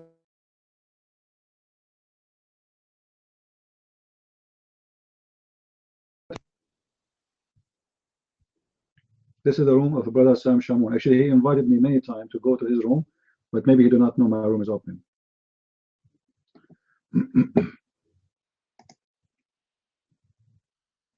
Do we have any Muslim here?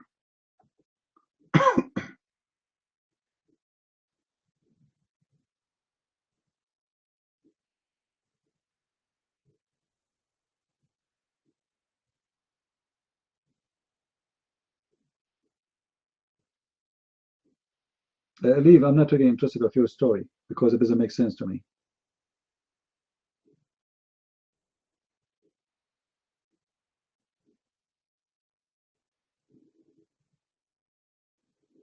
And Abdul, this is the question is, why Muslims, they are all over, we find them all over in our rooms where no Islam, and here not even one of them dare to come to the mic.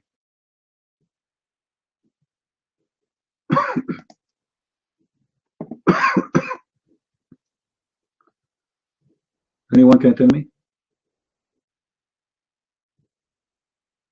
Mr. Mustafa, he said, today I'm going to show Maulana CP false hadith.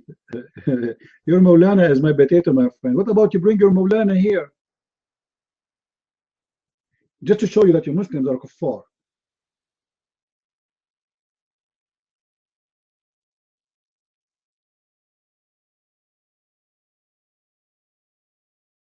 Maulana. Ignorant.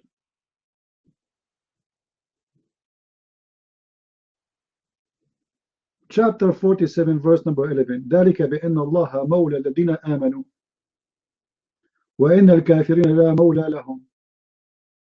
So Mawla in Islam is one of the names of Allah. He is the only Mawla for you, and you are calling a man Mawlana. You are a kafir. Stupid Muslim. You see, Muslims, they repeat things without even knowing what the Quran is teaching them. They call men Mawlana. But the Quran says there is no other Mawla except Allah for Muslims.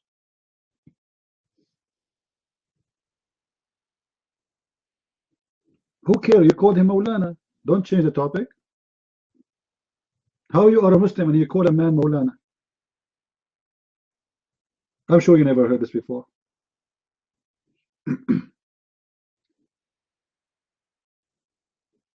Do we have any Muslim here? When I come to the mic, who is a Muslim would like to come to the mic? And by the way, the translation of Muslims is false because it doesn't say Mawla. It doesn't mean protector. Mawla is the one in charge. You know, the one who, you know, he is everything for us. He's God. He is responsible. He is the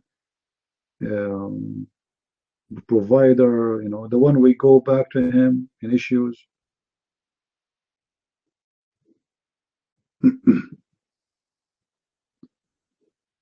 Do we have any Muslim here? How many times?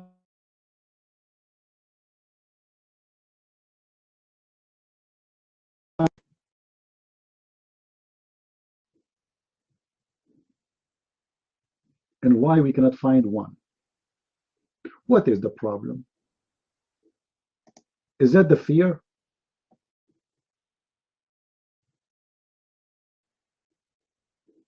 No, actually, a Muslim, he can talk about science because the Quran is full of science. Even 6 years old memorize the Quran in full. Hold on, Mustafa, hold on. That is a proof that Muslims are stupid. Because why you want to make 6 years old memorize the Quran, but you cannot make a man he is 40 years old memorize the Quran? You see how stupid you are when you say even 6 years old can do it? Because he can do it. At 40 years old, he cannot. A kid, he can memorize all the advertising for you. He memorized them by heart. He's a kid. He's empty. So you make him repeat until he memorize it. What a big deal. The Quran is made like the same as Arabic music. It's like a song of rap, stupid rap. Yesterday I was chasing a rat and the rat was so fat. And then I capture him by putting my hat, and my hat was small and the small like a ball. But there's no meaning. So you can memorize it, but he cannot tell us what it says. And you as a Muslims as the rest. Now let me ask you a question. How come a child he is 6 years old can memorize the Quran but your prophet cannot? Any Muslim can tell me?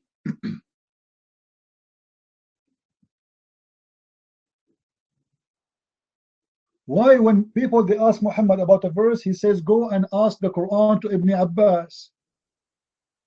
Go and ask the Quran of Ibn Mas'ud. Why he don't give it the Quran? Why he don't remember it? Even the Quran confirmed that Muhammad he forget Quran. So the question is very serious. Why a 6 years old today he memorized the Quran by repeating like a donkey forever? Keep repeating it until you memorize it.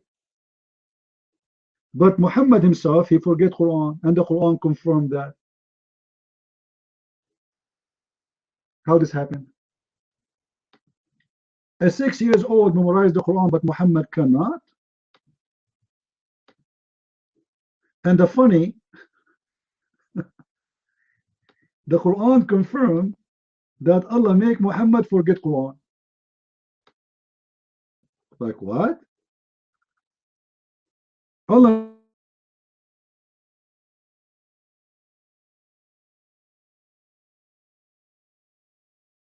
خير منها أو مثلها. Chapter 2 verse 106. None of our verses we abrogate or we cause to be forgotten. Cause what? Cause to be forgotten. But we will send something better or similar. Why Muhammad he made this chapter? Because when he repeat the verse he cannot bring the same. He brings something similar. So they say to him, Prophet, this is not the same you told us yesterday. So he gave him this verse. He said, none of our verses of Allah abrogated or caused me to be forgotten, but Allah will send me something similar or better. Guys, does it say there similar or better? Or better or similar? Does it say that? Question. How Allah will send Quran better than the Quran? Don't you think this is the most stupid statement ever? Someone he claimed to be God, he say, if you are the one who made the first Quran, how the first Quran will be less and the second Quran will be better? Both are Quran. That means there's a bad Quran and there's better Quran. Who's saying that? Allah. That's stupid.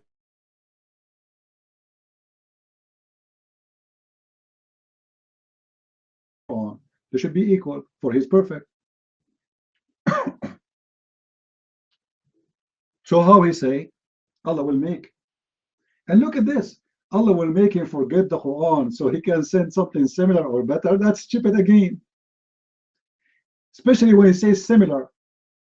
Look what Muhammad said, similar. Why it's similar? Because Muhammad can't recite the same verse twice correctly. So he said, okay, well, Allah will give me something similar.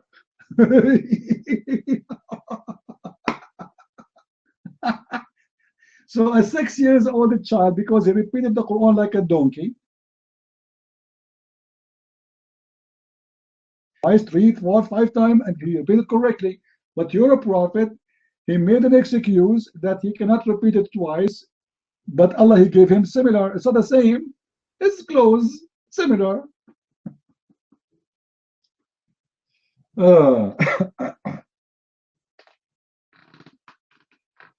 Muhammad did not write the Quran. Who cares?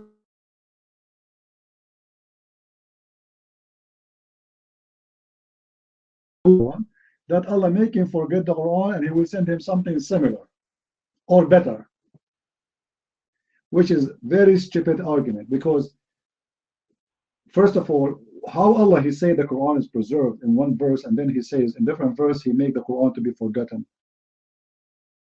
Correct, guys?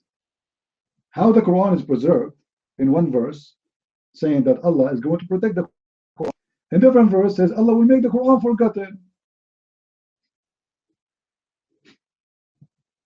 Madness, stupidity.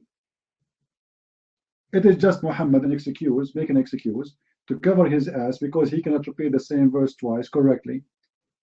This is why he said, Allah, he sent me the Quran in 7 letters. What 7 letters mean? This is exactly what he's talking about. Allah will send me the Quran, similar Quran. 7 times different, which means Muhammad, he keep repeating the Quran in different ways. And who's going to count? To the point there's a hadith, there's one guy who was reciting the verse or verses. Another guy, he heard him, he said, this is not how we recite it. He said, no, this is how it is. He said, no, this is how it is. So they went to the Caliph, they went to Muhammad, sorry. And Muhammad, he said, what the problem? He said, Rasulullah, this guy, he recited the Quran wrong. Muhammad, he said to him, recite it for me. The guy recited. He said, okay. It's right, it's okay. He said, it's okay, but this is not how you recite it for us. He said, recite the Quran, you know. I told you. He recited. Muhammad, he said, this is okay too. Like what? The same verse, supposedly, is different. So Muhammad, he said to them, I did not tell you. Allah, he sent the Quran to me in 7 letters.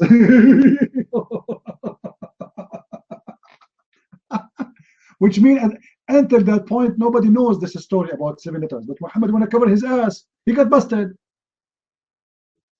2 guys reciting the same verses differently. Different words. So now how Muhammad will, you know, he cannot say to the first guy that's not true because they witness him saying that. He cannot say to the second guy it's not true because many they witness him saying that. So how he will solve the problem? He said, both of you are right. For Allah gave me the Quran in 7 letters.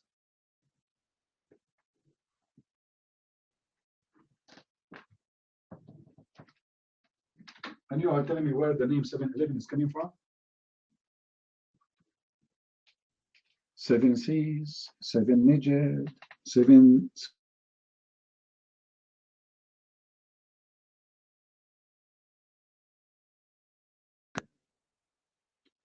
Seven and 70. Jesus, he said, you forgive to them 70 times, and Muhammad, he stuck with 70 version. Even he said, you forgive them 70 times. Unbelievable. How many earth is in the we have according to Quran? 7 earths. Like what? Where is the 7 earth? Where is the 7 earth? Any Muslim want to tell us? Any Abdul? How you can explain to me that we have 7 earth and 7 skies and 7 midget and 7 seas?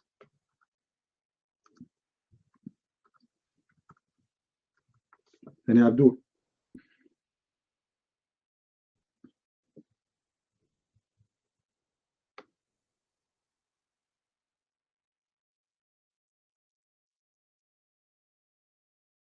Find the 7 earth and the 7 heavens.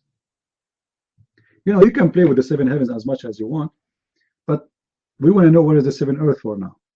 Chapter 2, verse number 29. Actually, that one is about 7 skies, but the one about 7 earth is which verse? I'm getting old.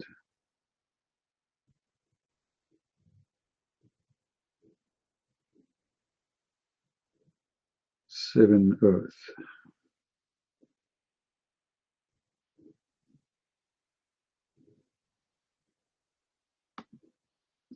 Anyone remember?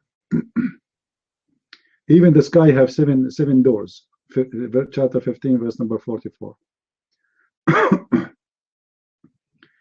The Fatiha is 7. Everything is 7. All right.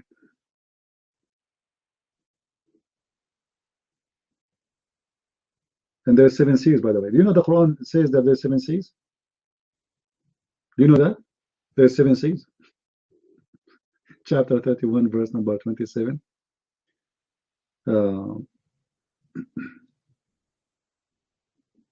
Yeah, chapter 65, verse number 12. Sorry, my memory is not helping me sometimes. Chapter 65, verse number 12. 65:12. So the earth, there's 7 skies and there's 7 earth. Where we can find the 7 earth. And obviously the 7 earth exists in our earth, because it says that Allah, He sent His commands between them, the 7 earth and the 7 heaven. And what is His?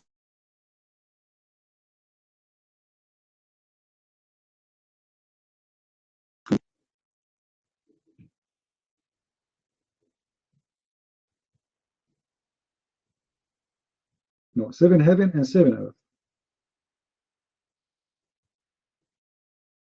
The Muslim, they try to play with this, and like in one, I saw, like if you read my book Quran and Science in Depth, you will see the Muslim, they say Allah, He said 7 heaven and there is 7 layers of atmosphere. The fact atmosphere does not have 7 layers, I think it have 4. You can read my books anyway about it. And the Quran confirmed that Allah, He put in the lowest heaven of those skies, in the lowest sky, He put the lamp.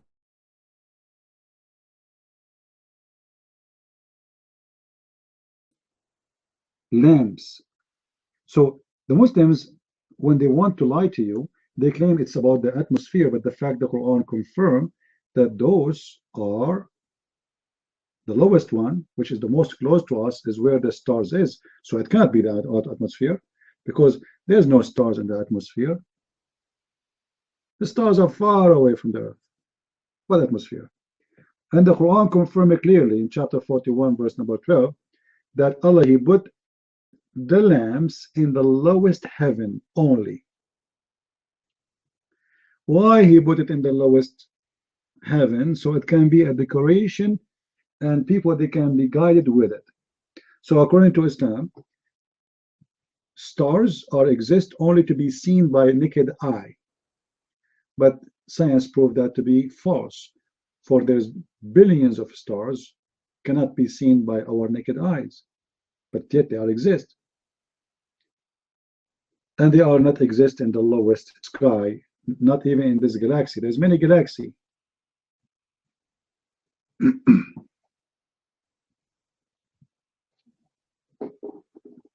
Any Abdul?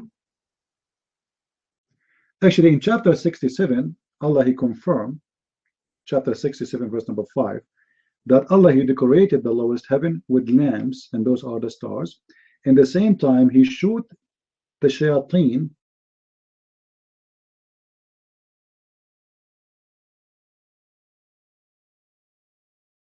he tried to spy at Allah. He tried to go up to the heaven. Allah will shoot him with one of those lamps in his ass, and he will burn his ass, so he will go down to the earth again. Now, how stupid you will be to believe in such a garbage? Because remember, the Quran challenged mankind and challenged a human to go out of the zone of the earth, and He says you cannot do it unless you are a prophet or an angel, which means by the permission of Allah. Which again is proven to be false, because we know that the first man went even to the moon. He is not even a Christian or a Muslim or a Hindu or a Buddha. He was an atheist. It was the Soviet Union.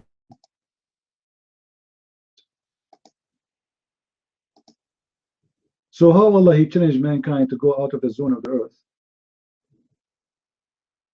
and then He changed not only human and genie, both of you. You cannot go out of the zone of the earth. And we come with a story where if a genie, he tried to spy at Allah, Allah will shoot him by a star.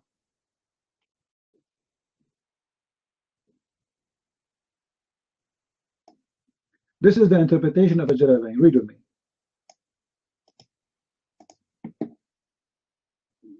For sure, this is not a meteor. This is a star. The Muslim in the translation, they say it's a meteor. What meteor? It says clear, وَزَيَّنَّا السَّمَاءَ الدُّنْيَا بِمَصَابِيحِ, with lamps.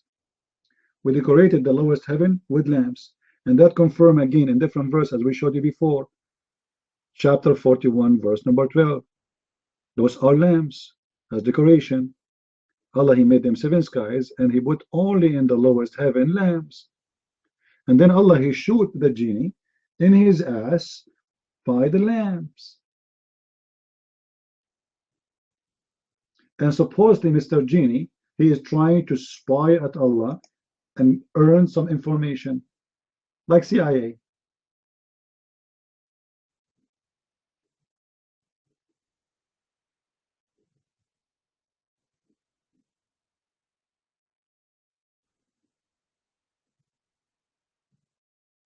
Yeah, Mustafa, God test you, right? It was a test for Muhammad. It was a test. What is the test Allah He gave to Muhammad? Is that the legs of his wife? Guys, there's a chapter in the Muslims books. It's called Imtihan al-Wahi, which means the test or the exam of the inspiration of the Prophet. How his wife she examined Muhammad inspiration. She asked him to sit in the top of her leg, and she asked her leg, and supposedly he see an angel in the corner. She asked him, do you still see him? He said yes. She asked him again when he moved to that second leg, do you see him? Still yes. And then she took off her clothes. He sat at the top of her in a sexual position, and he asked her, do you still see him? He said no. She said, glory to Allah, this is an angel. What do you think?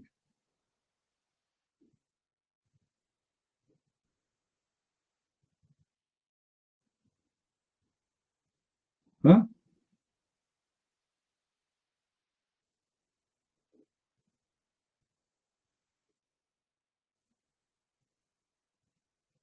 Look at the guys. Look what this guy he said. Muhammad Mustafa. He said, who said Ibn Ishaq is reliable, like reliable for the Muslims? If he is not, this means all the hadith is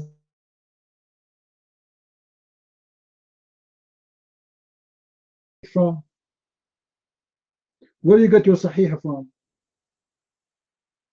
Hello? when al-Bukhari was written,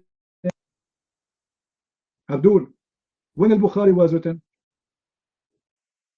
who was before al-Bukhari or this guy? Did al-Bukhari witness your prophet? He was existing the time of your prophet? No. So where he collect his hadith from?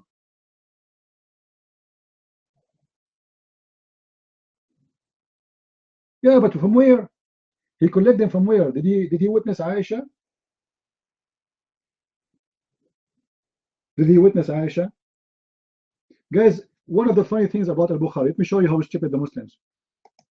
Do you know that al-Bukhari, he do not speak Arabic?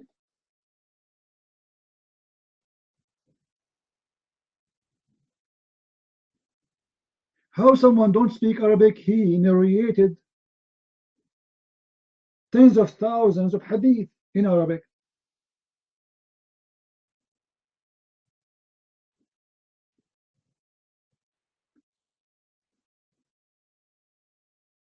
He is not an Arab.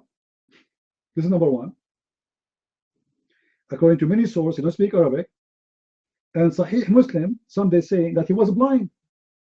And he don't speak Arabic too. So Muslim and Bukhari are written by people who did not speak Arabic? How that can be? And one of them is blind?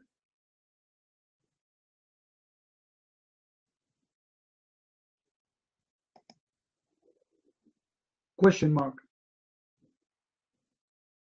But you know, those people, they take anything given to them by blindly, you know, they don't even think. Nobody want to question.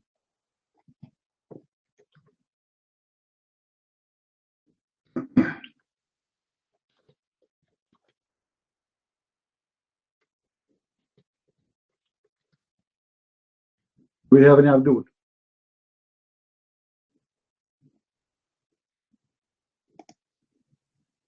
This is really very, very weird about Muslims. How al-Bukhari is the one who is the most accepted resource for you when this guy do not speak Arabic?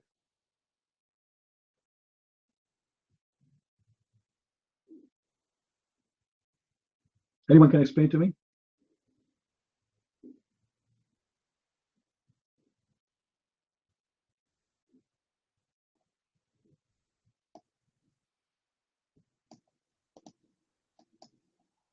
Anyone can explain to us. Even the funny, uh, in al-Bukhari, Muhammad, he says, don't write what I say, only write Quran.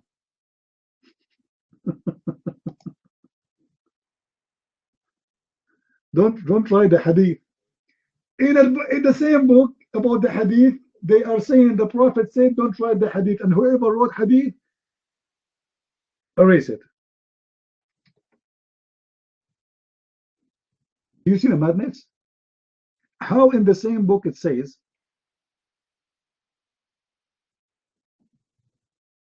anyone he write from me anything except the Quran, he should erase it. And this is a book you follow. Any Muslim have an answer? Saying to you, I say except the Quran, and then you write it? Then saying don't write what I say, write only Quran. Here. Hey, hold on. So Muslim will not say we are making things up. Here we go. This is Sahih Muslim. The Messenger of Allah, he said, don't write down anything I say. Don't write down, not take down, anything from me. And he who took down, who wrote down from me, except the Quran, he should erase it. Do you see it? Like, what the heck? He is saying to you, don't write the hadith, and you write down the same sentence saying erase it?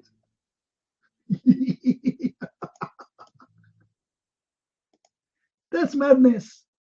The guy, he just told you, don't write down what I say. Why you wrote it down?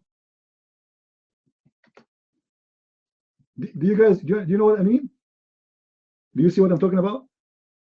This is how stupid the Muslim. The guy, he just told them, don't write down the hadith, write only Quran. And they wrote down, says the Prophet said, don't write the hadith.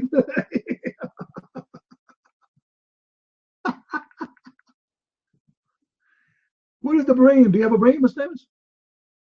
Muslims, are you human who have a brain, or you are living like a bunch of donkeys? If the guy, he just told you, don't write down what I say, write only the Quran, and whoever writes from me anything except the Quran, erase it. How you write that? This story alone is enough to prove that you Muslims are a bunch of madmen.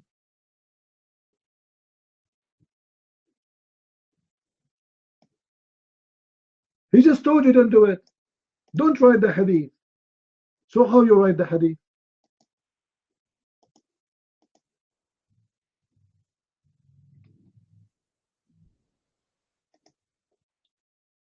It is a religion of stupidity. To be a Muslim, you have to have a PhD degree in being stupid.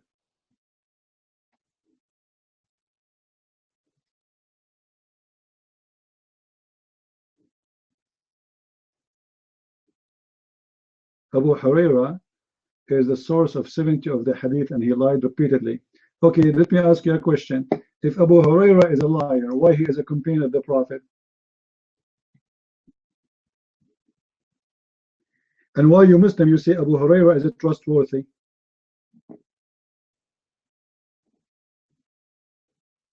Madness, stupidity. He is a liar, but yet he is trustworthy. So why you say his hadith is trustworthy? I never saw any Muslim Sunni says Abu Huraira is not trustworthy.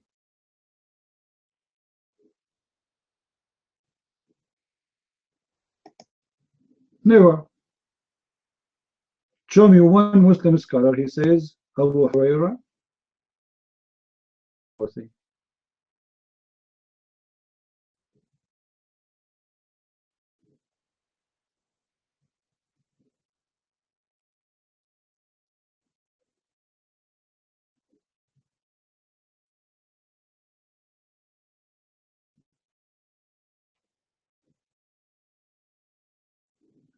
Any Abdul?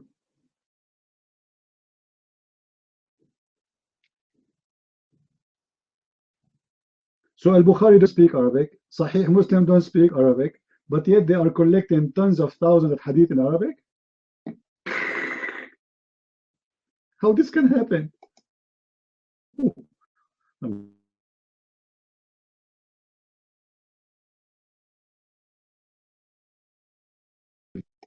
Well, this is the religion of unbelievable, my friend. Nothing in this religion is believable. So why you are surprised?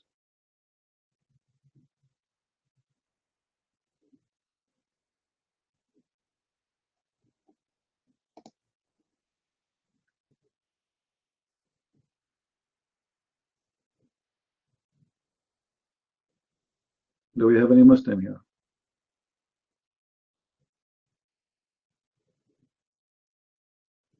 No, he don't know Arabic at all. You see, Bukhari and Muslim, this is the most accurate books of the Muslim Sunni. But this is supposedly books in Arabic, but those guys never. A miracle. You Christian, you ask for a miracle. Here we go. One of them is blind, and both of them don't speak Arabic, and yet they are the one who collect.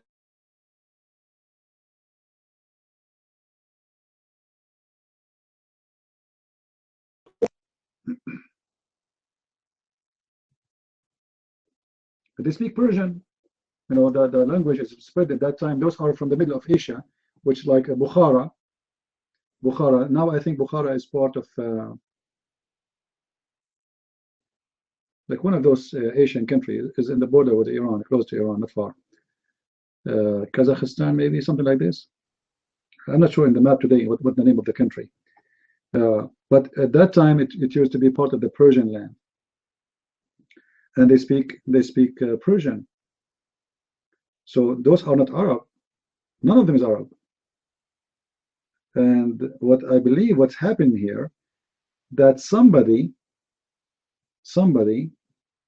maybe that Bukhari, he wrote his hadith in the Persian language, and then somebody translated something, or somebody claimed it's written by him, but it can't be him because this guy don't speak Arabic. Uzbekistan. Okay, Uzbekistan maybe. So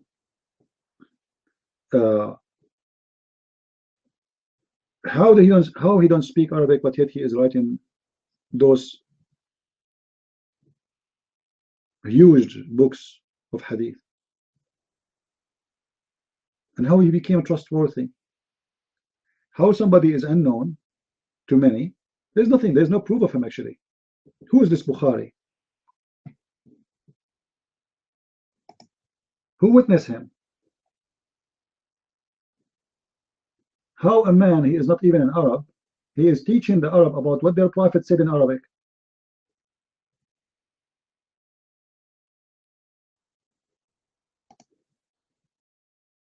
I mean, Arab themselves don't have books in Arabic about what their prophet said. Why somebody from the end of nowhere, he is not an Arab, he don't understand Arabic, he don't understand the culture of the Arab, and the Muslims what their prophet said in Mecca.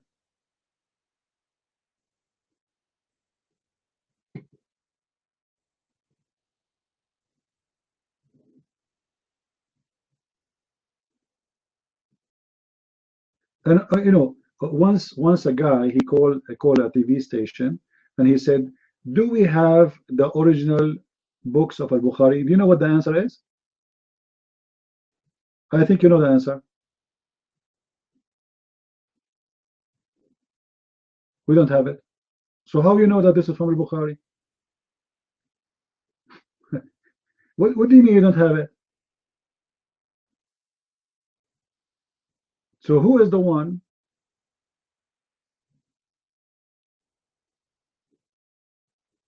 who wrote al-Bukhari then?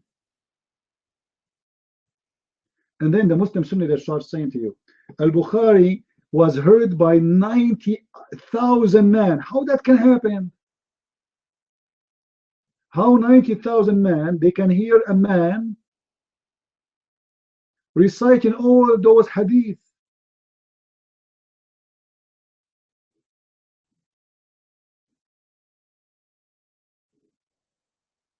That's madness.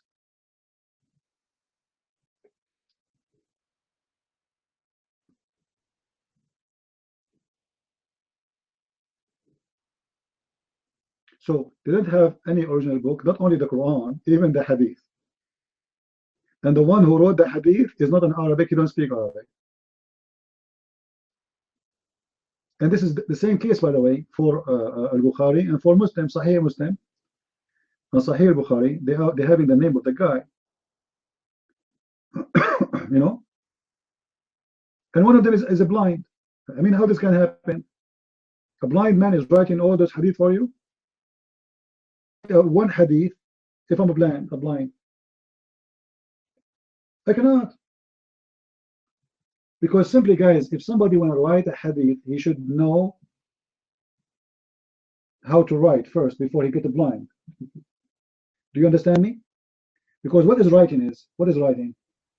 Writing is images. Letters are images.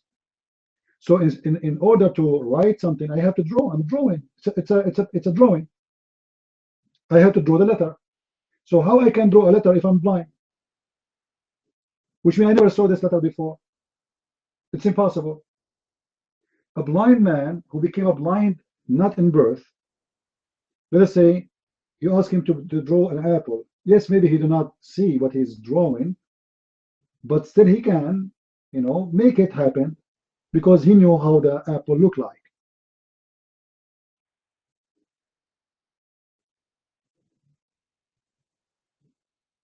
So all what they have is a madness. It's crazy. It's stupid.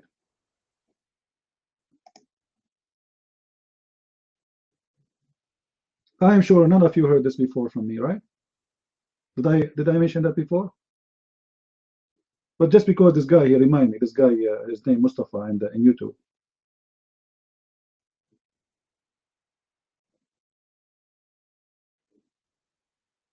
There's no Bukhari, and there's no Muslim, and there's no Islam.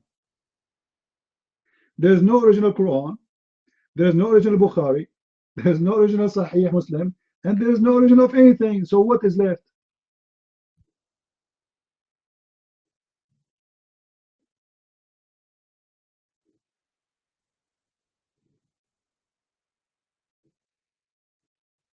What they have is books of books of books of books from. And the funny, the one who is reporting all the from himself is not there. His books is not there.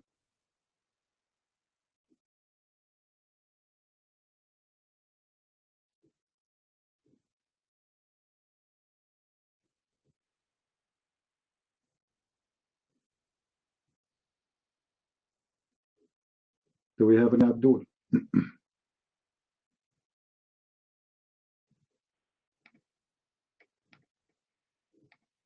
This is why I find that the Shia hadith is more accurate than the Sunni hadith, especially the one speaking about wearing the black shoe. That's very accurate, man. If you wear a black shoe, you lose your vision, and Allah will make your penis weak, and this is proven by science.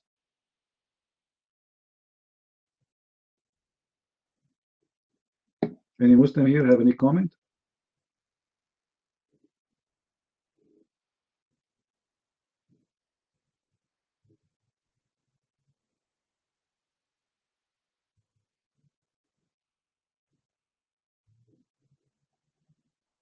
Any Muslim?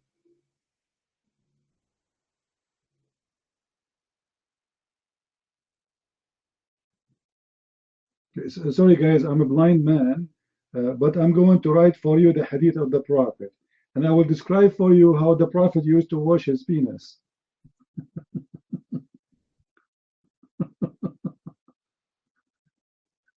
And I will describe to you how Aisha, she used to take a shower in front of men, and there is nothing between them except a little curtain to teach them how to wash after sex. Yeah. I am a trustworthy witness, a blind witness who never been there. Not only he was not in the time of Muhammad, not only he don't speak Arabic, not only all of this, in the top of that he is blind.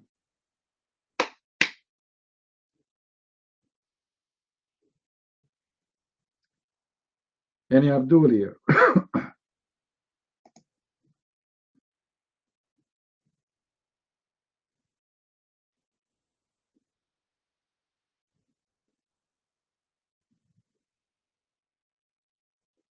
Any Muslim?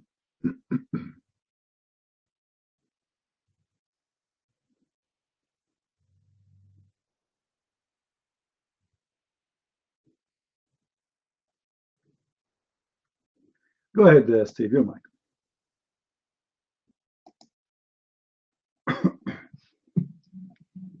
You know, I'm listening to LBC radio in the UK. Some of the presenters are becoming a bit more brave. Some of them are letting the Muslims lie through their teeth. Most of them, in fact, let the Muslims lie through their teeth. And it's sickening. Anyway, bear with me. Whenever there's a Muslim incident, whether it's terrorism, right-hand possession taking, sexually molesting animals, having sex with a corpse, you name it, all those things we know Muslims, especially after terrorism, Muslims insist that's not Islam. Real Muslims, yo, you've spoiled it. Real Muslims wouldn't do that. Real Muslims wouldn't do that. So it's this simple. You can tell people that you know. You can phone up a radio station, phone-ins, and see if you can get the chance to say this. Every time Muslims say that real Muslims wouldn't do that, if they meant what they said, if they were not practicing Islamic warfare line, which Muslims believe is a holy work that can help them earn heaven, if they meant what they said, yes, they would be calling Islam's most revered man, on whom everyone is supposed to model their life, or else not a real Muslim. And that needs telling, because the Muslim is over everything they say real Muslims wouldn't do that. In their Quran, Hadith, and Sunnah, there is Muhammad doing them all. You're welcome, partisan chap. I don't remember the English lesson. But it is that simple, folks, isn't it? And they can't get out of it. Death threats would probably increase. But Muhammad did it. It's in their books. Mainstream books. And that might point some people into actually finding out before they say, oh no, Muslims are, you know, peaceful and tolerant, and they're not real Muslims doing that. That might wake people up. Actually, more people are waking up. But for somebody to find out that every single time, first it's the real Muslims wouldn't do that, and then we know it's all their victims. The old anti-wedding cowardice, I remember. But seriously, folks, it's that simple. To show that the Muslims are lying.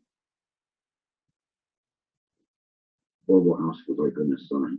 You reminded me of the anti-wedding cowardice bit. Just put me off my line of thought, which is not hard to do in the area.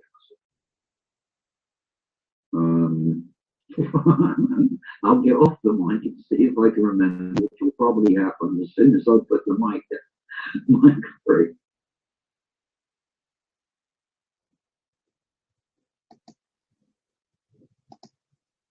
All right, thank you, Steve. Do we have any Muslim here?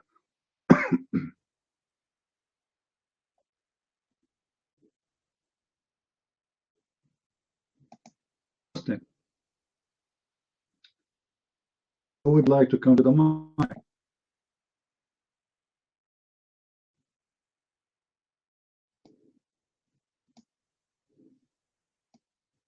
Any Abdul?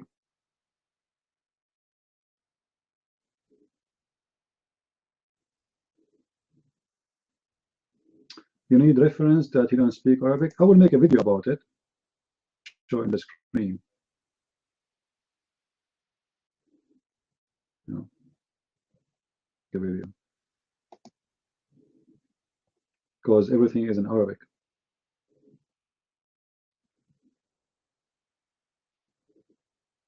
But this is not really, I mean,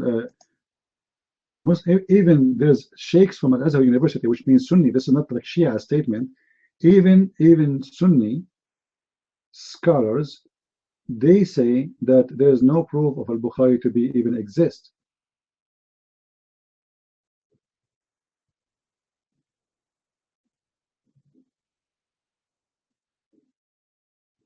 You know?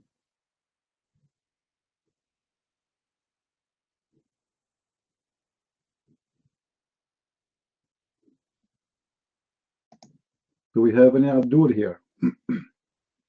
Let us see what happened in YouTube.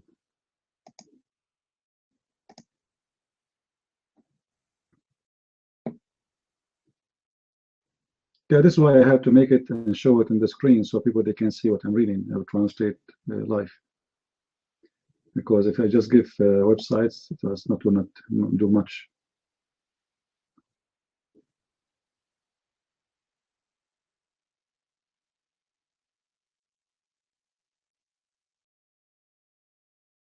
Muslims, the way I see them, is the same as somebody is married and his wife is cheating on him. And he is the last one to know. They hear all those scandals and all those disasters from non-Muslims. You know what I mean? Like, why Muslims get surprised always when we say to them something? How many, like each time we say something to a Muslim, he says, where do you get this from? Right? Show it to me, where it's from. That's not true.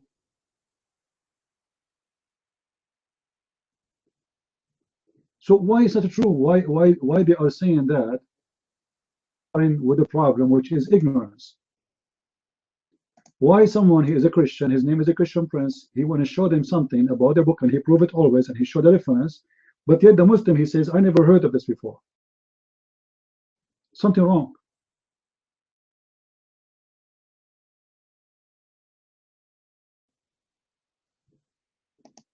But the answer is very simple. When you are living in an Islamic country, who dare to question and who dare to say those things? They will kill you even before you finish it.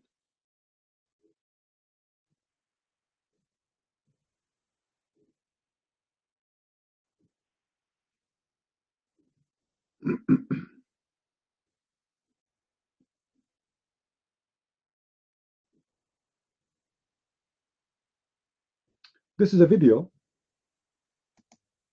too. Let me post it for you. Title. But this is a sheikh from Al-Azhar University. This is the university of the highest scholars.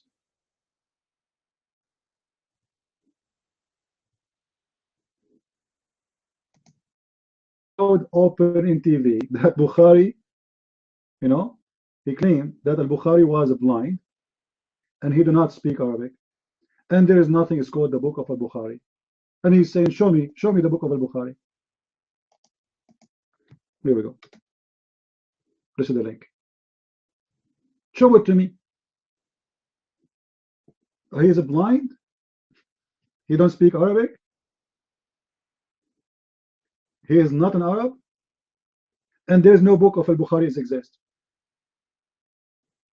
So what the Muslim Sunni, the Bukhari and in Sahih al-Bukhari, and this is the most accurate book after the Quran.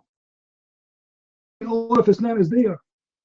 Actually, you know, the Quran is empty. There's nothing in the Quran. about Islam, you read it in Muslim and al-Bukhari. And then he says to you he was blind and he don't know Arabic and there's no book, it's called al-Bukhari. And he's right. He says, I challenge you, show me al-Bukhari book. I want to see the book of al-Bukhari. How everybody is writing from him, but he himself, he don't have a book.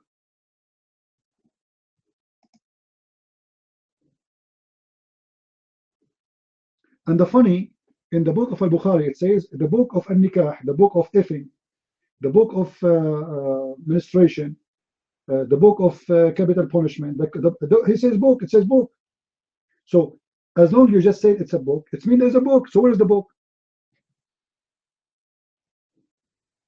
You know what I mean? How you call it a book, but there's no book?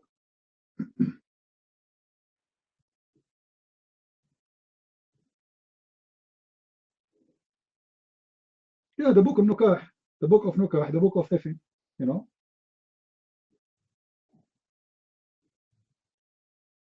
It's crazy. Yeah, Brink, if you keep saying that, I will bounce you, by the way. Do we have any Muslim here?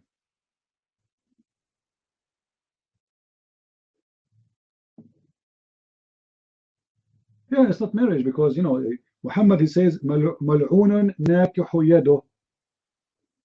مَلْعُونٌ نَاكِحُ يَدُهُ. What does that mean?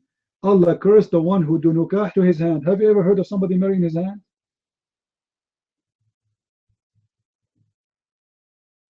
So what he's talking about? He's talking about, masturbation, correct? He is effing his hand. Do you get the point? So, may Allah curse the one who if his hand.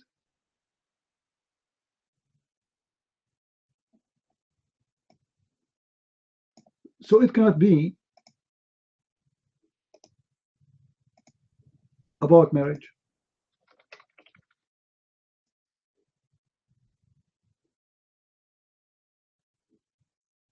Do we have any Muslim here?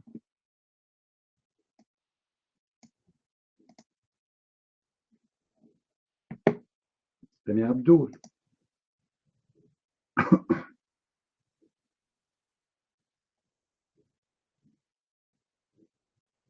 And you know, and there is a stories in Sahih Bukhari. I mean, it's beyond imagination. As an example, I will give you an example.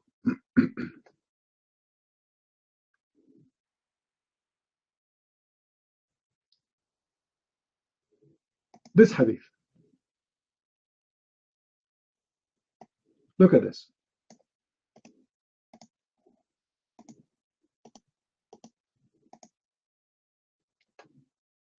One of the wives of Allah messengers joined him in itikaf, and she noticed that the yellowish blood discharge coming from her vagina, and put a dish under her when she prayed. Now, somebody tell me, who told al-Bukhari this hadith and why? How this hadith traveled through centuries of feedback from. Do you know how many from here? And all the way go to Aisha. Why in the world Aisha she will say such a thing?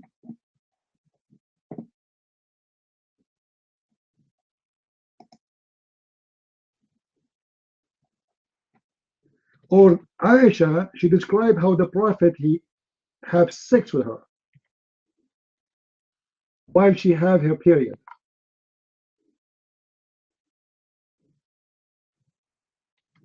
Huh? Aisha is reporting that.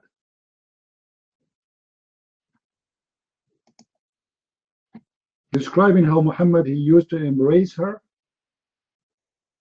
his hand around her, how he put a sheet between her legs.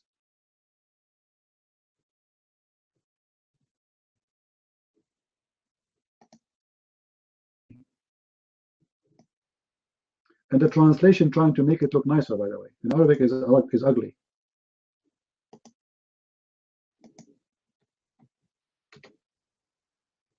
when I used menstruating, when I was menstruating, the Prophet SW, the Sawsaw, would order me to warm myself with izar, which means a sheet, and would start fondling me.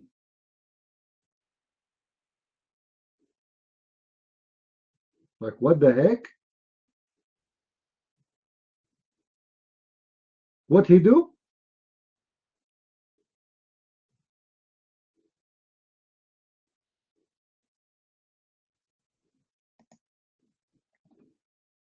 That's crazy.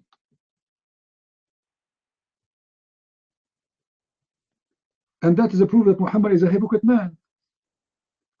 Because the Quran say clearly,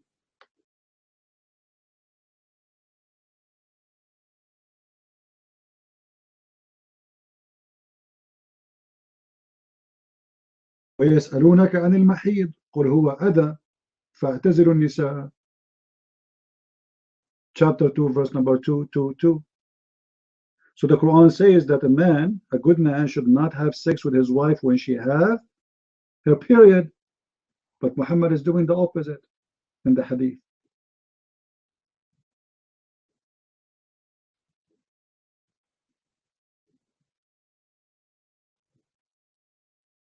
You see, for me, I don't really care if Muhammad was exist or not. I try to deal with the problem. You see, I saw many theories, like, J. Smith, he says people, they used to pray direction of Bitra. Robert Spencer, he said there's no Muhammad doesn't exist. I mean, that will not change anything. Somebody have to fight Islam today, the way they believe in it today. You know what I mean? Not theories. I mean, those theories will not change anything. Still, the Muslim, they will not believe in your theory. And then you have to fight what they believe, not what you think you believe. You know what I mean? So I don't waste my time really with those stories. Salam Afia, شلونك? You have a microphone, Afia. Are you a Muslim? Are you a Muslim, Mr. Afia?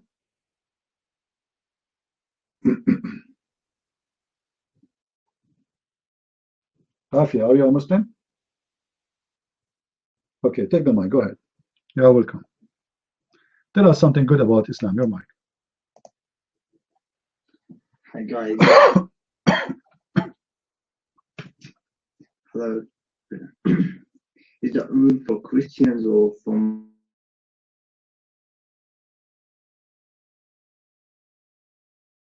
I don't know. All right. Thanks. Take it away.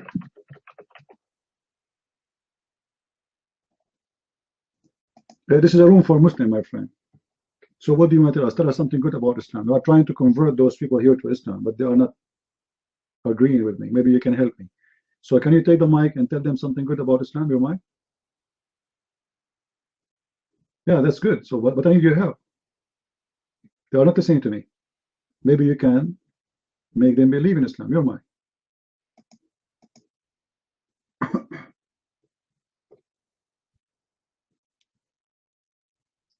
Basically, I don't have ilm. I don't have the ilm about Islam, but I'm Muslim. Basically, I'm Muslim, but I don't know ilm. ما أعرف علم. جزاك الله.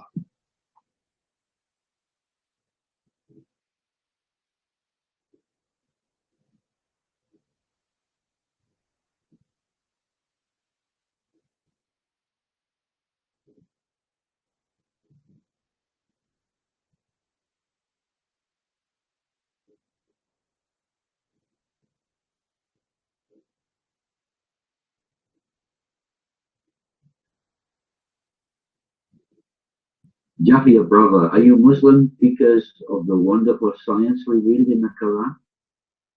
My creed.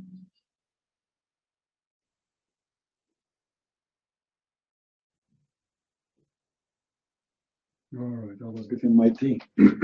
My throat is hurting me. All right, sorry guys, I was getting my tea. My throat is hurting, dry. So Afia, I think he's an Iraqi from his name, I can't tell. He is a Muslim, but he don't have ilm, which means he don't have knowledge. So, Afia, what do you know about Muslims then? You are a Muslim, but you do not know what Muslim mean. What do you know about Islam? Do you know? Do you know who is? I heard you can read Quran. That's wonderful. Afia, I heard that the Quran is full of science. What do you think? You want to tell those people here about the science in the Quran? Did you read anything in the internet about science in the Quran?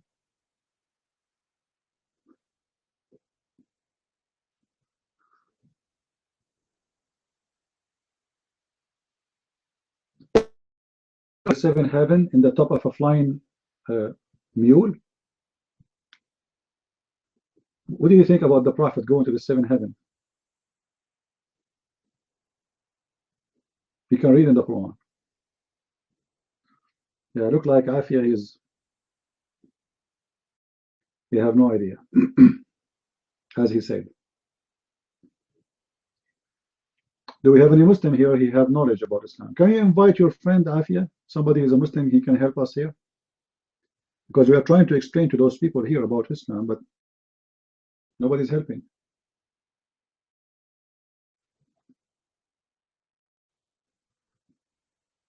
Okay, invite your friends. Let us see, if you know some friends who knows how to answer those kuffar. Like this guy Steve, he's a kafir. By the way, guys, do you know that the kuffar, they smell bad? If you go, Afia, if you sniff those guys here, all of them, they smell bad. See Sammy boy? Oh man, it smells so bad. Partisan. Oh boy. Disgusting. But the Muslims, they smell so good. Afia, do you know the lice? Do you know lice? Have you ever had lice in your head? Afia? No? Do you know that those people here, they are full of lice too? What do you think if somebody have a lice in his head? Do you think it's dirty? If somebody is full of lice? Like this guy, Sammy boy, he have a lot of lice. You think he's dirty, right? Take the mic and tell me he's dirty. Tell me. Go ahead. I want to hear it. So he can hear it from you too.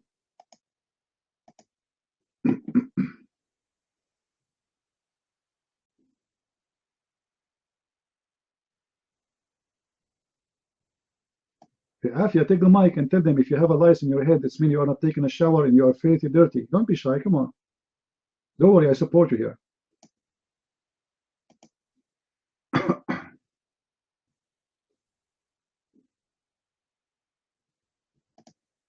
My friend, not you. The kuffar, they have lice. The Muslims don't have lice. What are you talking about? Muslims are clean.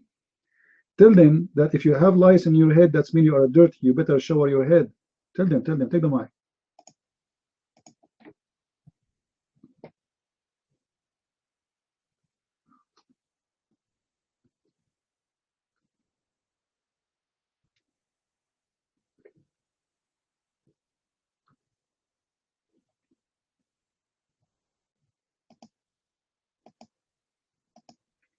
All right. Well, Afia, he don't want to come to the mic. But Afia, the Prophet himself, peace upon him, he used to be full of lies, man. He has a lot of lies. Whatever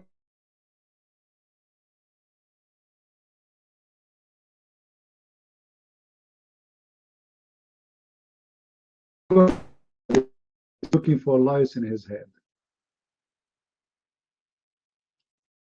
By the way, this is what happened first time.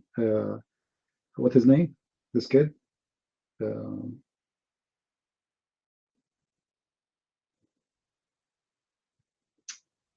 forgot his name. Usama Abdullah. First time he came to my room, he said, "Christian Prince, all of you Christians, you don't shower like us. You are full of lies. You stink." So I said, "Hold on. Are you sure that if somebody have a lice, he stink?" He said, "Sure, I'm sure." I said, "Are you sure?" He said, "I'm sure." And then when I showed him his prophet is full of lies, he said, "Well,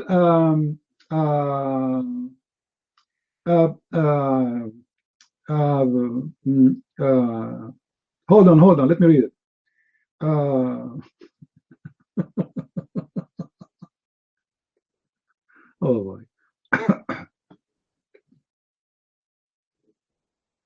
Yes, they are the cleanest. Actually, the Muslims don't take shower, by the way. Do you know what ablution is? Ablution will never clean you because they don't even wash. They are not allowed even to use detergent. They put some water. They don't even like scratch it. You know, just put some water in their private part, some water in their feet, some water in their arm. But there's not washing. There's not washing. Go and watch how you do it. It's just throwing some water in your hand. Anyone watch how they do ablution? You can go and watch on YouTube. They aren't even washing. They are just putting water in their hand. That's it. Watch water in their foot. But there's no real washing. That's why they smell bad. And even if a Muslim he want to take a shower, how he should do it?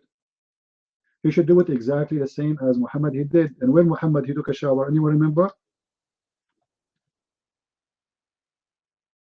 In Bi'ri Bida'a. What is Bi'ri Bida'a? A dry well where there's the garbage and the stink and the women period and dead dogs thrown in it. This is where Muhammad he do shower. And this is a Sahih Hadith. And when they ask him, Muhammad, why you are doing that? He said the water is indeed pure. And nothing makes the water impure. Here we go. Nothing what? Nothing make the water impure. But what is inside the water? It's a small scale of water, maybe in the size of a jacuzzi. Described in different hadith, it's the size of 6 foot, less than the height of your waist, like your private part, and that's it. But this water is 6 foot wide to the height in your private part, but yet there's dead dogs, women blood from menstruation, and women rags, and garbage. All of this in 6 foot of water. And Muhammad yet he is taking his shower there.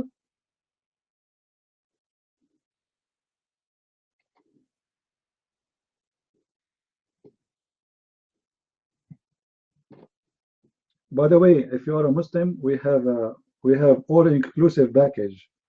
We have 6 by 6 foot, 3 foot high jacuzzi for you in Ramadan, full of dead dogs and women blood from period and garbage, as much as you want.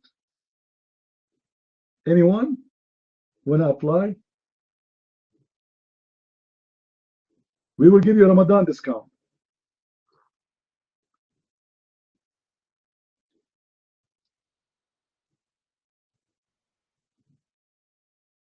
Yeah, you know, the Zamzam water is a scam, actually. You know, most of the water, they say it.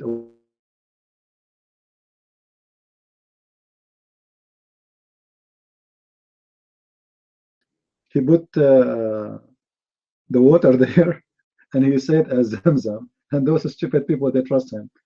And he would say to them, brother, nobody is allowed to carry Zamzam from Saudi Arabia, you know, unless you are going in the Saudi airline. They allow you like with a small container.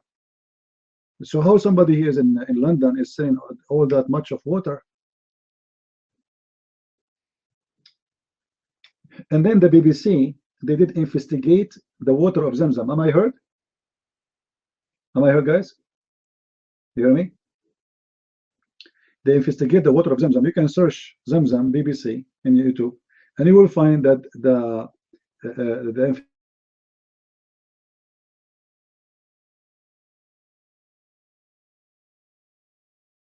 arsenic. Some of you don't hear me. I think Paltalk have a problem. Sometimes Paltalk does that. Or maybe we have a genie in the room. So should we read Quran?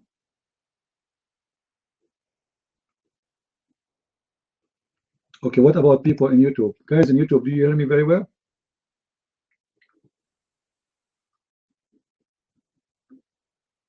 YouTube people, do you hear me very well? Because if people in YouTube, they hear me very well, it means it's only Paltalk. You are waiting for their answer. You know, they take time to go on YouTube.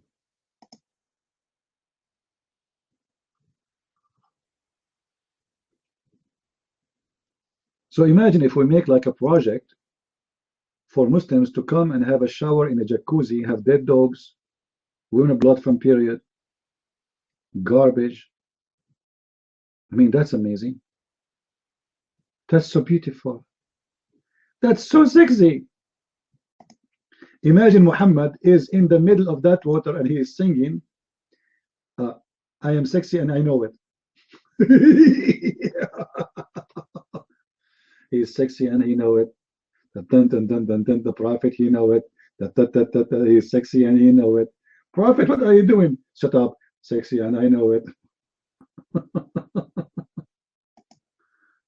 This is a prophet of God, and Muslims are teaching us about how to be clean. And this guy, Abdullah, he said to me, Christian Prince, do you know why people ask the Prophet why you are showering there? I said, why? Because the water stink.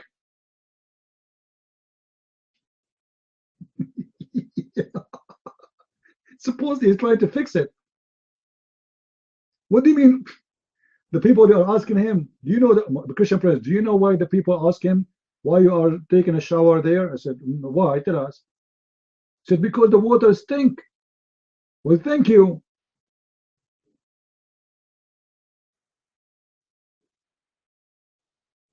Actually, in different hadith it says that he drink from it. Not only he shower in it,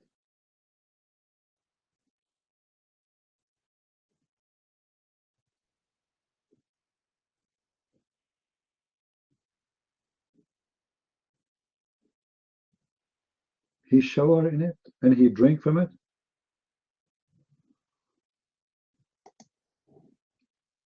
That is something. Steve, your mic.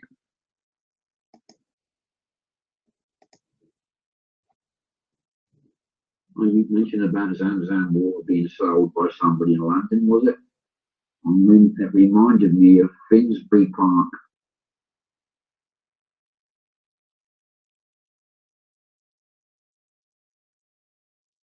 Mosque only Corbyn's leader of the Labour Party's local mosque.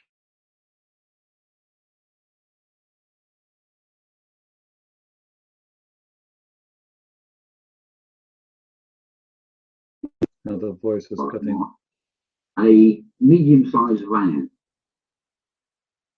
with pictures and writing on the side. The picture is of camels and large plastic containers. And it's an advert for camel milk. Now, large plastic containers contain a liquid that is yellow. Now, I don't really know CP, but I tend to gather camel milk isn't yellow like urine.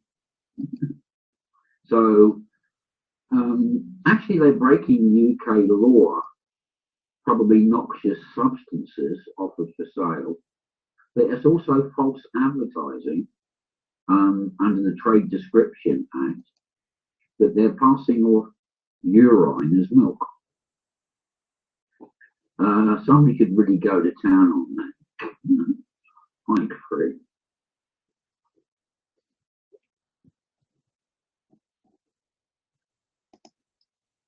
But you know, Steve, I'm really surprised that you live in England, and yet until now you did not purchase the water of Zamzam, so you can get the blessing of Allah. I heard that if you drink the water of Zamzam, you go back 20 years younger. I hope not many women they are hearing this. Immediately, when you drink the water of Zamzam, you will go 20 years younger. Actually, there's a true story. This is a true story. I swear by the fig, this is a true story. There's a woman, she is 20 years old. She drank the water of Zamzam, she became 1 day old. Because remember, it makes you 20 years younger, right? But she is 20 years already. So she became younger 20 years, and that will make her 1 day old. So now she have a problem, how we can get her back to be 20 years again.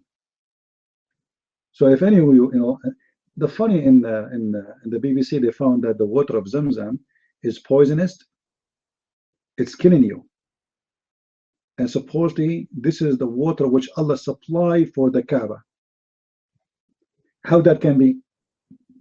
Allah is poisoning his followers?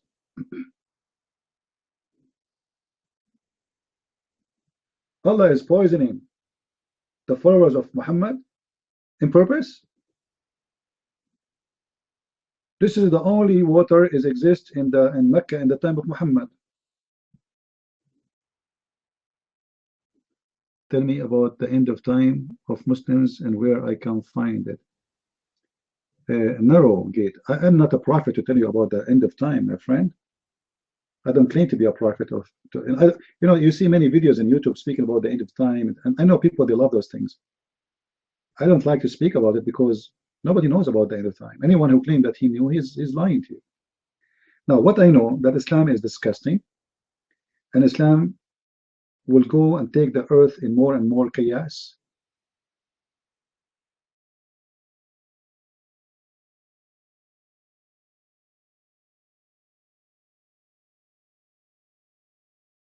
Themselves, they are fighting with Muslims and they go and nuke. I don't know. But Islam today, as it is, if it does not change and became something different from what Islam is about, it's scary and is going to destroy the security of all mankind around the earth. Will cause destruction of many countries, starting with Muslim countries first. Look at Muslim countries. Nobody have peace. People, they're not even safe to go to school. They're not safe even to go to the market. Muslims killing Muslims, Muslims killing Christians, Muslims killing Jews, Muslims killing Hindus, Muslims killing atheists, Muslims killing everybody, and killing Muslims too. So this religion became an extreme problem to the world. You see, in the old days, those who live in the West and those who live in the East, you know, they are not mixed, so things is fine. Muslims killing Muslims only. But now Muslims, Western countries, and wherever they go, the bloodshed will go with them. And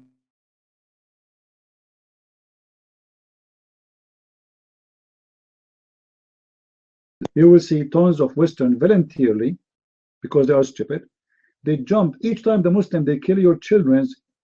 You will find Western leaders, they defend Islam, says Islam is good, Islam is not bad, Islam has nothing to do with this. All those stupid statements, we hear them saying.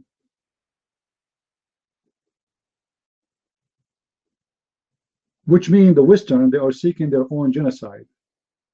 They are defending the criminals who is killing them. But I believe this will change, because sooner or later everybody will notice that, come on, this is too much. I mean, Islam is peace, but every day Islam is killing us. Islam has nothing to do with this, but Muslims are killing us. People, they will start reading, people will start searching, and people, they will find out that those leaders are nothing but a scumbag liars who they don't want to lose their business with Muslims countries, who they have interest with Muslims money, and this is why they are defending Islam. Time will come and Western, they will lose their patience and they will dump those leaders in jail. Whoever will defend Islam, they will lock him up. You will see. But I believe to reach that point, you have to pay a very high price. Tens of thousands of your citizens will be killed. I believe strongly, and count my words, that time will come and the Muslim, they will use either nuke or dirty bombs in your cities. Right now they are killing 20, 30, 50, 100 in each attack. Time will come and tens of thousands will die immediately.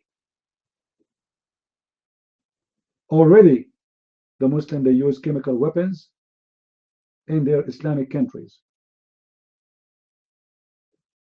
In Syria, Muslims killing Muslims by chemical weapon. from all parties. ISIS, they use it. The Assad, he use it. Al-Qaeda, they use it. The moderate Muslim, they use it. Whoever have it, he use it. So imagine if they get their hands in a nuke or a small nuclear bomb. And I believe strongly they are working in that direction. It's not because they don't want to do it, but because until now they don't have it. But if they have it, trust me, they will be so happy to nuke you. Then if they nuke you, what you will do? Your leaders, he will say to you, Islam is peace. He cannot do that. He have to take action.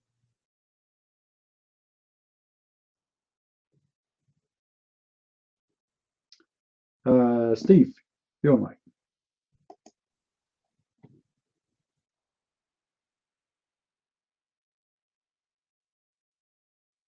Thanks, CP. I heard all the wonderful things they claim about Zamzam water, but you know, I haven't done decorating for a long time, and I don't need a paint stripper.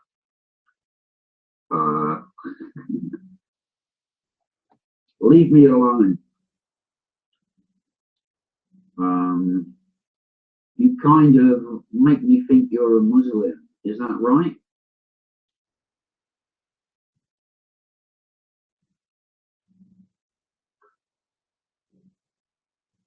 Oh well.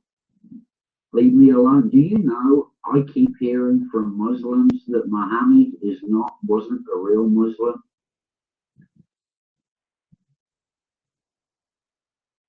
Blown about by every wind of doctrine. That's in the Bible. Leave me alone. Name one of his prophecies, leave me alone, that wasn't a fake. But leave me alone. After the Manchester bombing, Muslims again went on television, went on the internet, and kept insisting Muhammad wasn't a real Muslim. Do you know that? Because Muslims keep saying real Muslims wouldn't do that. Oh, daily. I mean, ask CP. CP will tell you Muslims are always telling us that Muhammad wasn't a real Muslim.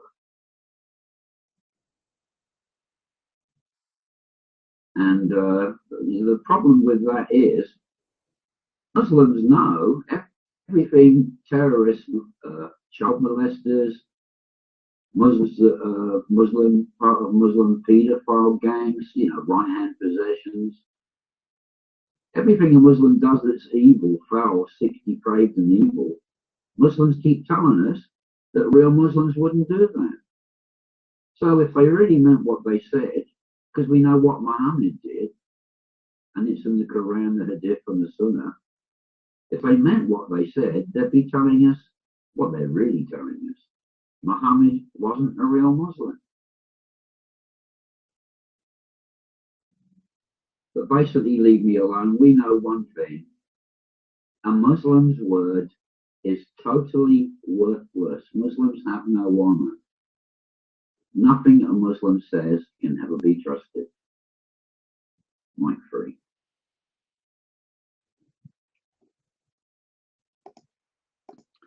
Well, I believe leave me alone is just seeking attention. And I will practice her name on her. If she claimed to be a girl, I will leave her alone. I don't believe, you know, all what you see in bad talk and text is just a joke. You know, somebody says to you, I used to be and I became, etc. It's a joke. Come to the mic and talk to us. They are here just to disturb our conversation. Or someone looking for attention. And this is very normal in bad talk. Do we have any Muslim here? I'd like to come to the mic. Huda, your camera is open. Be careful. I doubted you. Don't open your camera, please. Do we have any Muslim here? Like Huda is an ex-Muslim. She came to the mic and she spoke about her experience, why she left Islam, etc. Huda, your mic, your camera is on. Be careful. Don't open the camera, please.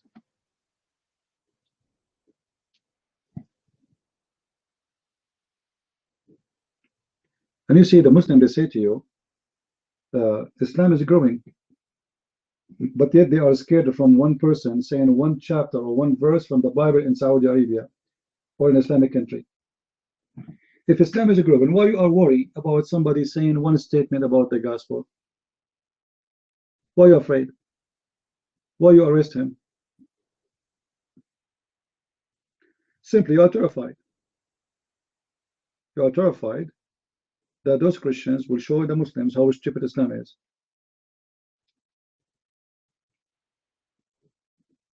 Otherwise, if Islam is a strong religion, you do not need to force people to go to pray.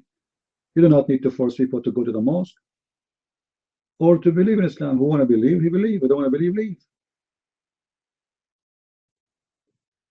So why you are forcing the law of apostasy if nobody will leave Islam anyway? Right? Imagine the filthy king of Morocco, he approved law that anyone he will speak about Christianity in front of,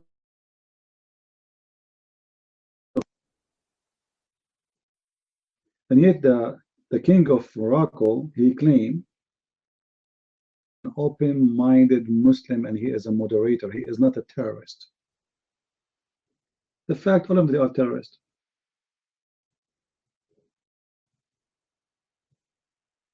Oh, they terrify anyone who don't agree with them.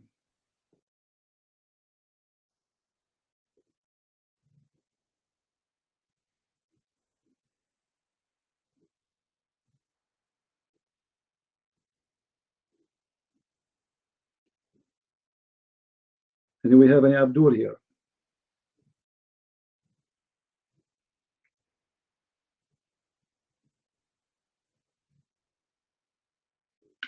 Somebody told me that the Muslims are signing what they call it, petition to ban my books from Europe. They think they can stop exposing Islam if they ban my books. Actually, if they do, that will make more Muslims buy my books. I read it. Because then Muslims, they will start wondering, this must be a very good book to the point it's banned. Right? But you cannot do that. Salman Rushdie book exists in the heart of England. And the Queen of England, she gave him the title of Sir. Right? If you can't ban books, why you don't ban Salman Rushdie book then? Start from there.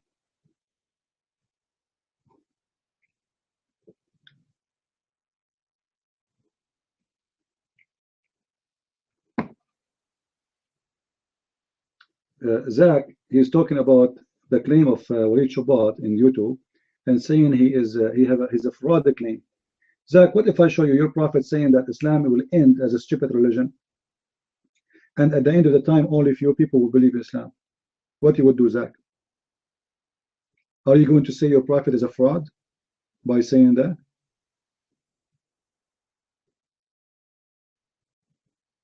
Zach, in YouTube, the one who predict Islam to end as a very small, tiny religion, is he a fraud? Don't play dead now.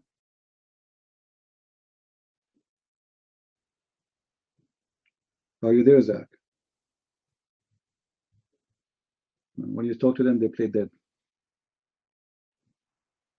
Because it's Muhammad who said that Islam will end as a small, tiny religion.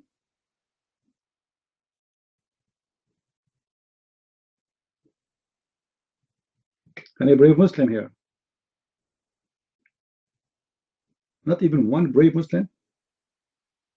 I mean, guys, do you notice how much we are dry? For the last 2 weeks, we could not find one Muslim to come to the mic. Do you see how much confident they are about their cult?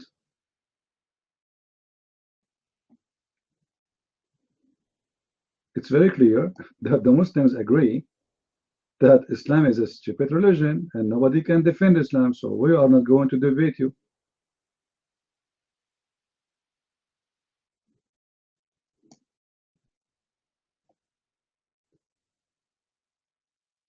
Let us move our room to the Middle East section. There. What do you think, guys? Shall we? We want to close. You know, we can move the room without moving anywhere, without closing. I just changed the setting. Let us try.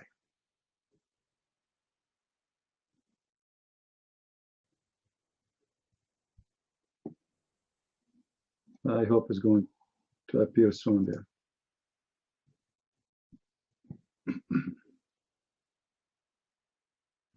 It's Ramadan, so trust me, in the Middle East, nobody fasts on Ramadan. The belly dancing and you know, it is the month of corruption. Actually, most of Muslims right now, especially the rich ones, the one who stay home at Ramadan is the poor one. The real wealthy Muslims, especially the male ones, they go around the world specifically to 6 let's say territories like Thailand, you know.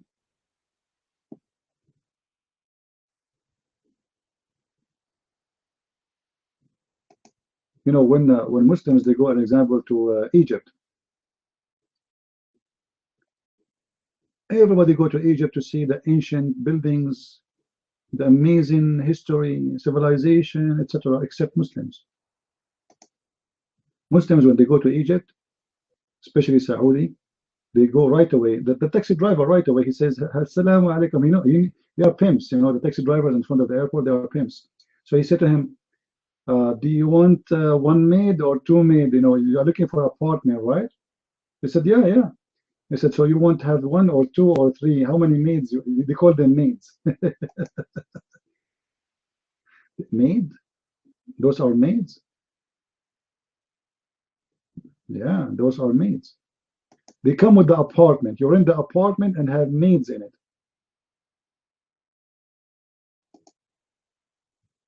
Yeah. I told you once in Saudi Arabia, there was a guy. He sat next to me in the coffee shop. It's like like the table is like a counter, you know, have like letter L in English. So he sat there and he have a lady boy with him.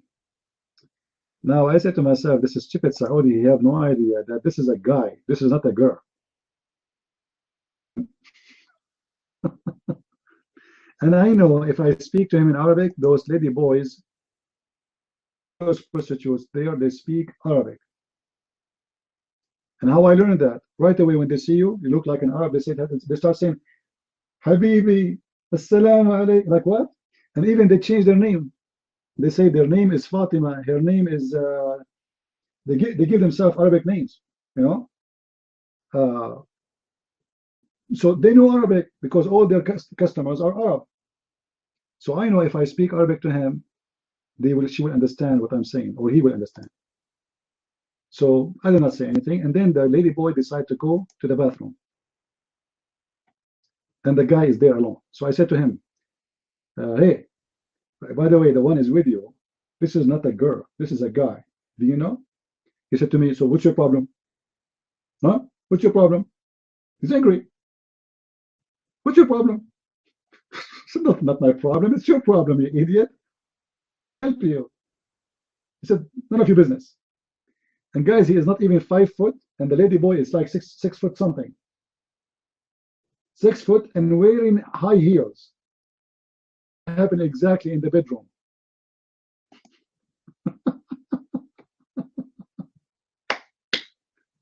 I was saying to myself, oh boy, this guy, he have no idea when he go in the bedroom what will happen. You know, when this guy, he take off his clothes, he might say, help me, help me, help. But I found that he knew. And that's why he liked it. Ramadan is the month of prostitution for the Muslims. If you go right now and check ticket flying from Saudi Arabia to Thailand, you will see how expensive it is now. Because everybody want to fly to Thailand from Saudi Arabia. This is the season where all the citizens who they have money, they leave the country, even married ones.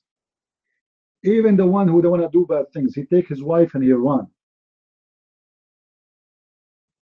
Because nobody want to fast. And this month, everything is dead and everything is expensive.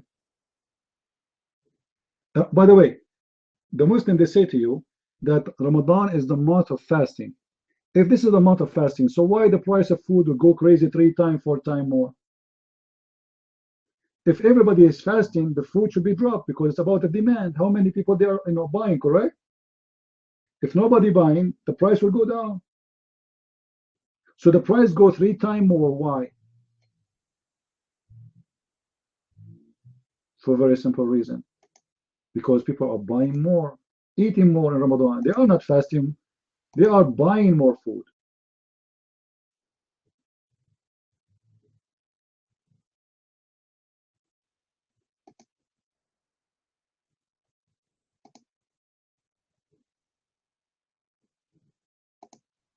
Do we have any Muslim here? And they will spend the whole night watching belly dancing, porn, and then in the second day they sleep the whole day. And if you talk to them, he says, don't talk to me, I'm fasting. Don't make me nervous, I'm fasting.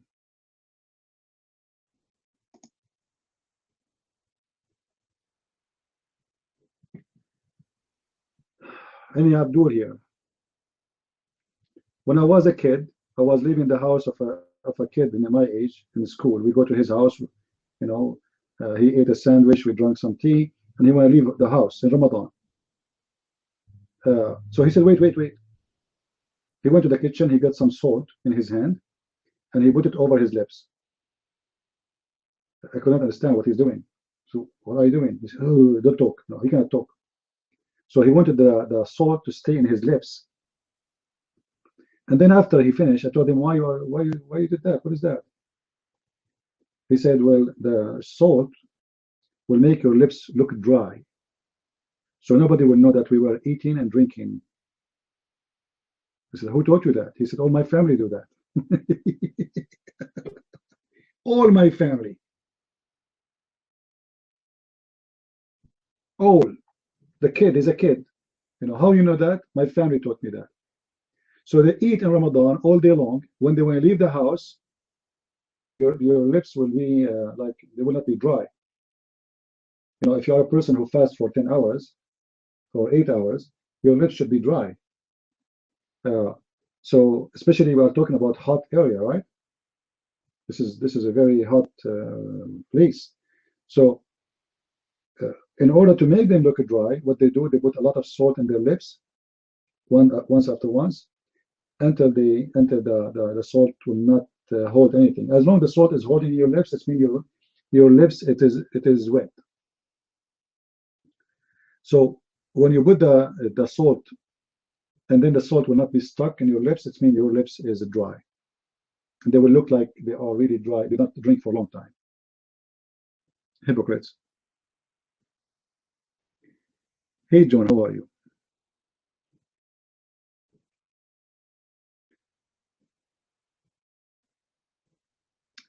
Thank you, John. I'm talking to John from YouTube. Please, guys, to subscribe to our channel on YouTube. And if you like to join us here in Talk, if you like to ask me questions by your voice, feel free. All right, because most of the time we focus in the chat room, and we don't even see the chat in YouTube. But I will be happy to, if someone have a question or you want to learn something, I will be happy to answer. And let me remind people too, If you like to invite me to your country to do seminars about the cult of Islam, I will be happy to go. And just let me remind you, I do it for free. Which means, if you invite me to do a seminar in your country, in your church, you will not pay me a penny. I do it for free. All right? I'm not like those guys who doing business. Pay me first, I go. I'm not Muhammad. You know, you remember Muhammad? Who remember what Muhammad said? No money, no honey. Right? You want to have a private consultation with the Prophet? Well, you have to pay the Prophet first. Yeah, this is what Muhammad said in chapter 58, verse number 12. No money, no honey. Muhammad is the same as a prostitute. Money first. So we don't do what Muhammad do. You want to invite me to your church? It's absolutely for free. I will pay even for my sandwiches. What do you want more? All right? Invite me. And if your country is a poor country, it's a blessing for me to go more than a rich country. I love to go to poor countries. I really love poor people. I did many seminars in many places, as an example in the Philippines. Some churches, they are not too much poor, but there are some churches, they are really, really poor. You know, Philippines is a poor country. I really enjoyed being with the poor one. They are blessing, they are wonderful, they are loving, they are real. They are not fake. You know? It's really amazing to be with them. And I felt I'm so blessed to be between those poor. So if you are a poor country and you are worried about having me, I don't want anything from you. Just, you know, prepare your church for me to invite me. All what I need, a place where people come, and that's it. And the Lord will provide us with everything we need. All right. Well, I'm glad, John, that you have my books. And by the way, I have my books now translated in more languages. We have in German, French, Swedish, and in English for sure. And soon, maybe in a week or two from now, we will have the Quran and Science translated to Dutch language. And there is someone translating my book to Spanish, and there's someone translating my book to Russian. Do you see how the Lord provides us with the good ones? Isn't it beautiful?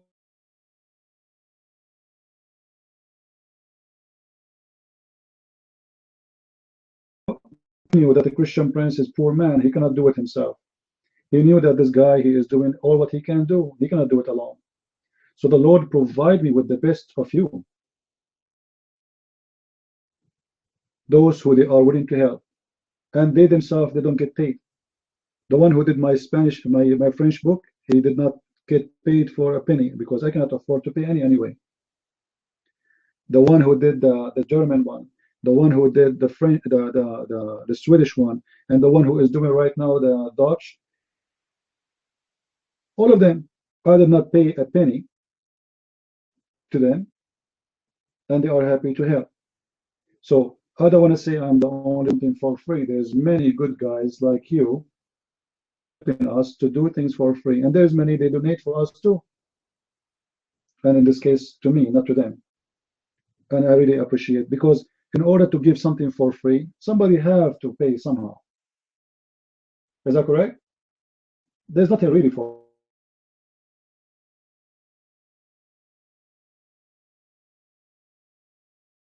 going to go and fly all the way to this country, and it's going to be for free for them. But the fact somebody have to pay for a ticket, somebody have to pay for whatever, you know, the cost of the flight. So who is that body? Is the good ones who help us in our mission.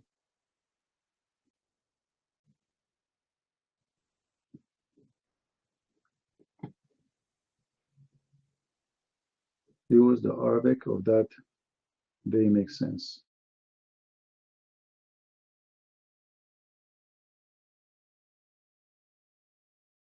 good. But you know, I'm working right now in my third book, and when it's done, I hope somebody will help us with the proofreading.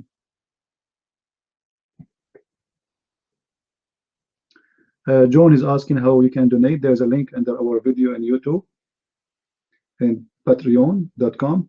You can click on it and you can make a you know, a monthly donation. By the way, the monthly donation is very easy. Like some people, they say to me, why we cannot take 1 month vacation, 1 month donation? You can cancel. You can make donation now and cancel after that. It's 1 month. It's one-time donation anyway. Or if you can make it, let us say you want to donate $12 the whole year. Make your donation $1 a month. That's it for the whole year. And after 1 year, cancel. All right. And by the way, when you make a donation account in that website, you can call yourself whatever name you want. You can call yourself James when your name is John. You can call yourself any name. Only when you need to enter the finance information about yourself, those have to be true and real. But those I will not see them from my side. So from my side, I will see whatever you name yourself in the account as a nickname. It's like Paltalk here. People, they call themselves whatever they want. So nobody will know who you are. Me, myself, I will not know who you are. All what I know, that a person, he named himself whatever name he chose for himself, he donated, etc. Your book translated in Albanian would be, I don't know how many millions they speak Albanian, but if somebody want to help to translate to Albanian, that would be wonderful. Actually, my big target is to find somebody to translate my books to Chinese. Hindi, you want to read the Surah Al-Ikhlas? Are you sure? Okay, I will make you read it Al-Ikhlas, but if you do it in English, because I want people to laugh. Do you accept? Because this is one of the most stupid chapters in the Quran. I'm not sure why you chose this one. Take the mic, Hindi, and let us laugh together about the chapter of Al-Ikhlas. Go ahead.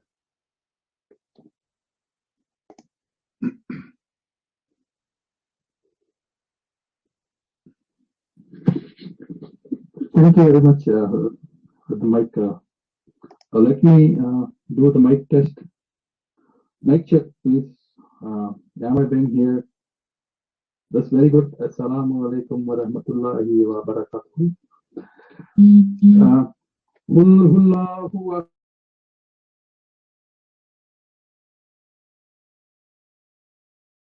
Allahu kufuwan ahad. This is a very simple surah. I love this surah. Thank you very much.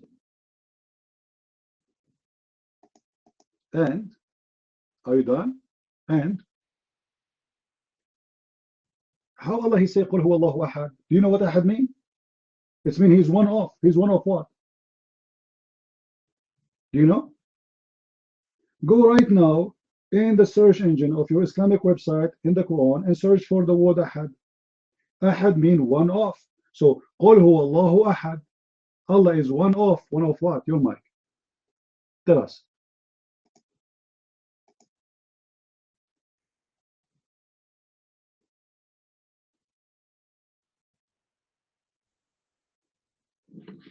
Oh, okay, my mic again. So ahad means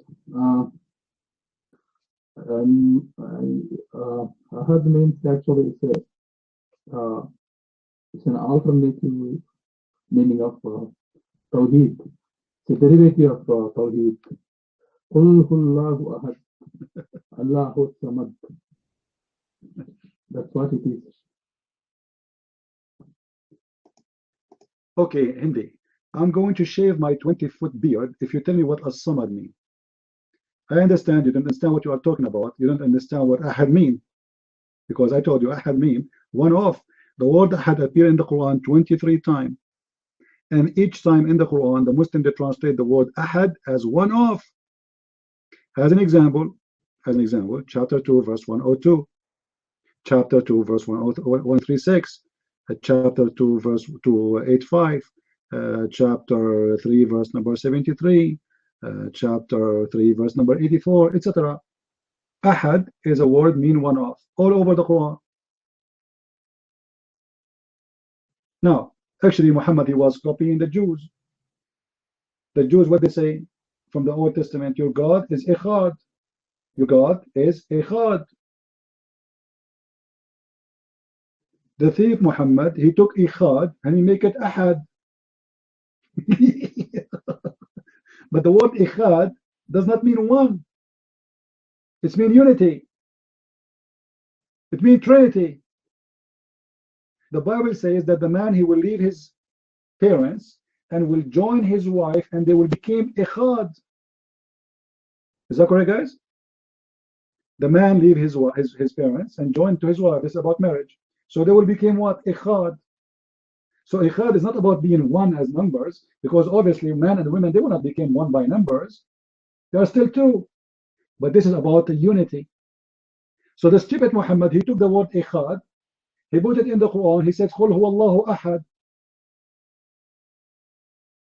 which means say Allah is one as unity, united. And this is why the stupid Muslim, they say to you, we believe in Tawheed. Tawheed means unification. Tawheed does not mean oneness. Tawheed means unification. How you want to unify someone who is one? What do you want to unify about him? Yeah, it's a beautiful surah. I like it. I like it, Hindi. So Hindi, you quote for me from that chapter 1 and verse number 1 and verse number 2. I'm asking you a question. Who was Samad? What does Samad mean? Do you know? Your mic?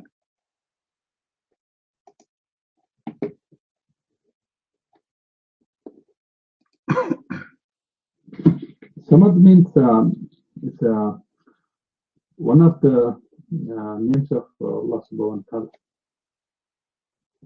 That's what I know.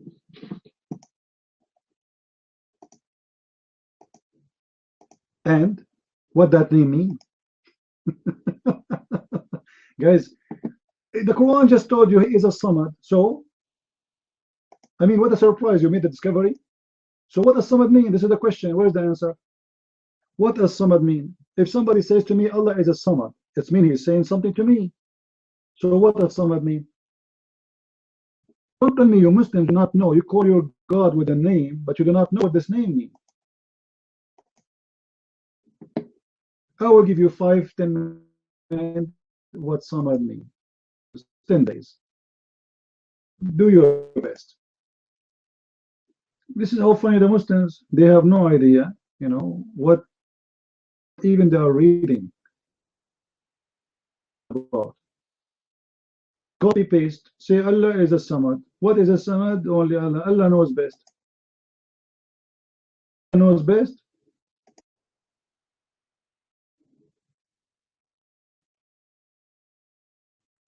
A Samad simply that the three things they gather together.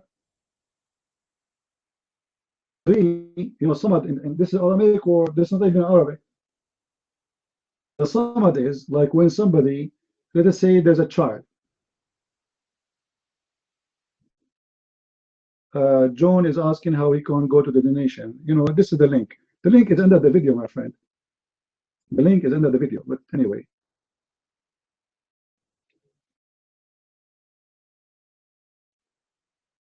Let me, the link under the,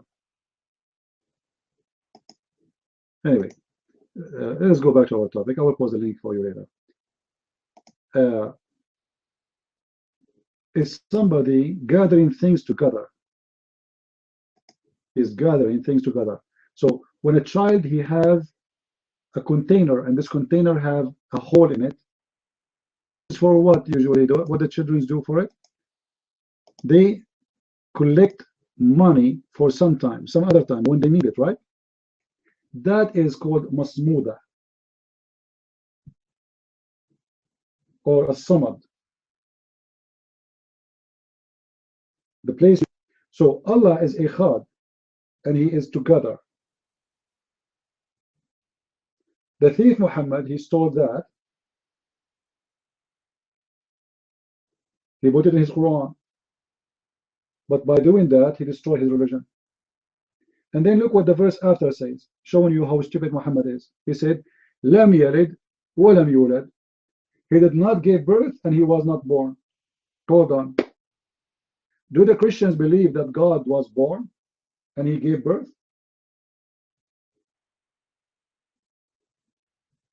We believe that the Messiah was born of a woman, yes. But God is not giving birth. Correct? We don't believe that God gave birth. That's a stupid statement. So what the God of Islam trying to say to the Christians, how you believe that God gave birth? And that's showing again the stupid understanding of Islam, of Christianity, because none of the Christians believe that God gave a pregnant and never deliver a baby. His name is Jesus, and this is his son. Gave birth. How God can give birth? When the Quran says Allah did not give birth and he was not born, he's talking to who?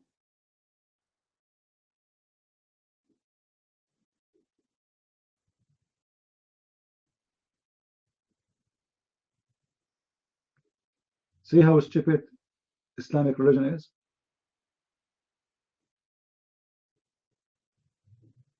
The same as when Muhammad, he said in the Quran, how Allah can have a son if you don't have a girlfriend? Well, hold on. Who said that the God of the Christians have a girlfriend and he have sex with her and they have son, his name is Jesus? Because to say such a statement, it means you are talking to people who believe that God, he have a wife or he have a girlfriend. And look how stupid the logic of the Quran. In one verse, Allah, he says to us supposedly that Mary, she was a virgin and she have no boyfriend and she have a son, his name is Jesus. And Mary, she said to Allah, how I can going to have a son if I have no boyfriend? Allah, he says to her, well, Allah, he can make things happen. Okay. Then Allah, he says in chapter 6, verse number 1, Allah, there's no way he is going to have a son and he don't have a girlfriend. What? In other way, the Quran saying how Allah can have a son if you don't have a girlfriend. Well, the same question should ask then, how Mary she can have a son and she don't have a boyfriend? If this is the logic of the same author of the same God, is Mary, she have no boyfriend, but yet she have a son. And one verse saying, how Allah can have a son if you don't have a boyfriend, you don't have a girlfriend?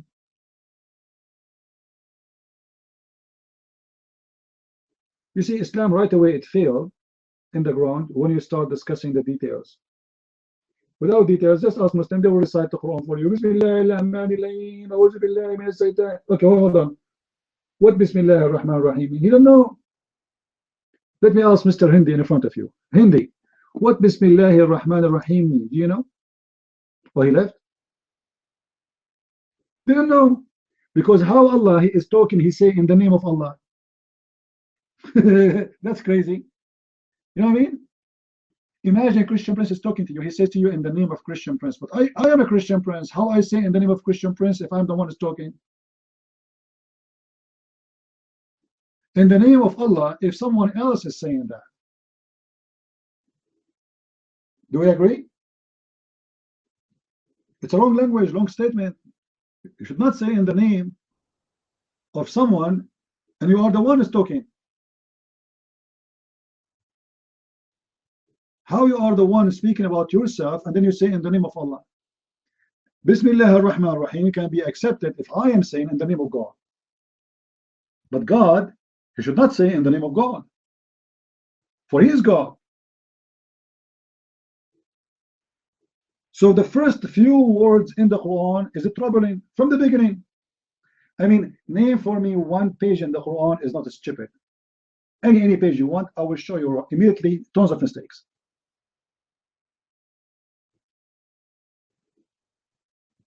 And then the Muslim, they try to defend this. Why Allah saying Bismillah ar-Rahman ar-Rahim? They say, oh, the one who said that is the angel. Okay, hold on. If the one who said that, the angel, why you are adding it to the Quran? Because remember, the Muslims, they say that every word in the Quran is said by Allah.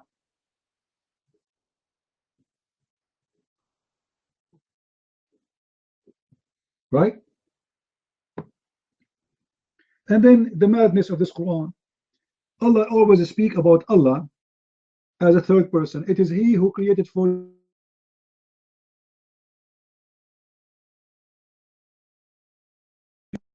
who speaking about who? It is we. We who? If Allah is one, why He is we? They say to you because Allah is God, so He speak Himself about like a king. Well, this is mean Allah is copying the language of kings, trying to say a fantasy statement about Himself that we. So if it's saying He is an insult, so why He called Himself He in the Quran? In the same time He called Himself we. You know what I mean? If we is the one fit with Allah to be called with because He is majestic. So why Allah He called Himself who, He in the Quran? قل إن الله قل إن هدى الله هو الهدي هو الهدى هو it's He. It's He who created for you the universe. It's He all over the Quran. So it's He who is the one is reporting the statement of He. Obviously the one who wrote the Quran, the author of the Quran, he forgot to switch because he claimed that this is the whole written, it's from Allah. If you go to chapter 2 verse number 29, it says هو الذي خلق لكم ما في الأرض جميعا ثم استوى إلى السماء. It is He who created for you what is in the earth, and then He went up to the heaven. Hold on, so who is the one talking there? It's obviously, it's someone describe how God created the earth and the heaven. It can't be Allah talking. So the Quran is very easy to prove that it's false book, because the language is wrong, the statement is wrong, the structure of the verses are wrong. It is He who's talking there. I challenge any Muslim to tell me that this is not Allah. They will say it's Allah. Okay, if it's Allah, why He say it is me?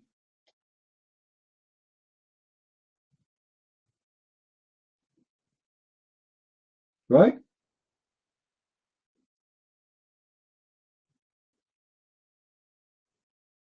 It doesn't, you know, just a little examination for the Quran, you will see how stupid it is.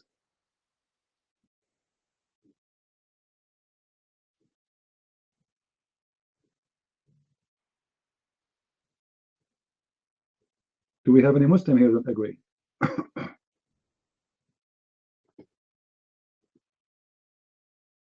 Any Muslim don't agree with us? Feel free, please. We don't want you to agree if you don't.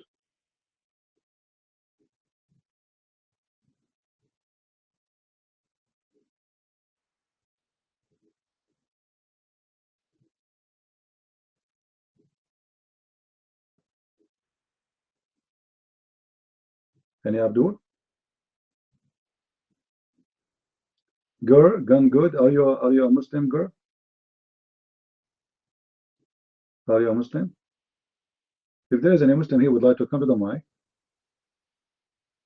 Oh, don't worry. You know, if you're a Muslim, it's not your fault. We are here to help you. Actually, I'm not against the Muslims, by the way. I'm not here to fight with the Muslims. This is not my intention. I'm here to share with them my knowledge. They like to have it for free. It's up to them. They don't want to have it. It's up to them. You know. We are here to share knowledge.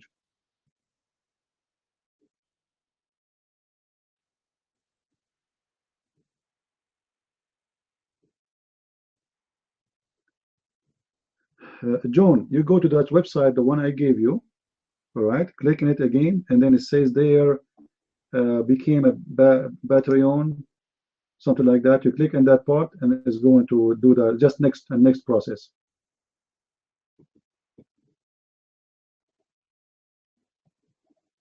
Right? It's very simple. Enter in my page. Go to my page again. To like it asking you to subscribe to this person, and then you click in it, and you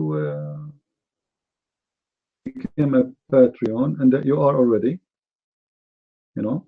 And then if you wanna give to somebody, let me see how you do it. All right.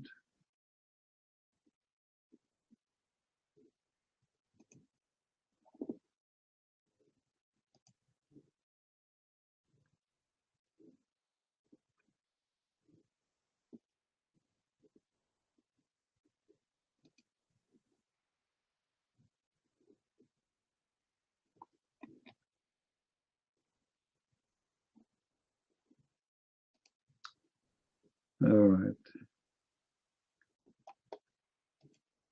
So if you go again to my profile, you click at the page, it says share photo overview post.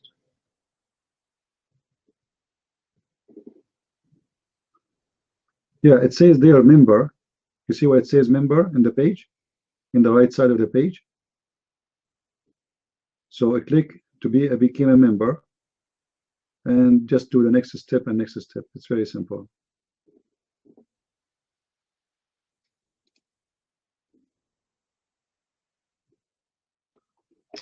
Anyway, we go back to our topic.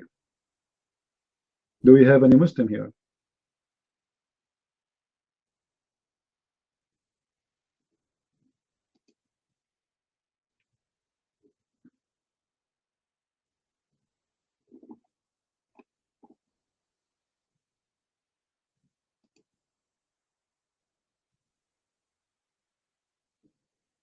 Actually, I think if you click at became a Patreon, click at became a Patreon, and you will be signed in. Just you put how much you want to donate, and that's it. It's very easy.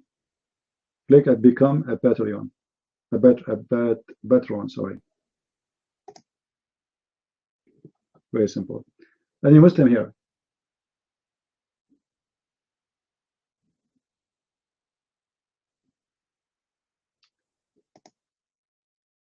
Maybe we should show them in the screen how to do it for those who like to help us. Hold on.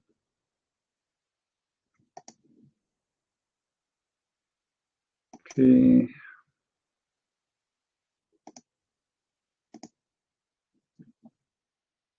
All right. In my page right now in YouTube. So you see here it says become in red. In the top of saying share and tweet. The big bomb of share and tweet. One for Facebook and one for Twitter. Became a patron. If you are logged in already, you know, choose how much you want to do per month. Or you can change it here. So let's say you want to make it $10 or $1. All right, or you want to make it whatever. Then you click continue, and that's it. You know, then you have to enter maybe your real information if this is the first time you do it, like your card, etc. All right, we go back to our topic. And by the way, anytime you feel like you want to cancel this donation or subscriptions for free, and you cancel it. It's very simple.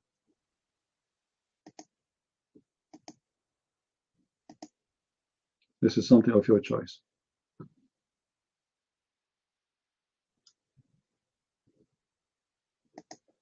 Something bothering you. I took my Shahada about 2 years ago. Okay. Are you the same one? Leave me alone? Girl? Are you the same leave me alone girl? She was here. There was a girl, she was here. Her name is Leave Me Alone. You are not the same person?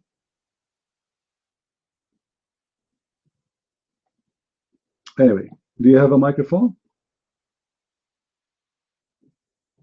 Do you have a microphone? Do you like to come to the mic and tell us what you want to say?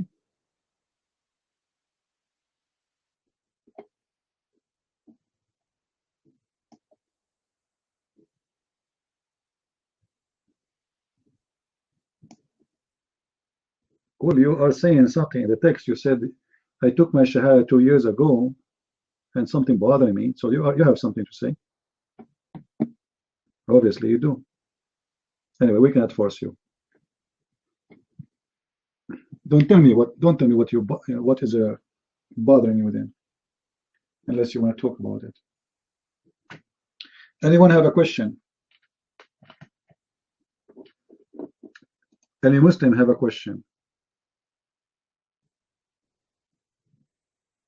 If there is any Muslim who think Islam is from the true God, please put your hand up. We would like to hear you.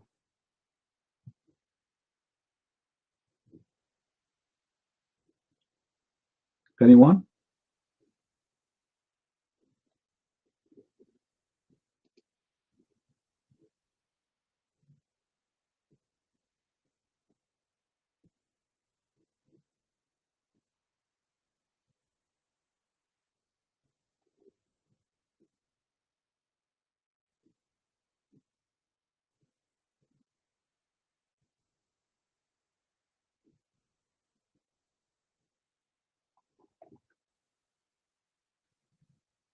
John is asking again. I don't know. John is asking too many questions about how to make donation. My friend, don't worry about the money reaching out to me, because I receive immediately. If anyone who make a donation, I receive a notification that this person, etc., he did donate $1.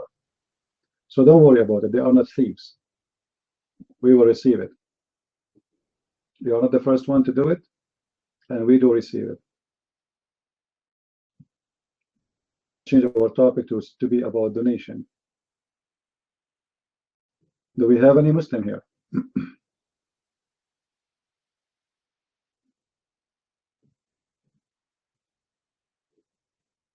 Not even one Muslim?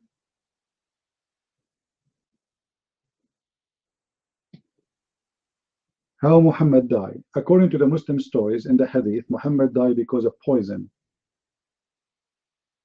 Muhammad himself, he said that I feel the poison I ate in Khaybar is cutting my aorta.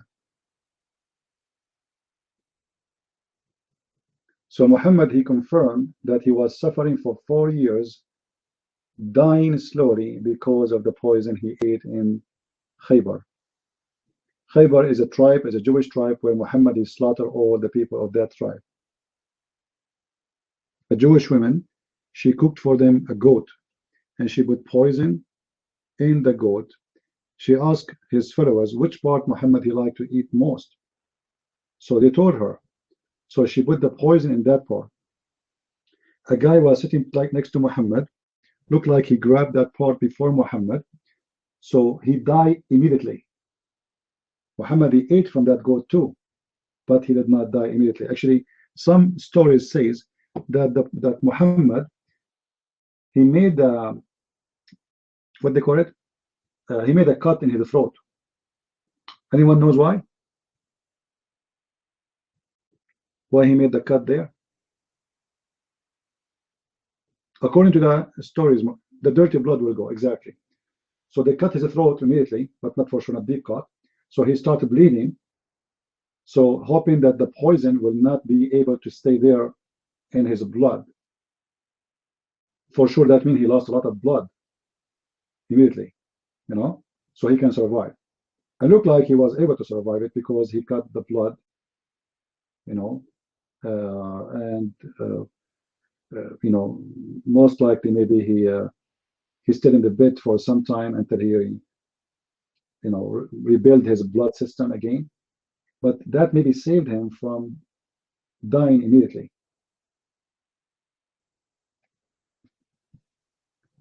How do you know the story is true? There's nothing true about Islam, to be honest with you. But this is what the Muslim, they report themselves. Now, if the Muslim, they want to lie about their prophet, this is their problem.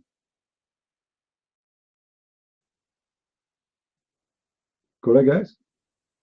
If the Muslim, they want to lie about their prophet, that's not my problem.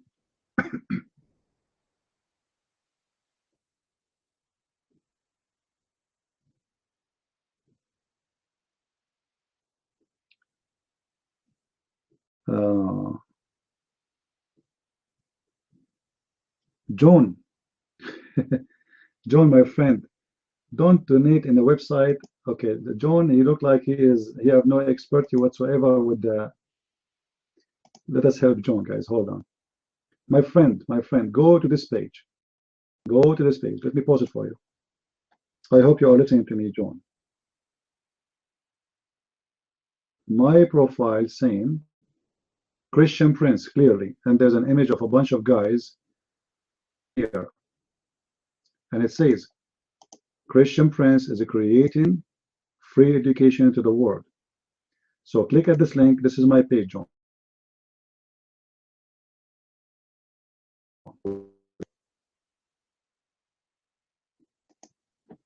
This is my page, John. You see it? Click at that link. That's exactly my page. There's no guitar there. There's no guitar. There's an image. Let me show you the page again in Google, in YouTube. This is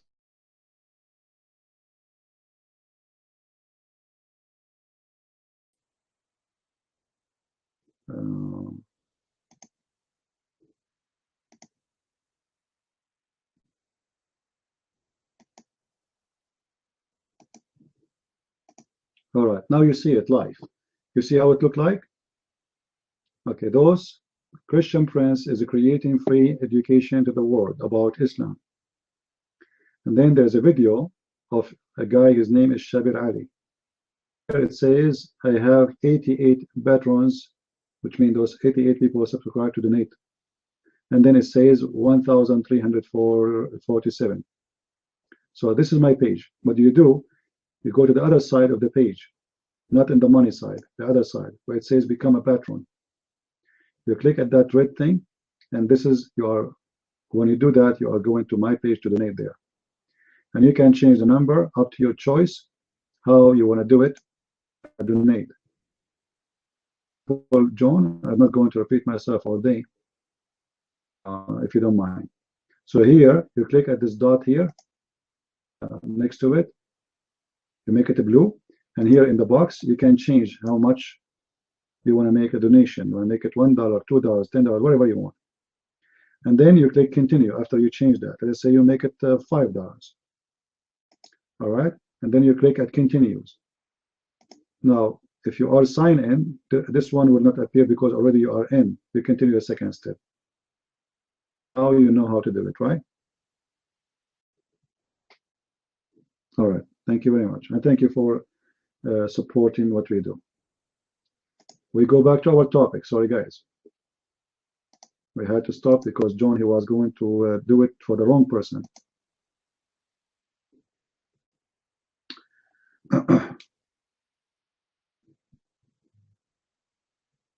No problem, girl. Don't be Christian.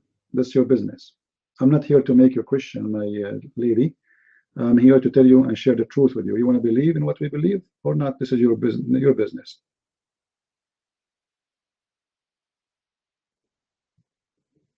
But I challenge anyone, friendly challenge, to show me better teaching than the teaching of Christ. If you can show me, you know, I accept the challenge. Nobody in the whole history of mankind, in the whole, even the human right, you know, the human right, they say human right, those who speak about the human right, they are not even close to the teaching of Christ.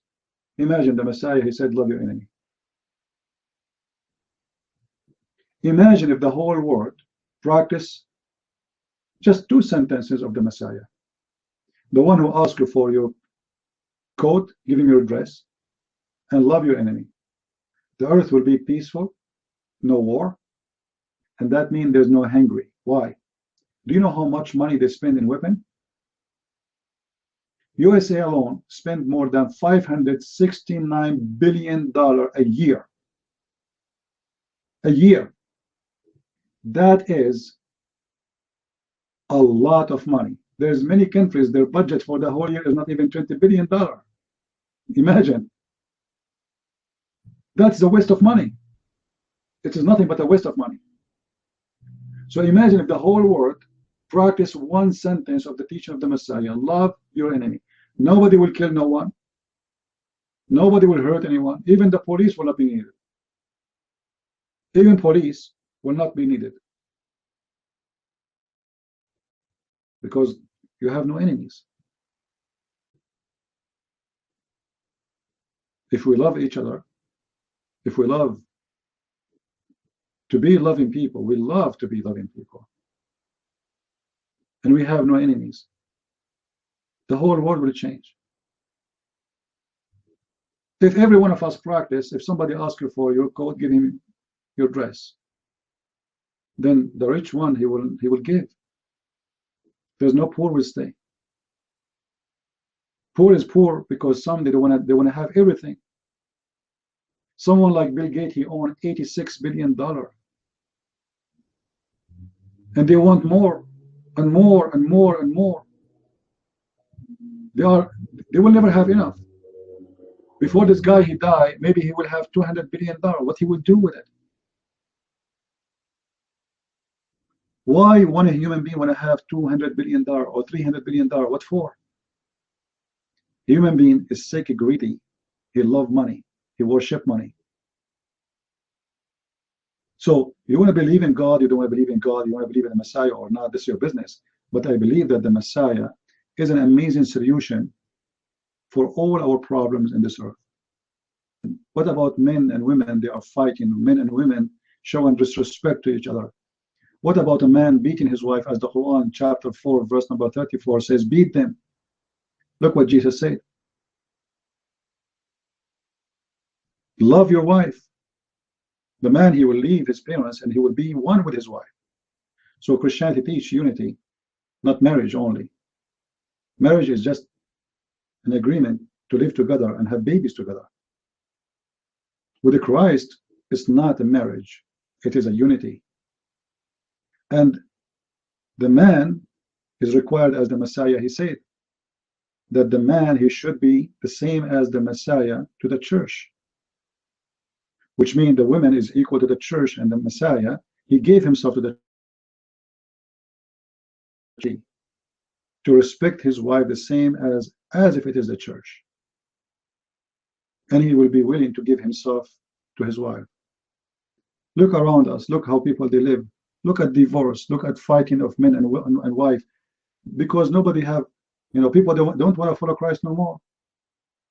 People have a two argument together. Okay, I will divorce you. See you in court. Why? Because they don't have love. They have lost. A man, he see a woman, she is beautiful, she have nice body, suddenly he want to marry her, but the fact he don't love her. This is why he dump her as soon as he find a new woman, maybe more beautiful, or she is younger. Is that correct, guys? This is the truth. A person who is marrying a woman based on his love to Christ, he will never leave his wife.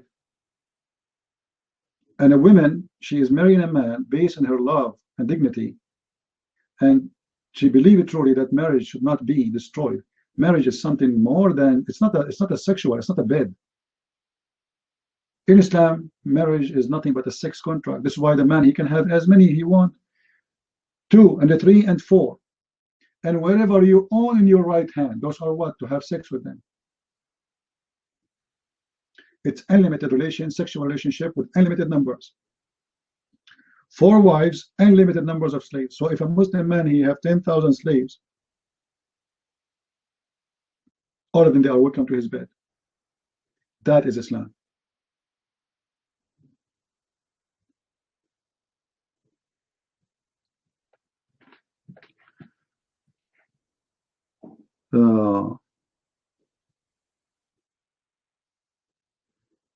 Yeah, actually, Osama Dakdok, John is asking me about Osama. Osama is my friend. and we did work together. And actually, we started the radio show together, and he have a radio show every Saturday, tomorrow. And actually, me and him, we started this radio show. Osama is a wonderful person, and he is very passionate, and I totally support his work. He's a wonderful person. And even he is the one who published my book, actually, the first book, The Deception of Allah. He was my publisher.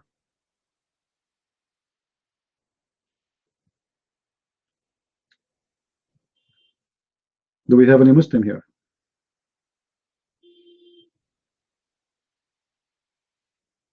Any Muslim?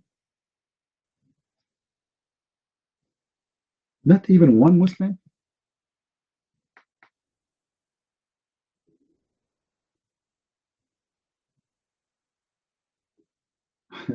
The shin of Allah is a different story. You know, one of the funny stories about Muslims, they say to you, how you worship a God, he is a man.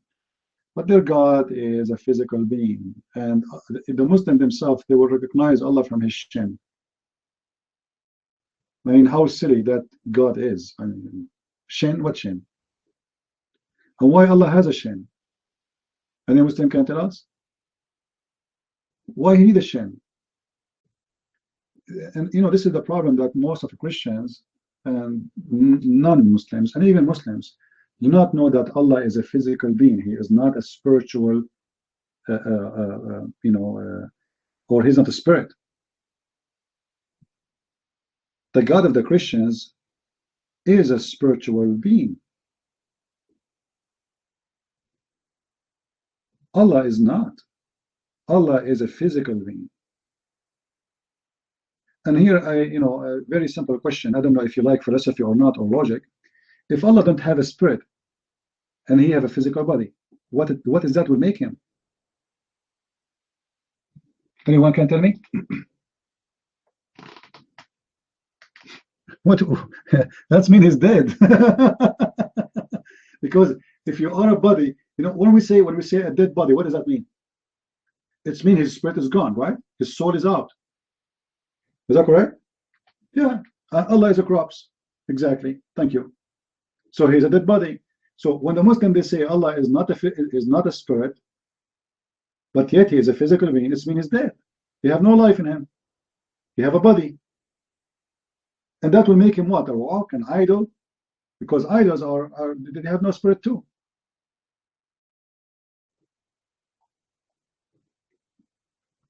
Yasinos, why you don't put your hand up, my friend? Show us how wrong we are. You want the mic? Yasinos? Do you like to come to the mic? Guys, we have a Muslim here. His name is Yasunos. How many of you like to hear Yasunos? I cannot talk English very well. You talk English very well. Your text is fine, man. Your English is better than mine. What is your language, Yasinos? What is your language?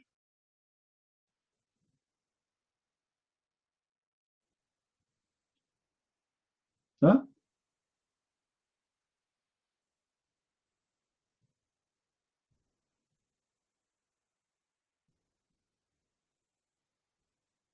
Arabic? That's wonderful. I speak Hindus, Urdu. I speak the language of Zakir Naik. Do you understand Zakir Naik? Come on, yes. Your English is fine. Take the mic. Take the mic. Let us hear you. Go ahead.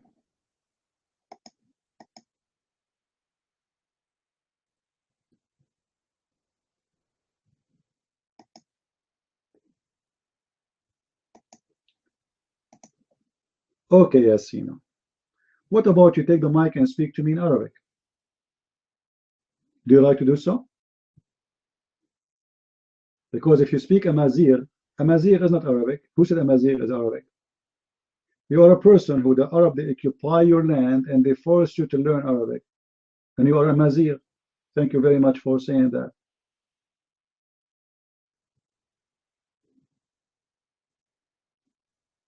Islam is your enemy. They came to your country, they killed your queen, and they forced you to convert to Islam. No, Amazigh. He's Amazigh, not amazing. Amazigh is not Kurdistan. No. Who told you that? Amazigh, they are exist in the North Africa, like Algeria and Morocco, etc. Who is a Muslim would like to come to the mic?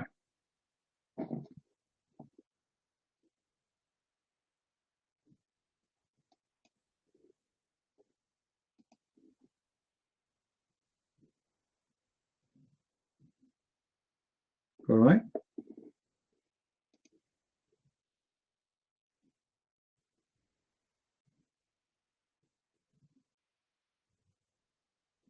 Who is a Muslim when I come to the mic? And John, just to confirm to you that your donation is delivered already. I see it there. Thank you very much. Finally, you were able to do it. Do we have any Muslim? Who is a beautiful Muslim would like to come to the mic and show us how beautiful Islam is? I'm so interested. I cannot wait to get the 70 versions. What's your name? Think you will get all those versions? Yasinos? Do you think really you will get all those versions? No, what 70? 70,000. I don't accept 70.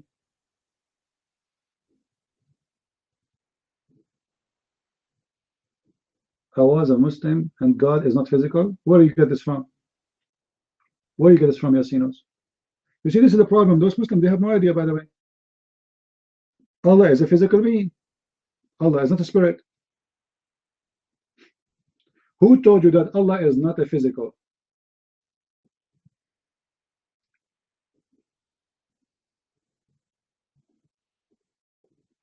Why you are concerned about Islam if you are not a Muslim? That's a good question, Shafiq. Why your prophet is concerned about Christianity and Judaism if he is not a Christian, neither a Jew?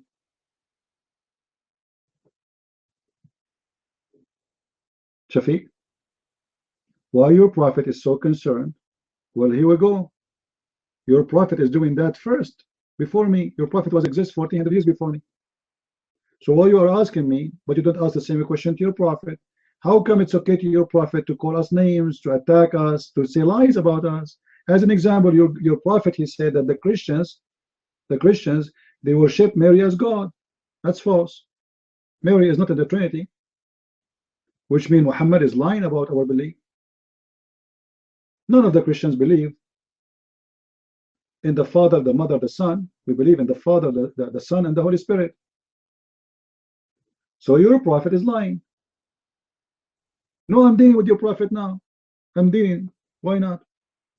I have his words. I have his books. I have all the mad stuff he said, and you have no courage to come to the mic and prove me wrong. I'm willing to give you twice time more than me if you come to the mic. What do you say?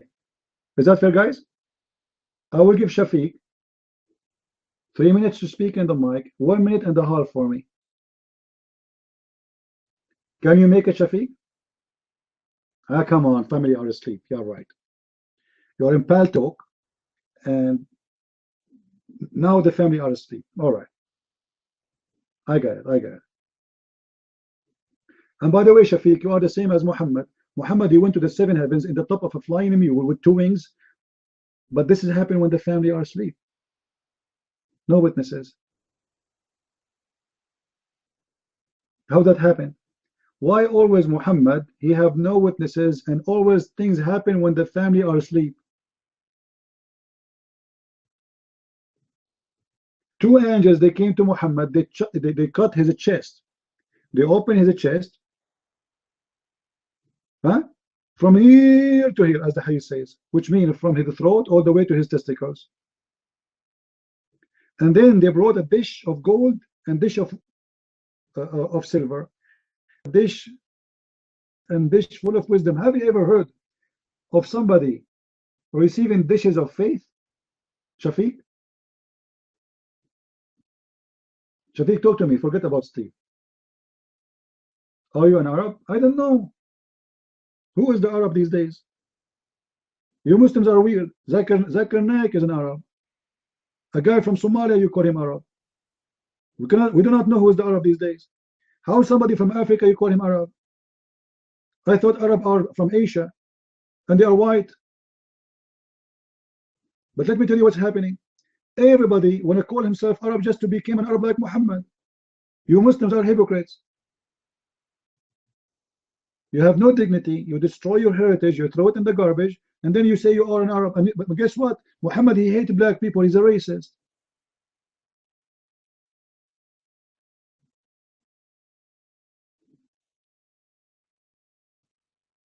The reference says that whoever said the prophet is a black, kill him. What's wrong with the black? Can you tell me? Why, if somebody, he said the prophet is a black, kill him? Why? Even your prophet, he said the black dog is a devil. Why the black dog is a devil?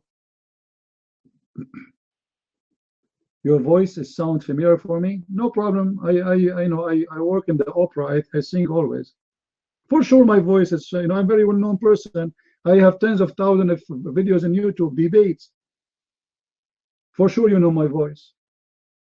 I know my voice too. This is what is concerning you right now. My voice. Dog is the devil. Can a Muslim tell us?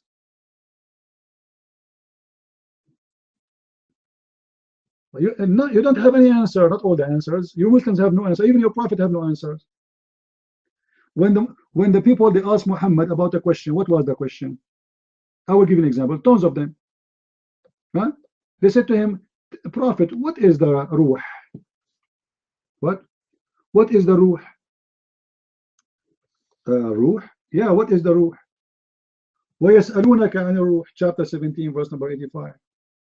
Muhammad, he went home. He waited for a week, 2 weeks, 3 weeks, 4 weeks, 5 weeks, 6 weeks, 7 weeks, and then he come with the answer finally. Allah said to Muhammad, they are asking you about the spirit. Say only Allah knows. Like, what the heck?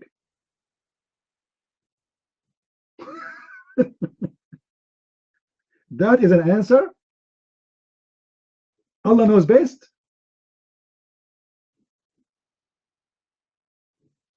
No, my friend, the big hashash is your prophet. The one who promised you an endless penis. This is the big hashash. He take a lot of hashish. What kind of a prophet? He promised you that your penis will be endless, unless he's taking hashish. What kind of a prophet? He promised you a wife, her ass is 1 mile size. Hashish. No, you don't respect Isa. No, you insult Isa. Your prophet, he said that his God, he promised him women to sleep with. One of them is Mary, the mother of Jesus. So if I say to you, I want to sleep with your mother, that's me, I'm respecting you? Is that how you show respect? By saying to someone, I will sleep with your mother. Why Allah want to give Muhammad Mary? Why? Do you Muslims think Mary is a whore? Who you think Mary is? A woman, she is just created for sex.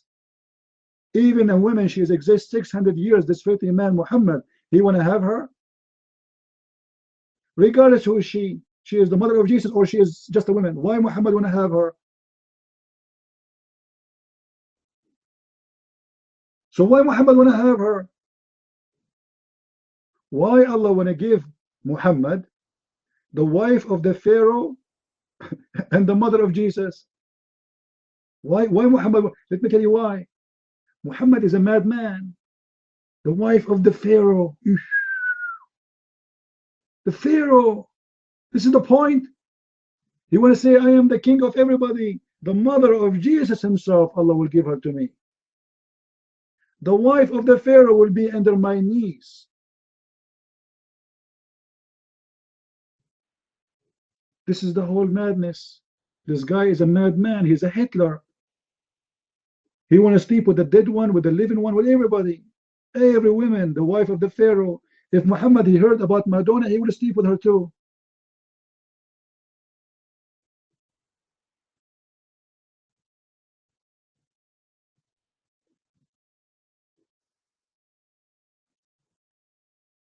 Do we have any Muslim here?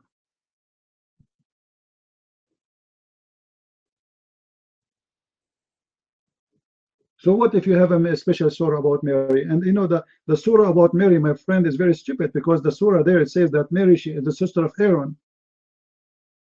Your prophet is confused. He heard from the Jews that Moses and Aaron, they have a sister, her name is Maryam. So the smart prophet of Islam, he thought that Maryam, the sister of Aaron, is the same woman as the mother of Jesus. Guys, is that true that Maryam is a sister of Moses? According to the Bible, there's a woman, her name is Maryam. She is the sister of Aaron. Maryam is the sister of Aaron. And the Bible confirmed that. So the foolish Muhammad, he took it and he said, oh, sister of Aaron. But she had nothing to do with Aaron. There's many centuries between men.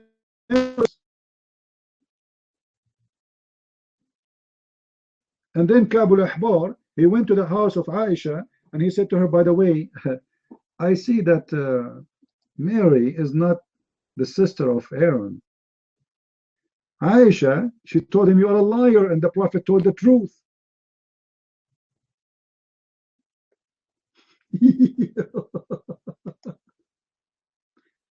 Anyone knows who is Kabul Ahbar? Anyone knows who is this guy? This guy is like a rabbi, convert to Islam. When he saw his tribe, his daughter, he would be killed. So he became a Muslim. He heard Muhammad saying that Mary, oh, sister of Aaron. So Kabul Ahbar, he went to Aisha. Oh, mother of the believers.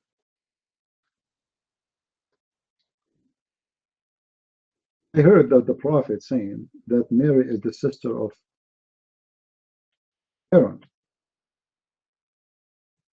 But the fact she is not. The fact what? She is not. Aisha, she took what he said very serious, and she got so upset.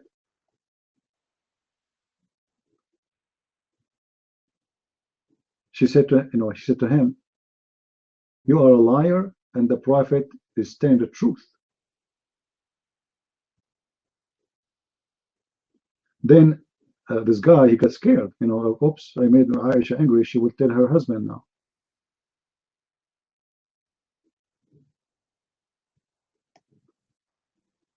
So he said, well, as I know, there's a couple of centuries between Maryam and Aaron. However, the Prophet knows best. However, what? He knows best.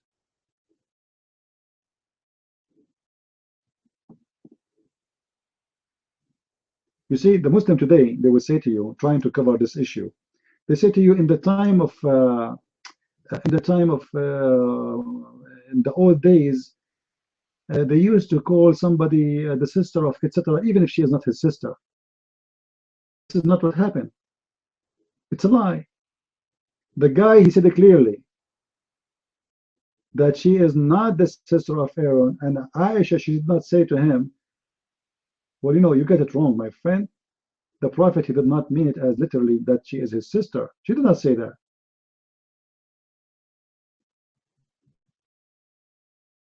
Accusing the Prophet of being a liar.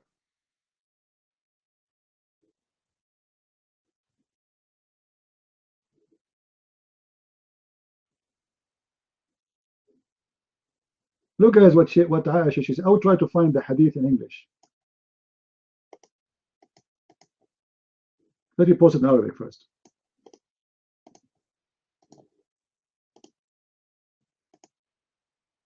Yeah, she said, you lie. Absolutely. If somebody have the hadith in English, please post it. قال كعب الأحبار بحضرة عائشة أم المؤمنين رضي الله عنها أن مريم ليست بأخت هارون أخي موسى. Ka'b al-Ahbar, he said, in the presence of Aisha, the mother of the believers, may Allah bless her, in the Maryam, laysat, that Maryam is not the sister of Harun or Aaron, the brother of Moses.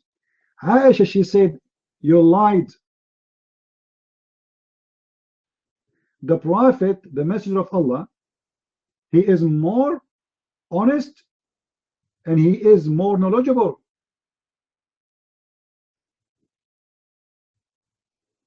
He said to her, well, if he said so, but I find that there is more than 600 years between them. And then it says فَسَكَتَتْ, فَسَكَتَتْ, which means she kept her mouth shut. Aisha, when he said to her, I find that there's more than 600 years between them, according to him, according to the story there. So Aisha, she mute. So how this happened?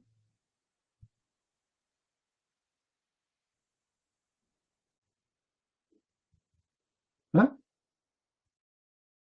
How this guy claimed that his God, whatever he say, remember Muhammad, he claimed say is coming from Allah. How Allah he makes such a mistake? Maryam is the sister of Aaron. See guys, in the time of this story, Aisha should not correct him. She did not say to him, you are wrong. The Prophet, he did not mean really sister. When he said she is not his sister, she said to him, you are a liar. You lied. You lied.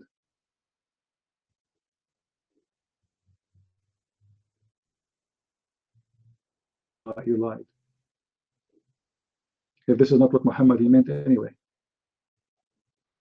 But because Muslims today did notice that this is a very bad mistake, and Christians and Jews are making fun of Muhammad for saying such a thing, Muhammad got busted. So they start saying, oh, in the time of Mary, you know, in the time of Muhammad, and somebody, he says to somebody, you are the sister of, etc., even if it's many ancient days before him. That's false. Nobody say the sister, they say the son of. Like the Jews, they say to Jesus or the Messiah, the son of David. But is he really the son of David? No. So they don't say the son, the brother of, etc., of somebody from, because it's an insult to say the brother or the sister. Why? Because if somebody is my grandfather, and I am a female, let us say, it's an insult to say I am his sister. I am not. I should be called from his seed. I am the child of this person. He's my grandfather. Correct? I'm not his sister. It's an insult.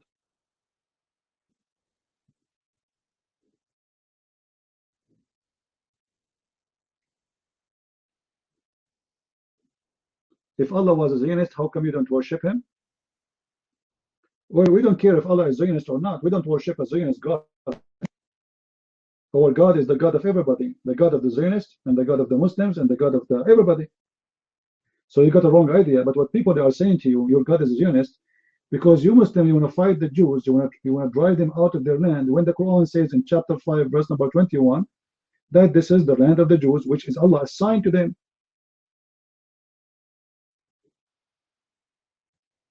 Why you Muslim, you want to go in war with the Jews over Jerusalem and over Israel, when Allah himself, he said that this is the land of the Jews. Not only it is their land, it's assigned to them.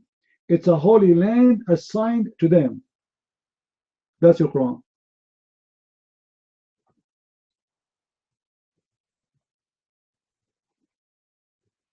Shafiq, you cannot keep with me, not because I talk fast, but because I have knowledge and you don't. That is the truth, my friend. Whatever you say, you suffer. Whatever you post and text, I beat you. This is the whole story.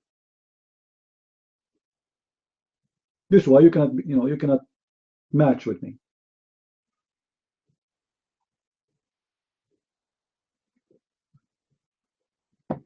And this is how funny, guys.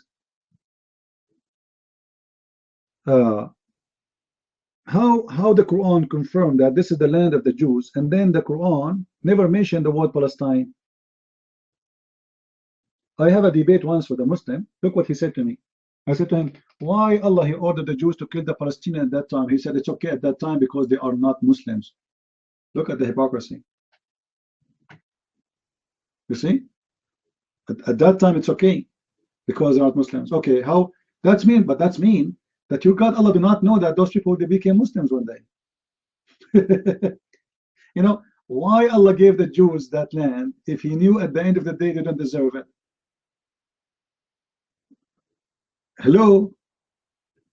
Why Allah did not say to Moses, I assigned to thee Alaska? Alaska at that time was empty, my friend. Africa, there's millions of hectares are empty right until now.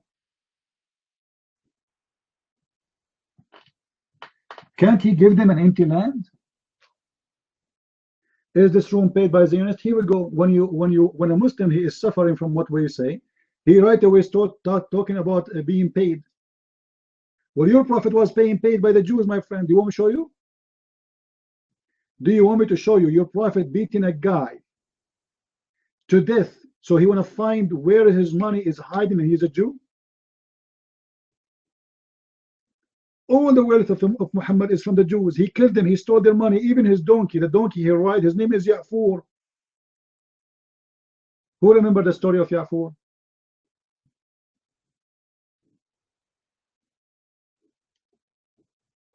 Anyone remember the story of Ya'fur?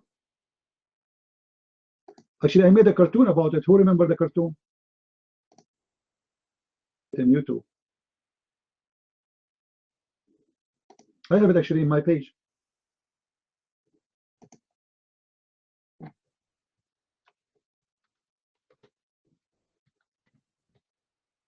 Let us play it in the room.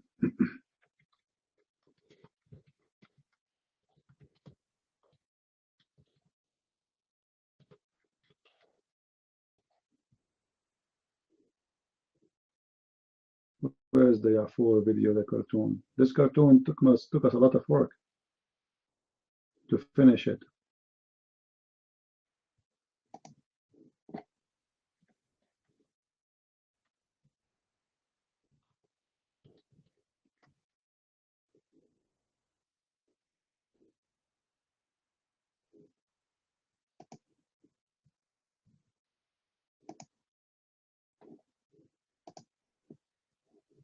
Let me find the video so we can play it in the room.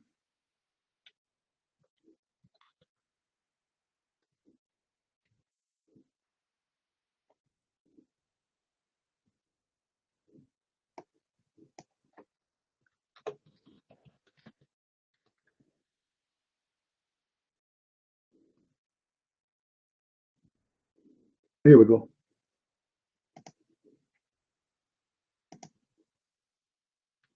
Let us watch it in the room. This is my own creation.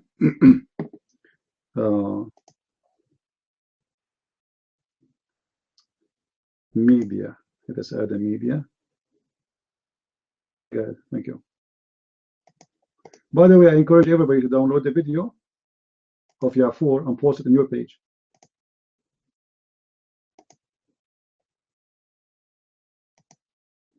Let us play it in the room so people in YouTube, they can see it with us.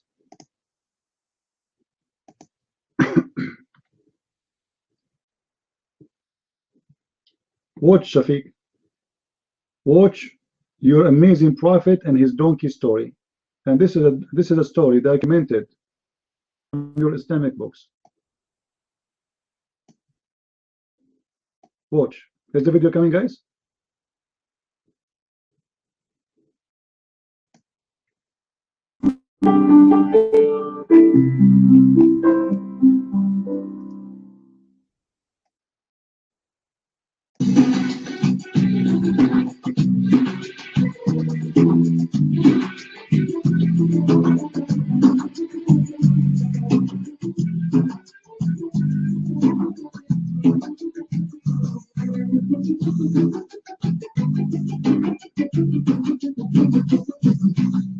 Not it true?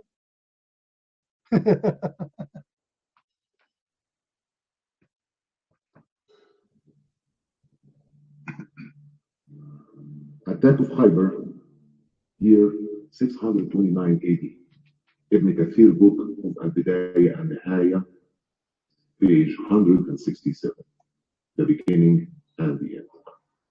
That a Jewish tribe of Khyber, he got 4 shares of shoes, 4 sandals, 10 ounces of gold and silver, and a black donkey.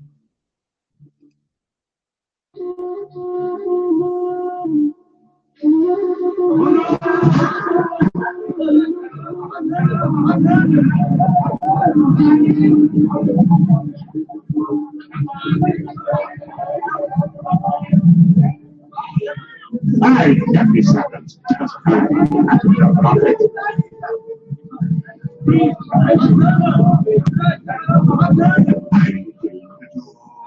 got the show. I killed the door and we got the show.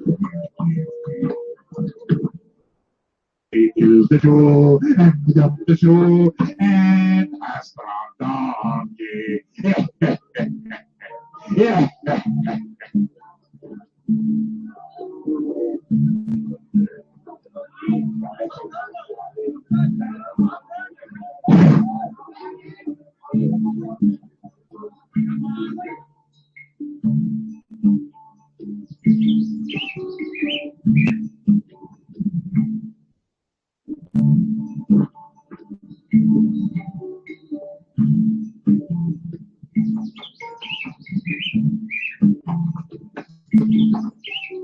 Assalamu alaikum. Shalom to you, Prophet. What's your name, eh? My name is Yazid, son of Shilam, and Allah produced from the seed of my grandfather 60 donkeys, all of them. No one rode except prophets of Allah, and there is nothing left of those donkeys except for me. I am the last one, and no prophet left but you. I was expecting you to ride me. I was old before to a Jewish guy, and I used to make him fall down on purpose, and he used to make my belly suffer from hunger. Hey, Jafar! Here, Jafar! Yes, sir. I am here for you. Do you desire?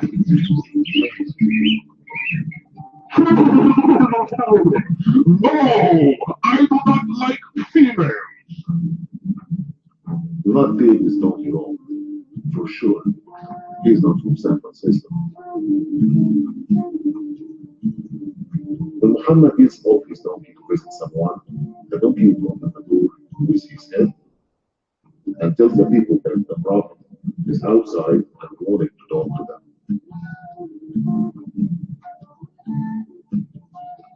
When the Prophet died, the donkey went to a well and killed himself. Oh, how can I live? The Prophet passed away, and he was the only one who asked me if I desired female donkeys. He is the only one who cared for my sexual life, and now he is dead. I can't live without the Prophet no more. He touched my heart. I will not live without him. I advise all donkeys in the world to convert to Islam and vote for Muhammad. I am going to suicide myself.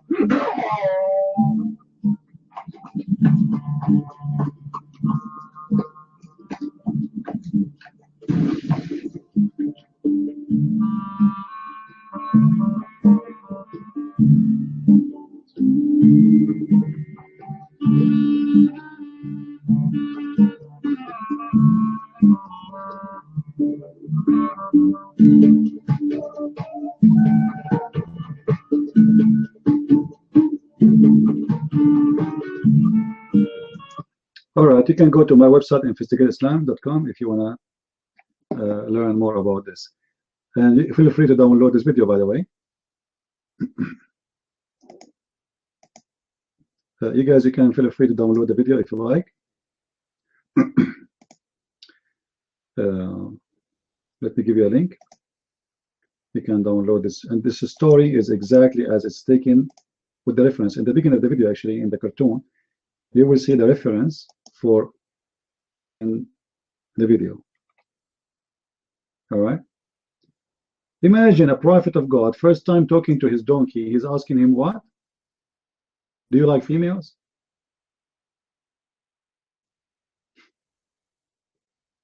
Are you there, Shafiq? First time a prophet of God, your prophet, speaking to his donkey, he asked him, do you like females? And then the donkey, he's a gay, he said no. What's wrong with your prophet? Even when he talk about, even when he would talk to his donkey, he's talking about sex. It's a donkey. And the donkey, he said, Allah, he created from my kind 60 donkeys. 60 only? What do you mean?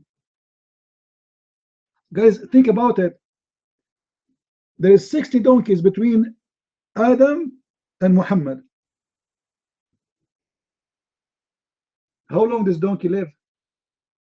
We are having a civil debate. What's wrong with you, Shafiq? Are we calling you names? We are not.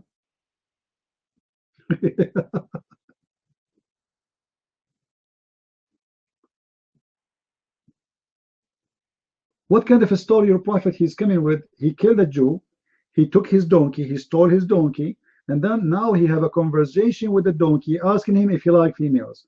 And the donkey tell him no. And then the donkey, he says to him, well, Allah, he created 60 donkeys from my family, and I am the last one of them, and you are the last prophet. Makes sense? That makes sense. Perfect. This is the last donkey, and Muhammad is the last prophet. I mean, why you cannot see how amazing it is? So Allah created 60 donkeys. There are 60 limousines. Obviously, Muhammad here is trying to steal what the Messiah speak about. He having, you remember that story of the Messiah when he entered Jerusalem, guys? Muhammad, he got jealous. The Messiah, he have a donkey. I have a donkey too. And this donkey must be created only for prophets.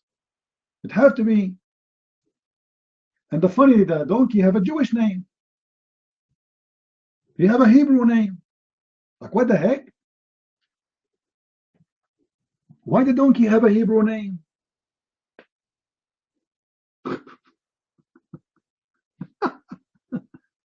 Yeah, the donkey have a Jewish name. Don't you see his name?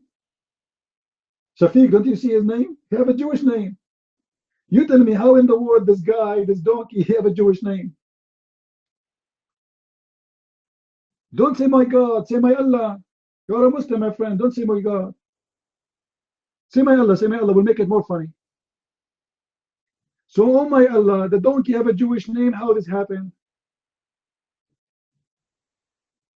Yeah, Ya'fur is a Zionist. Here we go. Even Ya'fur is a Zionist. The donkey of the prophet is a Zionist. John, this information is, you see, if you play the video again, John, let me pause the video for those guys in YouTube. In the beginning of the cartoon, the hadith is mentioned there, the reference. Actually, it's mentioned in many books, but here I took it from the book of Al-Bidayah and Nihaya. You can search actually in the internet right now in Google the donkey of Ya'fur, the donkey Ya'fur and Muhammad. Let me post it for you there, so you can see the reference.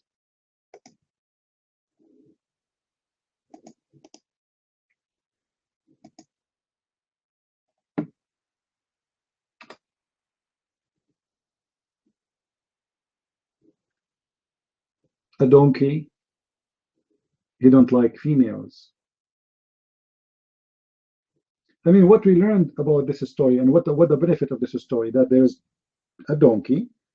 Allah created 60 donkeys like him from his family, and they are Jewish donkeys, and they don't like females, which means they are gays. And this donkey, Allah created him for the Prophet Muhammad.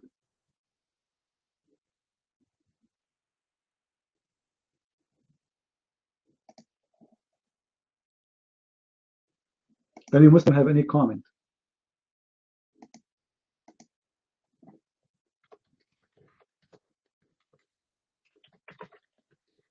Let me see if I can find the reference in English for those who they.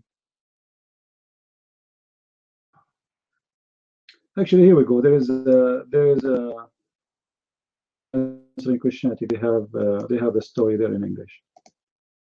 All right, let me pause it for you. I just search.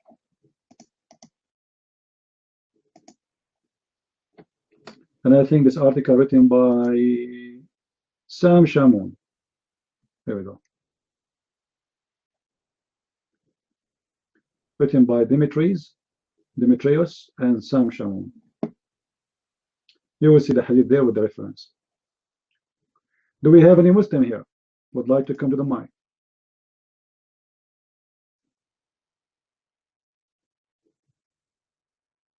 All right.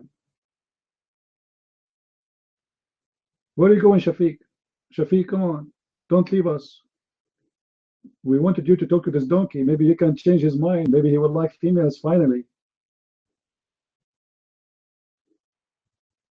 And Muhammad is proud about a donkey was stolen from a Jew. He stole it. He killed the Jew. And by the way, in the same story, Muhammad was accused that he stole an underwear. He took a sandal, he took an underwear, he took the donkey, gold, silver. Do we have any Muslim here?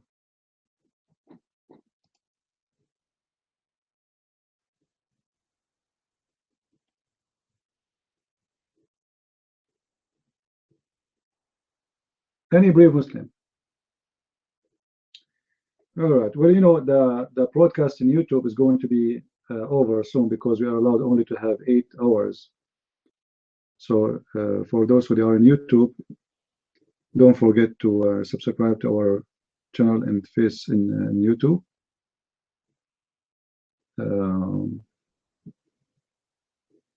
So you can watch us even if you are not in Paltalk. Any Abdul?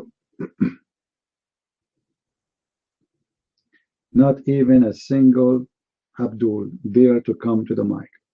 Do you see how powerful Islam is? If we change the admin, we get someone, her name is Susu, and she's a female woman from America or from England. You will not imagine how many Muslims will be their hands up. They will be fighting to convince her about Islam. Here, we have 0.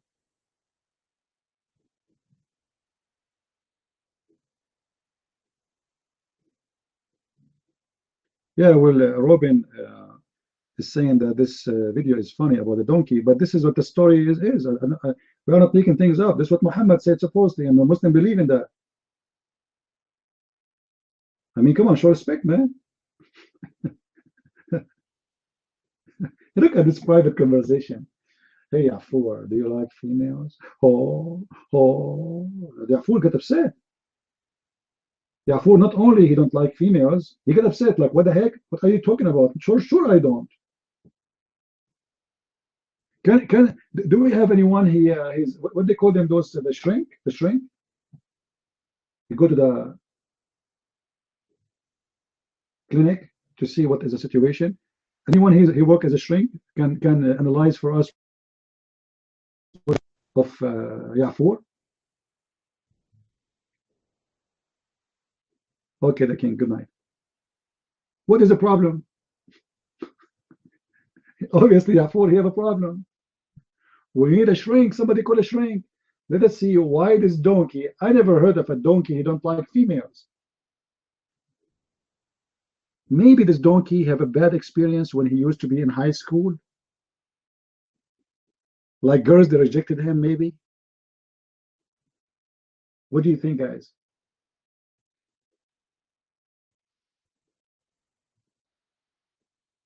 The girls they used to do bully for him. The girls make fun of him, so he was upset from girls. He don't wanna have females no more.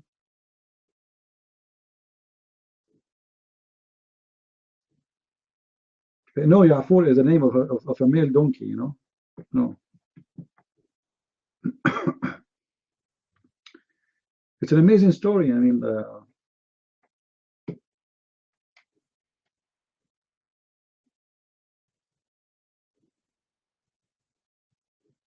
do we have any Muslim in the room? Well, how stupid Muhammad is, and still Muslims believe in him. So imagine who's more stupid now.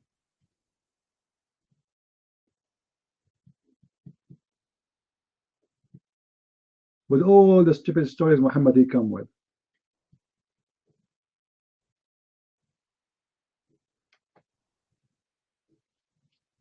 Or what about Allah? He sit in the top of a rooster. What the heck? Muhammad sit in the top of a donkey. Allah sit in the top of a rooster. I heard of a cowboy, you know, somebody riding a horse, somebody riding a donkey, a mule, but somebody riding a rooster. And this rooster, his head is in the sky and his feet is in the ground. I mean, how big this rooster is. This is a serious rooster. And the funny, the rooster, he sneezed, "Achoo!" And Allah, he said to him, "Bless you." Like, what the heck?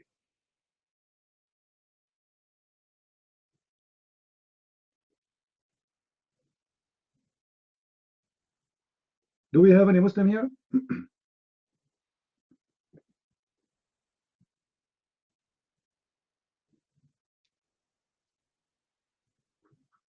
Guys, you need to find us Muslim to debate us.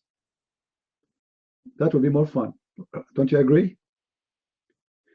You know, let me tell you why the Muslims don't want to come to the mic. They knew whatever they say is going to be a disaster. Don't get close.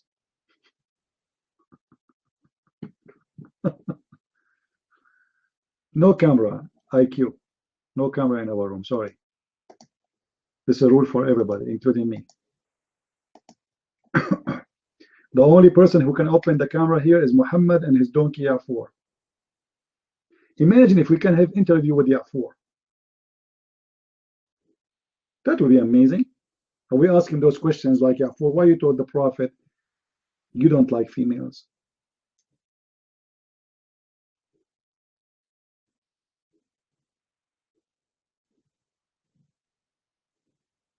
John from YouTube, he's saying, I cannot believe that Muslims, they believe in this. John, you saw nothing. Guys, what will happen to John if we play the video of the punishment of the grave? You will have a heart attack from laughing. You know, guys, I did not play the punishment of the grave video in the seminars. I played the video about the description of paradise. You remember that video? People in the church, they die from laughing, and they die not because of the video itself by itself, but because of my comment about the video. People, you know, and you know, in Asia it's hot, so people are sweating, like their clothes is getting wet, their face, they are dropping, and you know, like people, they are laughing like crazy. Islam is the most stupid comedy drama. It's a drama because it's full of bloodshed and hate and killing, and it's comedy because it have the most stupid funny stories ever you can imagine. Oh.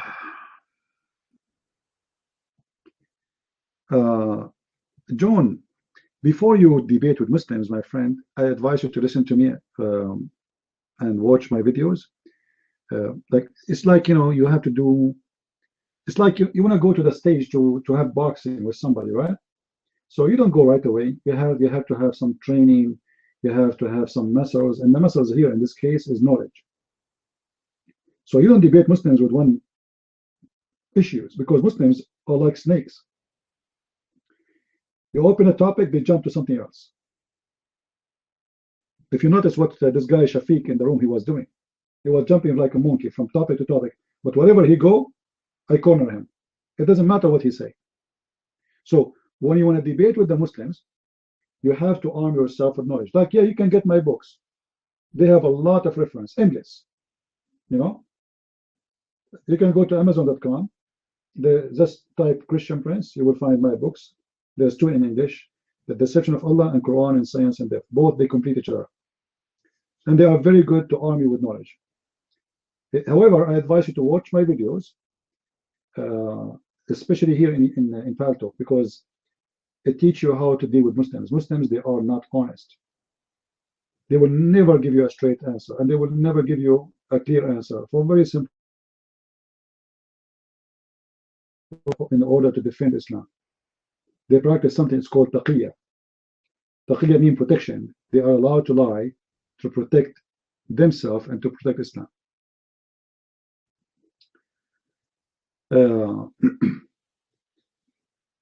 Well, that's good, David. You live in Europe, David, or in USA?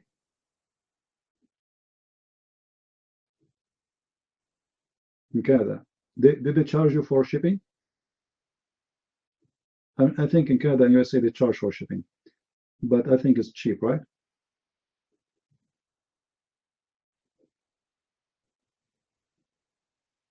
Like in Europe, I think it's for shipping is for free. Free shipping. Why it's expensive? How much you paid? It's $23, right? And the Canadian currency. I thought we have the same.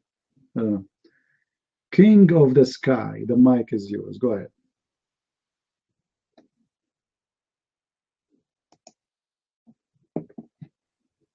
Thank you, sir. Thank you, Christian Prince. I just entered into the room. I just want to find some attention. Christian Prince, I have a question for you, and that's a doubt in my mind, because the Christ, the way of teaching of Jesus Christ, is about forgiveness and love, and of course the good news of to the eternal life. So why we are not doing it? Instead, we are hating the Muslims and preaching against their religion and the text, instead of allowing one another. Why we are hating and arguing and debating what's wrong with their religion, instead of preaching the gospel and good news and show kind, compassion, love to one another as a fellow human being. That's the teaching of Jesus Christ. Mic is free for you, sir. All right, thank you. Guys, did Jesus debate with the Jews? Did Jesus debate with the Jews? And he was teaching them what's wrong? Didn't the Jews, they said to him, why your followers, they are eating in Sabbath? And then he said to them, God created Sabbath for the man, not the man for the Sabbath. So the whole Bible, the whole teaching of Christ is about debating, not hating. We don't hate anyone. So we are debating so we can correct people. And if we are true Christians is the one who share the truth. Not only they say love Jesus. What love Jesus? Jesus, he said, go and teach and preach. So starting with what? With teaching. And this is what we do here. We are here to teach. And whoever want to receive the truth, he is free. We are not hating the Muslims, showing the Muslims that their religion is wrong. So they can open their eyes and then they can read our gospel. So for you, maybe you are a Muslim, you think that by saying that to us would be embarrassing. The Christian Prince, why you are attacking Islam? For sure, I have the right to attack Islam. Because Islam, first of all, will lead millions of people to hell. That's what the Bible says. Number two, Islam says lies about my Lord. Number three, Islam curses us. Number four, Islam orders Muslims to kill Christians. Just today, more than 33 child was slaughtered in Egypt. So a person like you, speaking about being passionate and loving it, but yet you don't want to be truthful and say that Islam is a big problem for humanity, for mankind, for security, for economy, for everything. Even for those who are atheists. Right?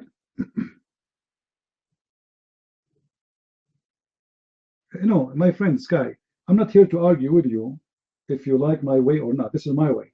You don't like it, do it your way. All right? I'm not here to argue with you about this. If you don't like it, don't do it. No problem. But for me, I believe I'm very successful. A lot of Muslims leave Islam because of what I do. Not because I say to them, just love by come to Jesus. He will ask you why I need to come to Jesus. Islam is the correct religion. Then you have to show him. And how you can show him if you are ignorant about Islam? So here we teach Christians and Muslims and atheists the truth about Islam. And whoever want to choose Jesus, it's up to him. As simple as that. No problem, King. You as a Muslim, you are not. This is not the business. The business is somebody have to show the Muslims that they are sick. When you go to the he says to you, you have a problem. Does that mean he is insulting you? Does that mean he hates you? He's being honest with you. You have a problem. If the doctor, he said to you, you are sick, does that mean he is calling you names? Is that correct, guys? A true doctor is the one who tells you the truth. So you can help yourself. You can find out how you can, what the right medicine, how you stop this, how you save yourself.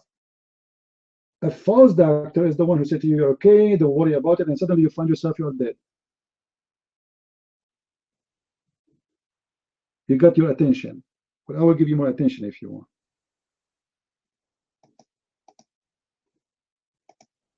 Do we have any Muslim here?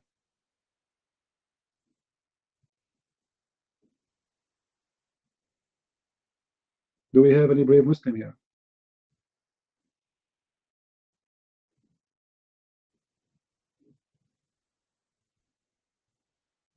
And you know, my mission is very hard. Do you know how dangerous what I do? Writing books about Muhammad and his cult, making thousands of videos. Do you know how many Muslims they wish they can kill me? Can you imagine? I do not need to describe for you. So why I want to take all of this upon me? Actually, the Muslims, they think I have an army. Seriously, they think I have an army. They think I have like an organizations behind me. God knows I have nobody. The only thing I have, not.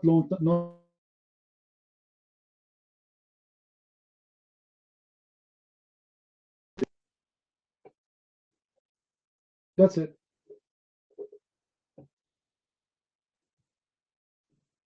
But they think I have an army behind me.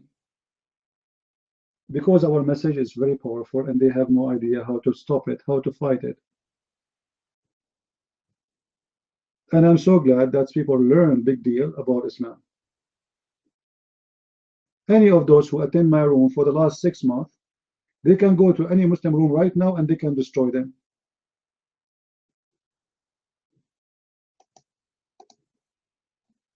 Correct? Especially those who keep coming, always in the room. A Muslim cannot debate you no more. Unless you are coming here just to waste your time, you don't take reference, etc. You know what I mean? If you're a person who take reference always with what we say, you have the best training, you have the best reference. We never say anything without reference. So how a Muslim can debate you?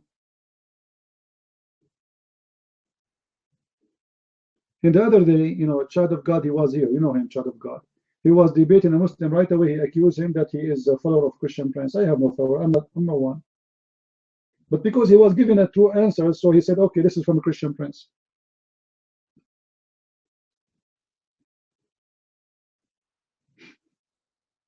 This is the truth.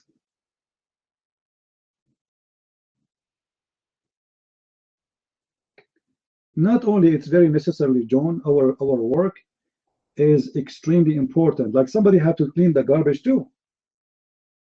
Right? Imagine we have garbage and nobody want to clean it. What will happen to the city?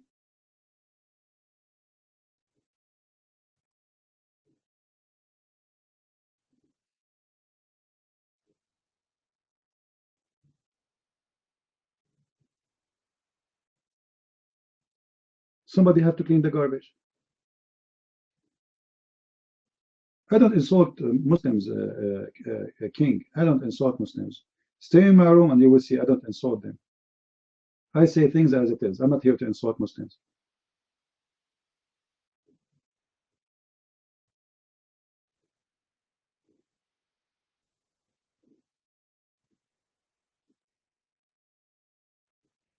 Cole, you're mine.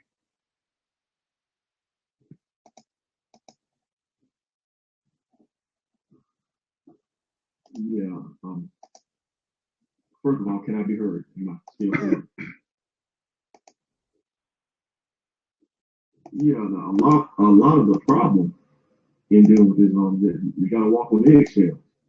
They're not accustomed to anybody challenging their ideas, so they walk around believing this just wacko, incoherent belief system with inconsistent scriptures, which leads to flawed theology. Then nobody challenges it. Nobody challenges it. That's part of it. You talk about the stuff, you point out the folly in it. You asking for what's the point of it theologically, and they think you're insulting them. They take it as an insult. Nobody can criticize Muhammad in any way, shape, or form, or they get insulted. You have to change that. And no, it doesn't take much at all to disprove Islam if you look at it critically. And yeah, when I go to talk to Muslims now, it's kind of hard because everything they say is, first of all, they say the same stuff that I heard the first week. It's still the same thing. They say the same arguments. And yes, we see through them, and it's like they're so simplistic now. The hard part, which I don't see how you do it, TP. The hard part is putting up with it. It's the same stuff, the same simple arguments. They never go deep with theology. Never at all. Nothing close to what Christians do. Obviously, because the basis is just not there in their scriptures to go that deep. But to hear them make the same kind of argument with no advance, and to still deal with it, every day, like in your case, 2 or 3 times a week, to still listen to it, the same stuff, without, to not just dismiss them, that's actually the hard part, to suffer through it and let them make the same kind of argument and then point out the same thing.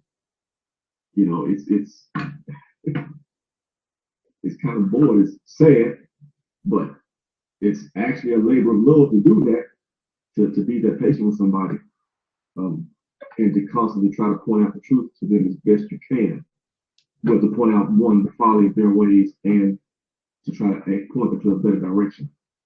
That's an act of love. It's probably the truest and best act of love that they can ever get, even though they don't really know it. Mike is free.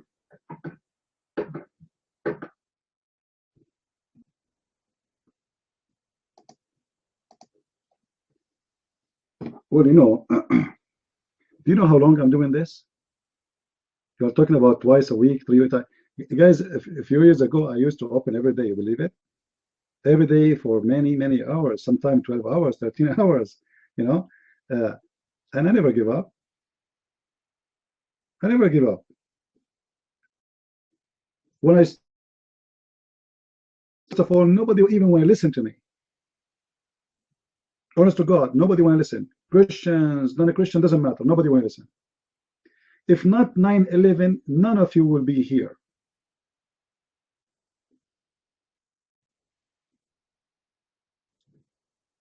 Western don't care. 9/11 happened. Suddenly my room is full. At that time, I have I have a room. It's called the club room, which is fit for 300. The room right now can fit up to 200. That one is paid, but it was black. They used to have that option. But it happened only because of 9/11. Before that, nobody would listen. And even after 9/11, still it was very hard to convince the Christian that Islam is evil. You will not believe it, guys. I was not debating Muslims, I was debating Christians.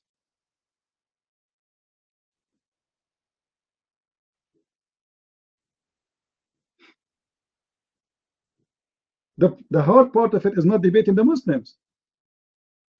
The hard part is how you convince the Christians that what you are doing is the right thing, and how they agree with you. Like this guy King, he gave me a speech about being good Christian right now.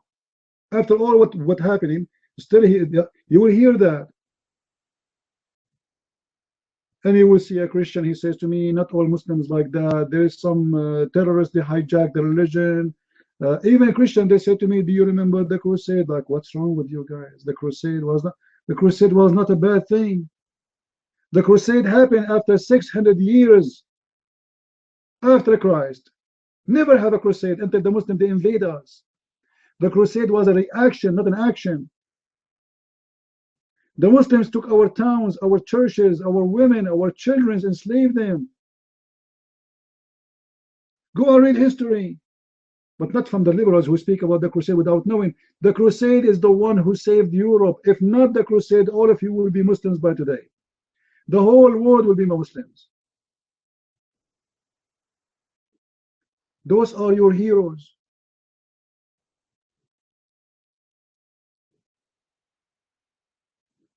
So the hard part is to convince the Christians that what you do is badly needed. They want the Christians to be stupid, naive. They have no idea what Islam is about, so the Muslim can convert their children. Until now, we have hard time to make Christians invite us to churches, because the churches, they don't want to listen to the truth. Just last month, a priest, he lost his job because he refused to accept the Quran to be recited in his church. The Muslim guy want to read the Quran where it says Jesus is not God. The priest, he refused. Imagine the church, they fire him. This is now, not before 9/11. So when you fight the devil, my friend, everybody will turn against you, even your own people. And this is exactly what happened with Jesus. A week before, they were welcoming him. He entered as a king. A week after, they want to crucify him.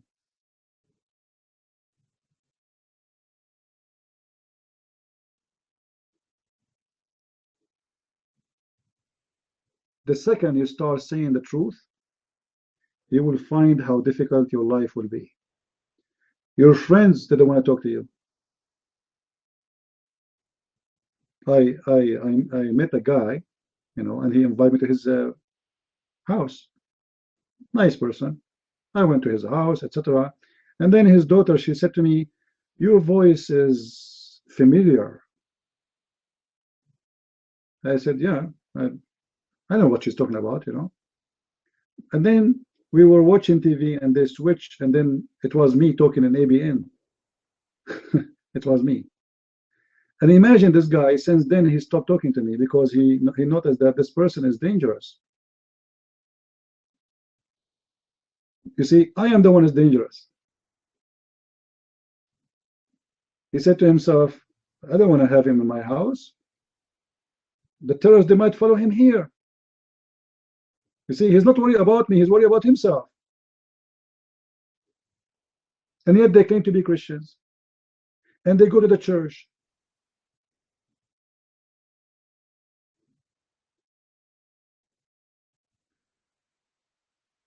This is how hard it is when you do what you do, because everybody is a coward. For sure, not everybody.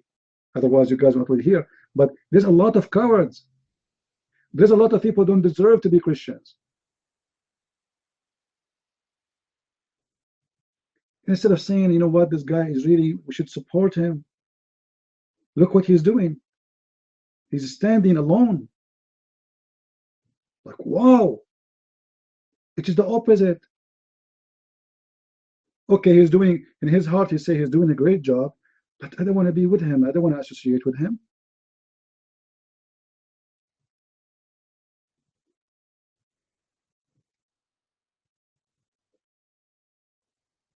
And I don't care really. I don't care who wanna be my friend. And I have one friend I'm worried to have or not to have. This is my Lord. I am a believer. I believe in what I do. And the Lord always provides me with the best of the best.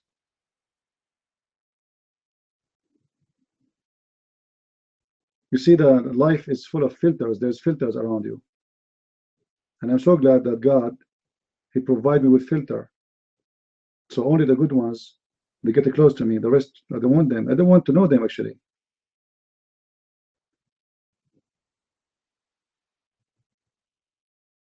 Ask yourself, if your son one day come to your house at home and he said to your dad, I want to be a Muslim, how you will feel about that? How big is a disaster? And then your son, he convert to Islam, and then second day he shoot you. Did you hear the story of the twin brother in Saudi Arabia? They slaughtered their mother and their father and their sister because they don't want them to join ISIS. Did you hear about the guy, the redhead, who was part of Nazi party, whatever they call them, the KK, whatever they call them? He converted to Islam. 2 days after, he shot his neighbors because they did not, according to him, they did not respect him as a Muslim. And they are two black people. And then he went to the store, he had his gun in his hand, and he started saying to them, I will shoot you the same as I shot my neighbor. So when the police capture him, the people, they start saying what he said. So they start investigating, and then they found that he really killed 2 people and he dumped them in his backyard.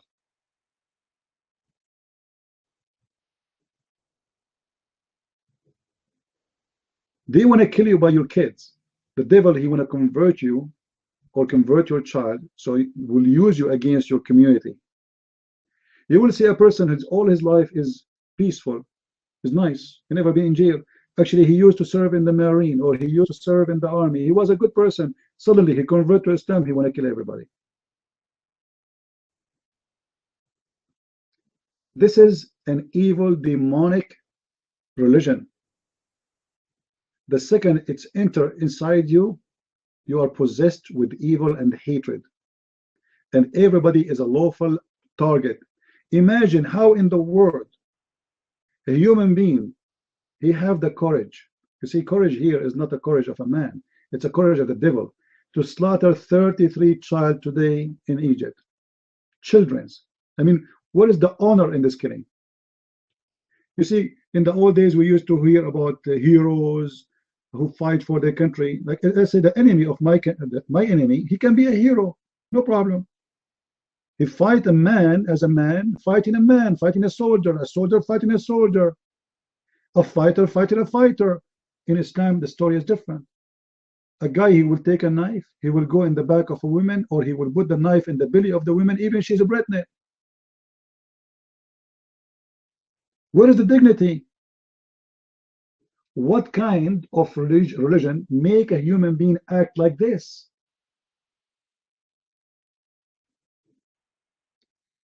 When this guy, the Muslim guy, he entered the mall and he have a knife in his hand, and he start putting the knife in every woman he see in front of him. And by the way, they choose women on purpose.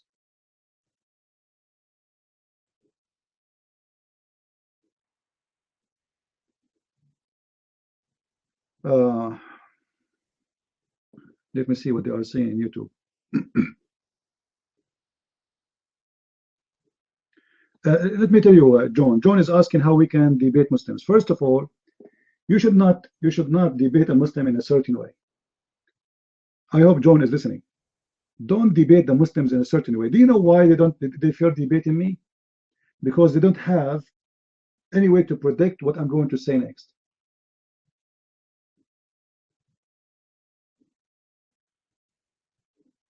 If the Muslim, he knew what he will say next,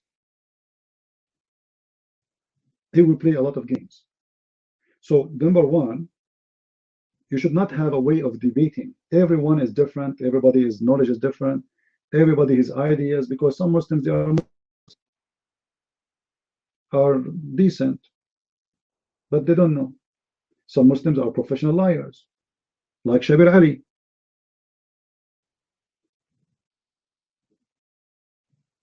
If I want to debate Shabir Ali, I have an idea that I'm debating someone, he will never answer a question, which means I have to work hard to make him answer the question. So I cannot say to you how to debate a Muslim, Watch me, see how I do it, and see how you, when you listen to a Muslim, listen to him, see how much he knew, how much decent he is. Is he really coming to debate you, or he is just here to insult you? Then you can make a decision about how to deal with it. And as you see, when a Muslim comes to me, I don't speak to him as I am a person who have a very high knowledge. I go down to his level. Whatever he want to talk about, I talk about. But the best way to make Muslim in the corner is letting him talk. The more he talk, the more he do. Anyone remember what the word I use? The more Muhammad he talk, the more he do poo-poo. Muhammad, when he talk, he do poo-poo. Let the Muslim do the same. Let him talk. Because after he say it, he cannot say, I did not say it. You get the point? So don't make him say it directly. Make him say it in his own way. Like when this kid with his name, Sami Zattari, he entered my room here, and this guy, he thinks like he's a big shot. So I said to him, how come in Islam there's no punishment for gays? The guy got excited. For sure, I know that there's a punishment for gays. Are you kidding me? But if I say to him, look what Islam says about gays, he will not read, he will not accept it, he will not, you know. So why in Islam there's no punishment for gays? The guy got so excited. So I said, okay, do you have a hadith, have a strong reference, hadith you accept, strong one, sahih? He got all excited. He said yes, and he picked up for me the hadith which I want exactly for him to read. And he kept reading, and then he stopped. Oops. The hadith is saying that a bunch of Muslims, they came to the Prophet and they said to him, there's every house in Mecca have in the city, everybody have a gay in his house. The Prophet said, what I should do? They said, well, order them to kick them out. They said, okay, kick them out. And then they said to him, what about the gay in your house? The coward, he stopped reading and he ran.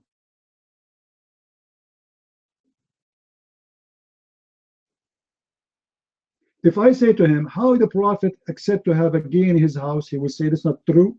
This hadith is weak. You know what I mean?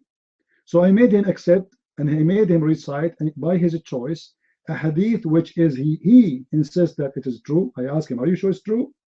Absolutely it's true. Are you sure?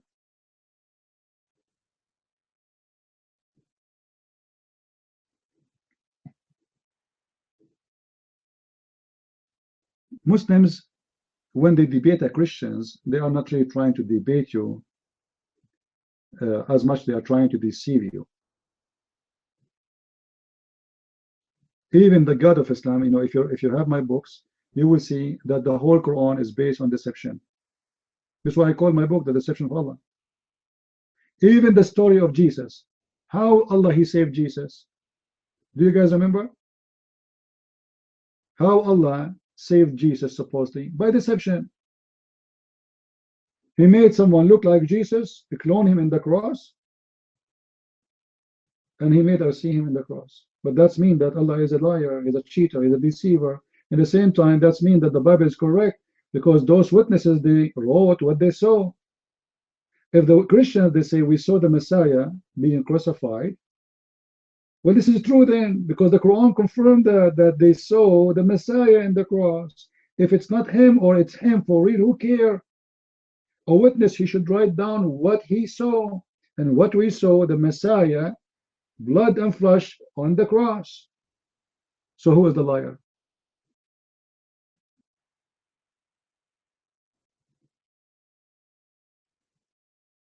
The best way to debate Muslims, John, is not only to understand the Quran. Like Dr. Bill Warner, I know him, is a very nice guy. But you see, understanding the Quran by reading Muslim translation will never happen. This is number one. Number two, in order to understand the Quran, you have to read the interpretation of the Quran. Why? Because the Quran is a very confusing book. Even Muslim scholars, after giving interpretation, the interpretation needs interpretation. and then the interpretation of the interpretation need another interpretation because still all the interpretation is not clear. And then the interpretation of the interpretation of the interpretation need interpretation. So the interpretation of the interpretation of the interpretation so can be clear, but yet it's not clear. Like as an example, the book of Sahih al-Bukhari, there's interpretation of Sahih al-Bukhari, and then there's an interpretation of the interpretation of Sahih al-Bukhari, and then there's interpretation of the interpretation of the interpretation of Sahih al-Bukhari. But all the interpretation together, they still not give an interpretation.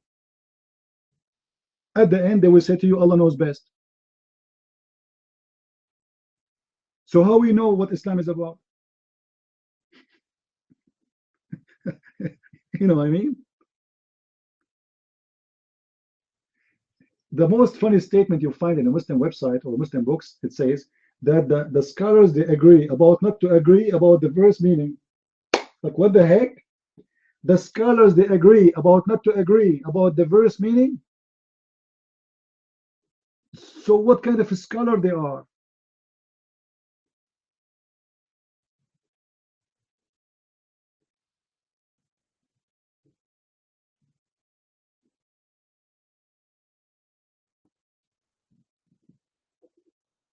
Anyway, for those who they are in YouTube, by the way, we might lose our connection there soon because it's almost 8 hours already there. As I know, YouTube allowed only 8 hours of broadcast. So just to let you know, we open every Sunday, same time we open today, every Friday and every Sunday, and I open during the week. But during the week is not like, it's not scheduled. It's like surprise. So don't forget to subscribe to our YouTube so you can be with us. You know, I have a TV show with Dr. Bill Warner. I remember what his name, guys. This guy who said he left Islam because he was debating me. What's his name? In ABN. I forgot. He was on the show with us. And then when they asked me, what is your opinion? They asked me about his opinion about what I said. Then Bill Warner, he said, after him, I have nothing to say. So, you know, there's good Christians who they are doing their best to help you to understand Islam. But Islam, it doesn't matter really how much you learn about it by your own effort. The secret of Islam is in Arabic, not in English. Because what you read about Islam in English is not really Islam.